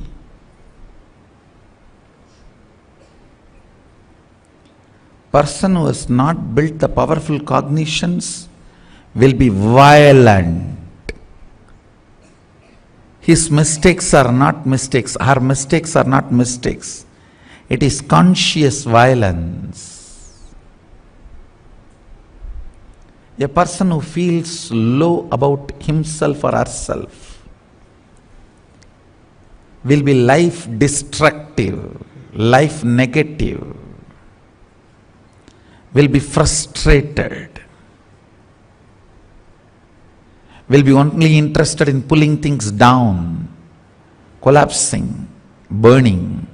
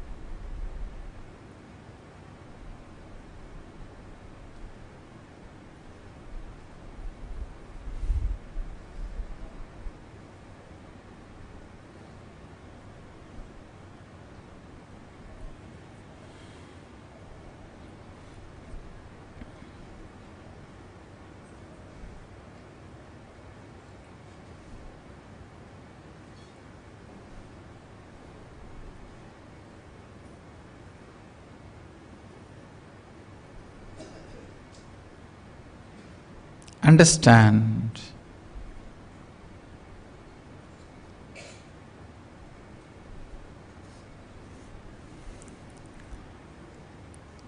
the Guru-disciple relationship will start as first appreciation. The moment you look, something clicks. Then appreciation evolves into feeling connection. Then it evolves into listening. Then it evolves into internalizing. Then it evolves into manifesting powerful cognitions. Then it evolves into manifesting powers. Then it evolves into pure love. Then it evolves into oneness.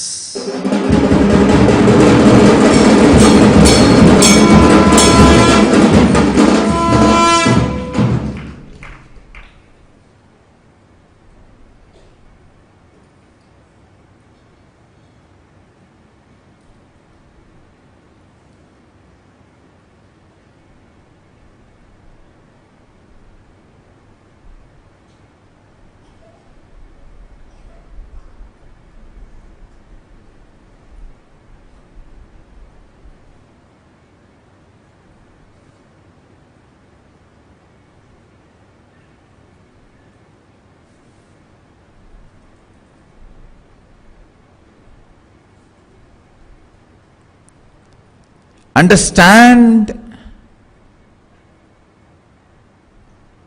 one of the fundamental qualities of consciousness is constantly becoming active and active and active. It's a fundamental quality of the consciousness. Shiva, auspiciousness for no reason. That's one of the most important flavor of the consciousness.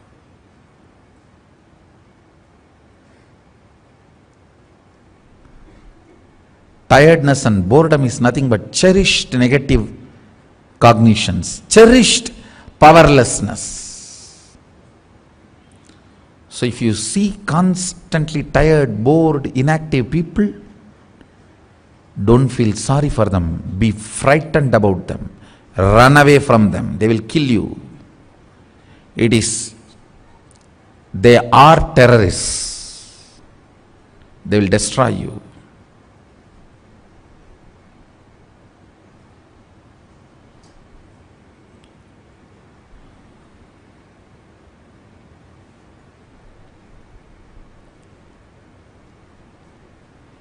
Anybody who is ferocious with them, they may not know what right words to use to please you,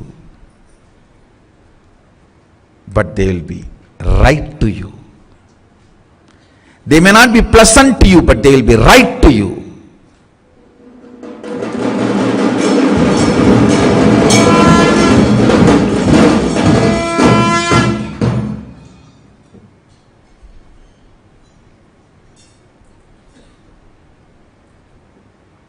Sadashiva will always be ferocious.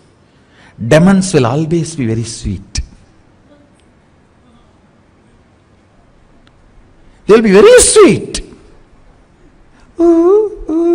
Please have the cup of this newly made somarasa with the special flavor of African ginger, American grape, California lemon, San Jose orange.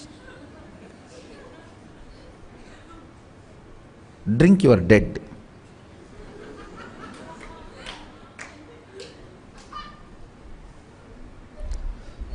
Sadashiva is always ferocious, but right for you, may not be pleasant.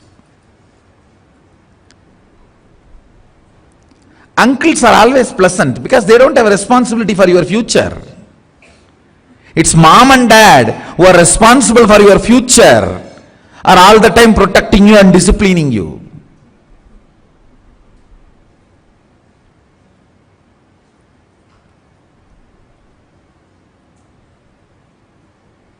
Chemistry of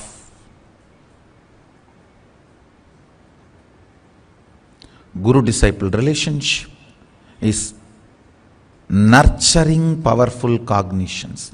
That's the first step. That's the first step. Everyone tries to come and tell me, give me powers, Swamiji, give me powers. I tell them, I'll give you first powerful cognition, you manifest it, then I'll give you powers. No, directly give me powers.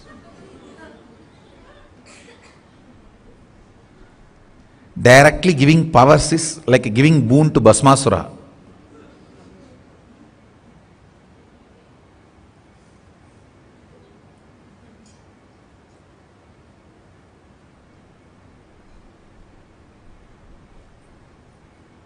Why do you think I went to Ranganatha? I told him, I think I have also given some boon to some Bhasmasuras, please come and conclude the drama.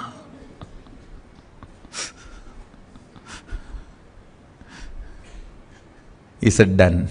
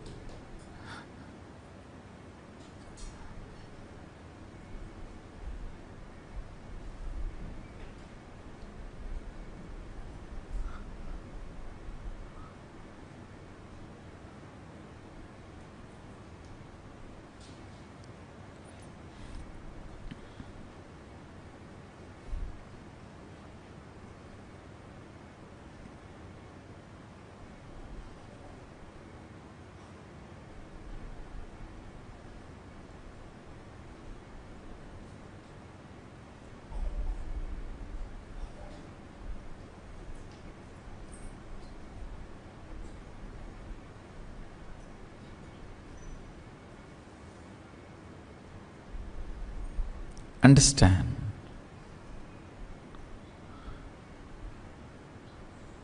Nurturing powerful cognitions about everything, about work, about life, about emotions, about body, about mind, on every subject, about life, about death, about possibilities, about probabilities, about happenings, about imaginations, about visualizations, about everything. Powerful cognitions are the various forms of Sadashiva, like Sarabeshwara, Nataraja, Egabadamurti, Dakshinamurti, Chandrasekhara, Kamadahanamurti.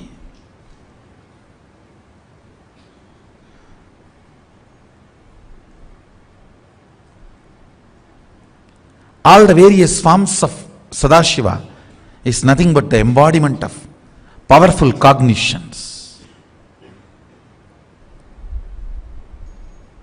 Manifest them. Manifest them.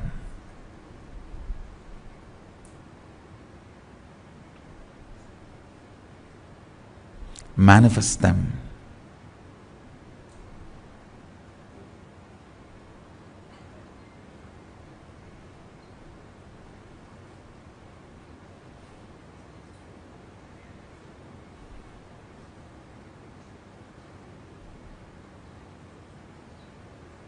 Then you will manifest powers.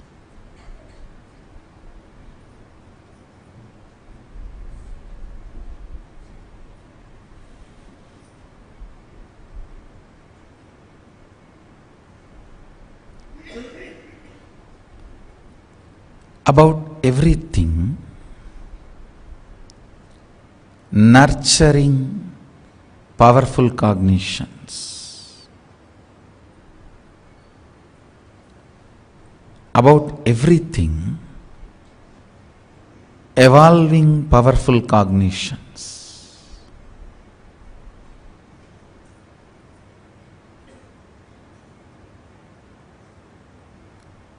Understand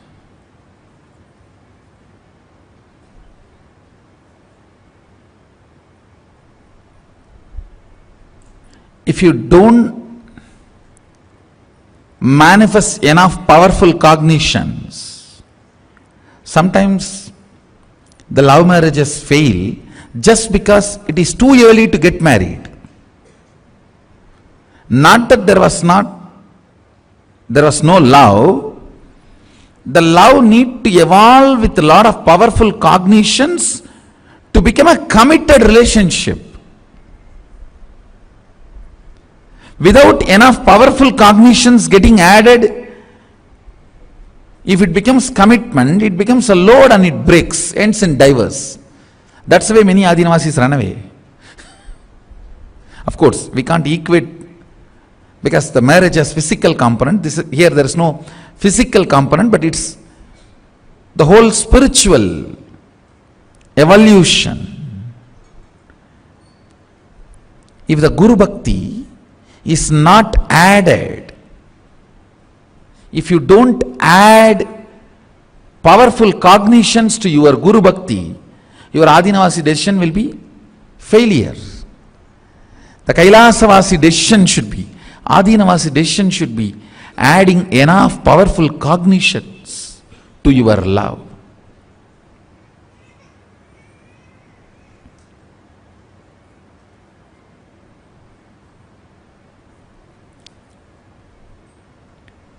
Adding enough powerful cognitions to your love.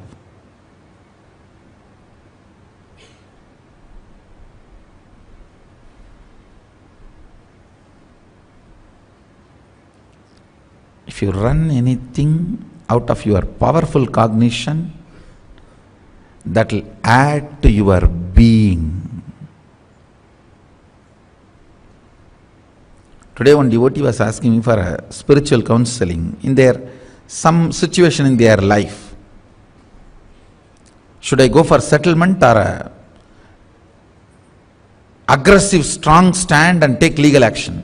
I said, be strong, ferocious, take legal action, because not only you will win, your personality will be transformed if you go through this. End of the day, life is all about building powerful cognitions and making it happen.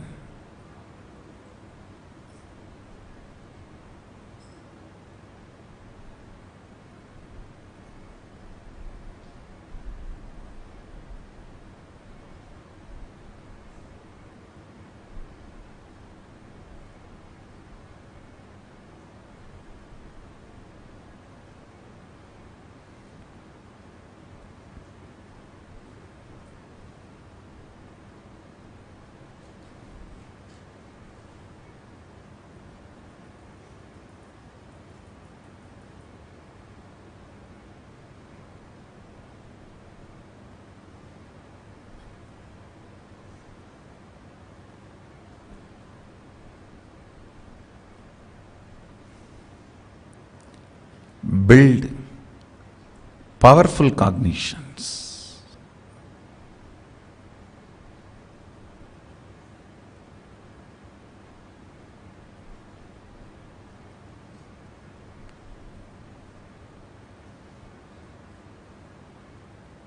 That will nurture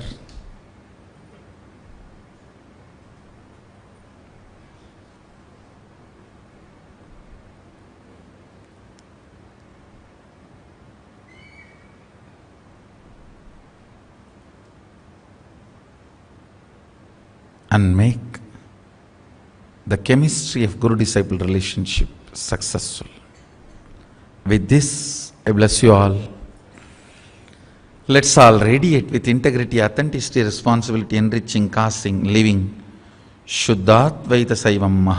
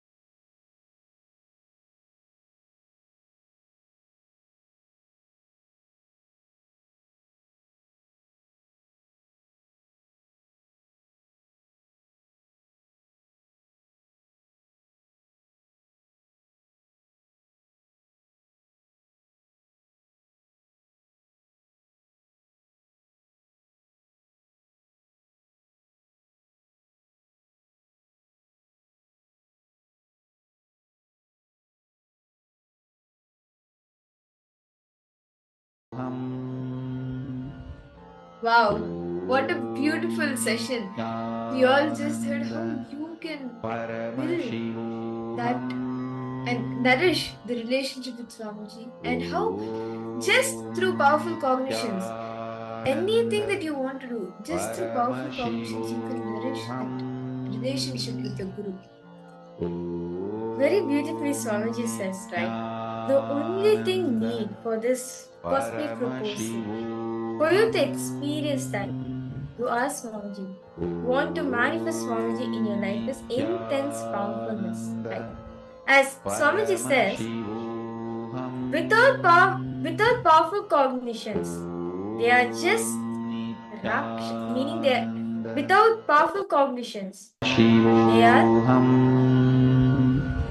violent. They carry so much of violence within themselves. It is only with powerful cognitions they flower. So understand, Swamiji says, when you bring this ultimate powerful cognition or pray to Paramashiva to bring this powerful cognition, the ultimate explosion happens. The biggest boon you can receive from Paramashiva and Guru is they making you feel they are real. Paramashiva Bhakti, understand the devotion to Paramashiva. The Paramashiva Bhakti is the greatest boon you can receive from Paramashiva. Guru Bhakti is the greatest boon you can receive from the Guru. Bhakti is the best thing. After anything you want, it has to be. So, understand, Swamiji says, completion, right? Having powerful cognitions in your life is completion. Without powerful cognitions, it is just violence towards yourself. So, by having the powerful cognitions in your life, by continuously reminding yourself the powerful cognitions, you are going to become Swamiji. You'll experience that they are alive for you. As when you continuously remind yourself of the powerful cognition, you are saying they are real. Paramashiva is real. Swamiji is real. And you'll experience them in your life.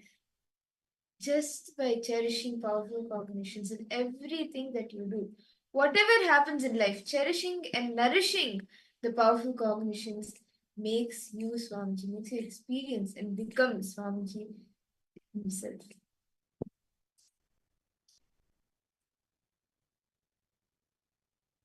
What did each of you understand from this session? What was your best and favorite point?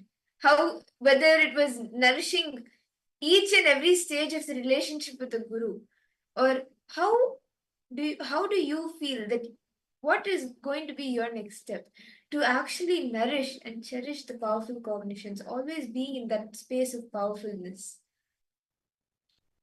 Very beautifully in the Sri Guru Gita, it says, Sapta Sagara Paryantam Tirtha Snanam Phalam Tuyate Guru Pada Payo Bindo Shastra Sen Tat Palam.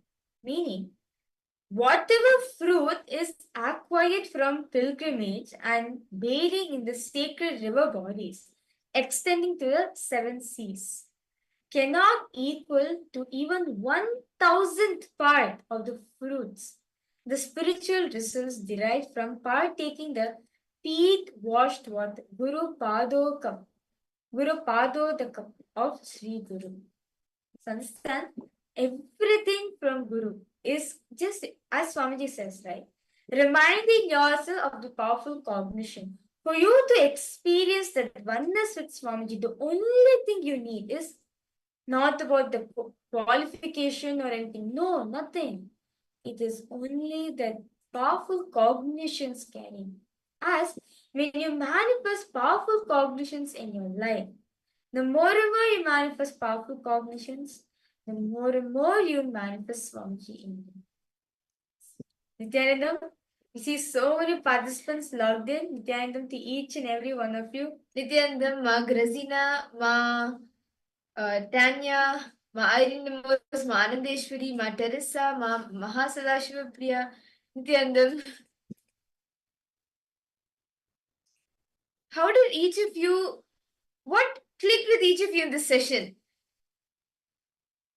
Swamiji revealed very beautifully how each and every step, how to nourish the relationship with the Guru, and how to use the powerful cognitions in your day-to-day life to manifest anything and to manifest him, Swamiji himself.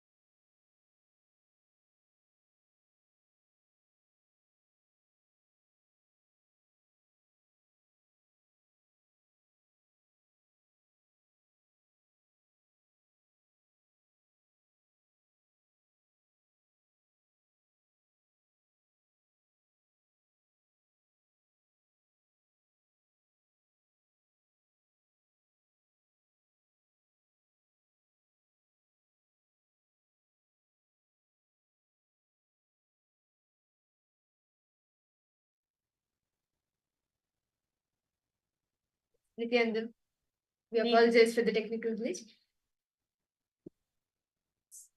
Very beautifully Swamiji started experiencing me. So, Okay, Ma Teresa, you posted. The relationship has to develop and grow from love to romance towards oneness and devotion.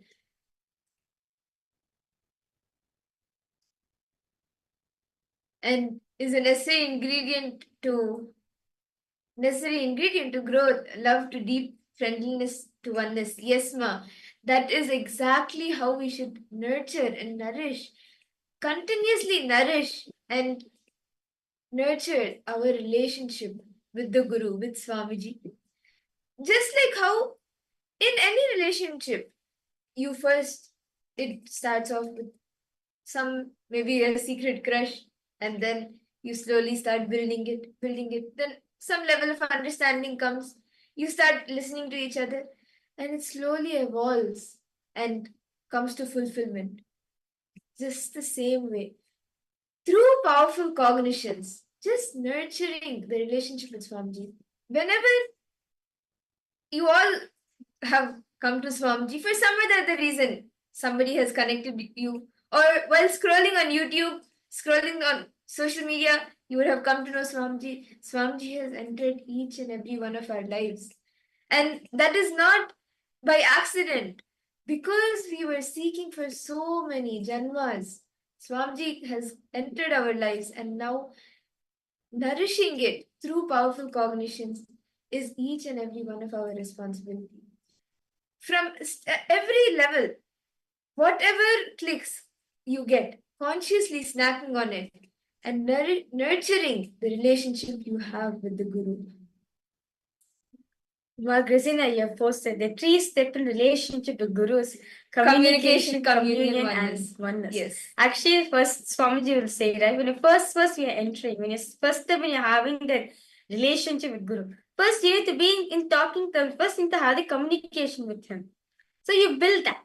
Then after it, slowly, through silence, out of the communion, you build a relationship with him. Then third, just through oneness, you experience his presence. I request all participants both to post what the understanding you had, as it was a very powerful session Swamiji told, right? See, for you to have that guru-disciple relationship with Swamiji, the only thing is constantly reminding yourself that you are Paramashiva, you are Swamiji. Constantly reminding yourself that you can manifest him through you. You can manifest Swamiji through you. What else can be a better experience than that? Actually, I just want to share my own experience, right? Actually, this was many years ago when I had initially met Swamiji.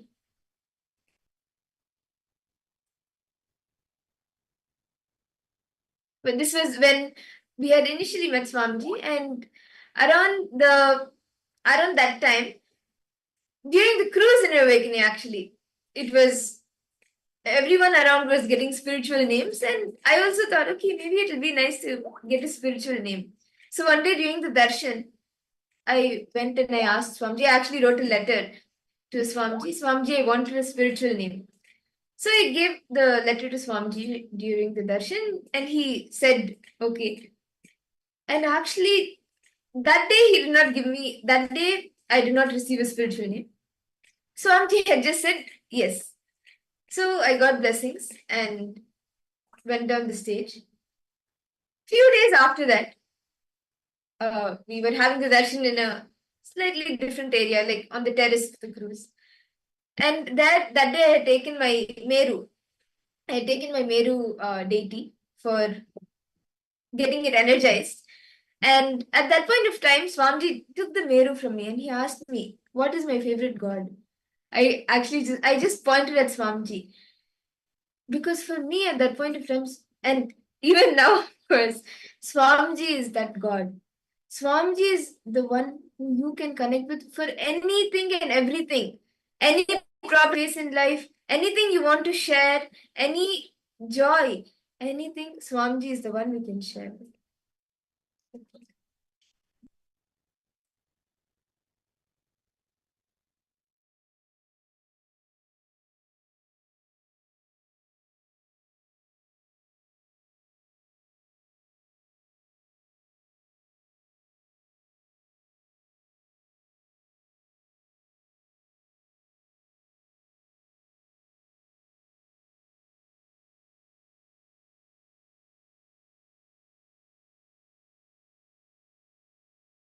And we apologize for the too much. So just like how each and every one of us, I'm sure all of you will have some experience with Swamiji where you just experience that you are manifesting him through you. And today, all the participants, all of you are going to be receiving the Paramadvaita Diksha from Swamiji, where you're going to manifest all the Ananta Kalyana Gunas of Paramatma, where you're going to manifest all the attributes, all the qualities of Swamiji and manifesting him in our life. So let's all get ready to receive this beautiful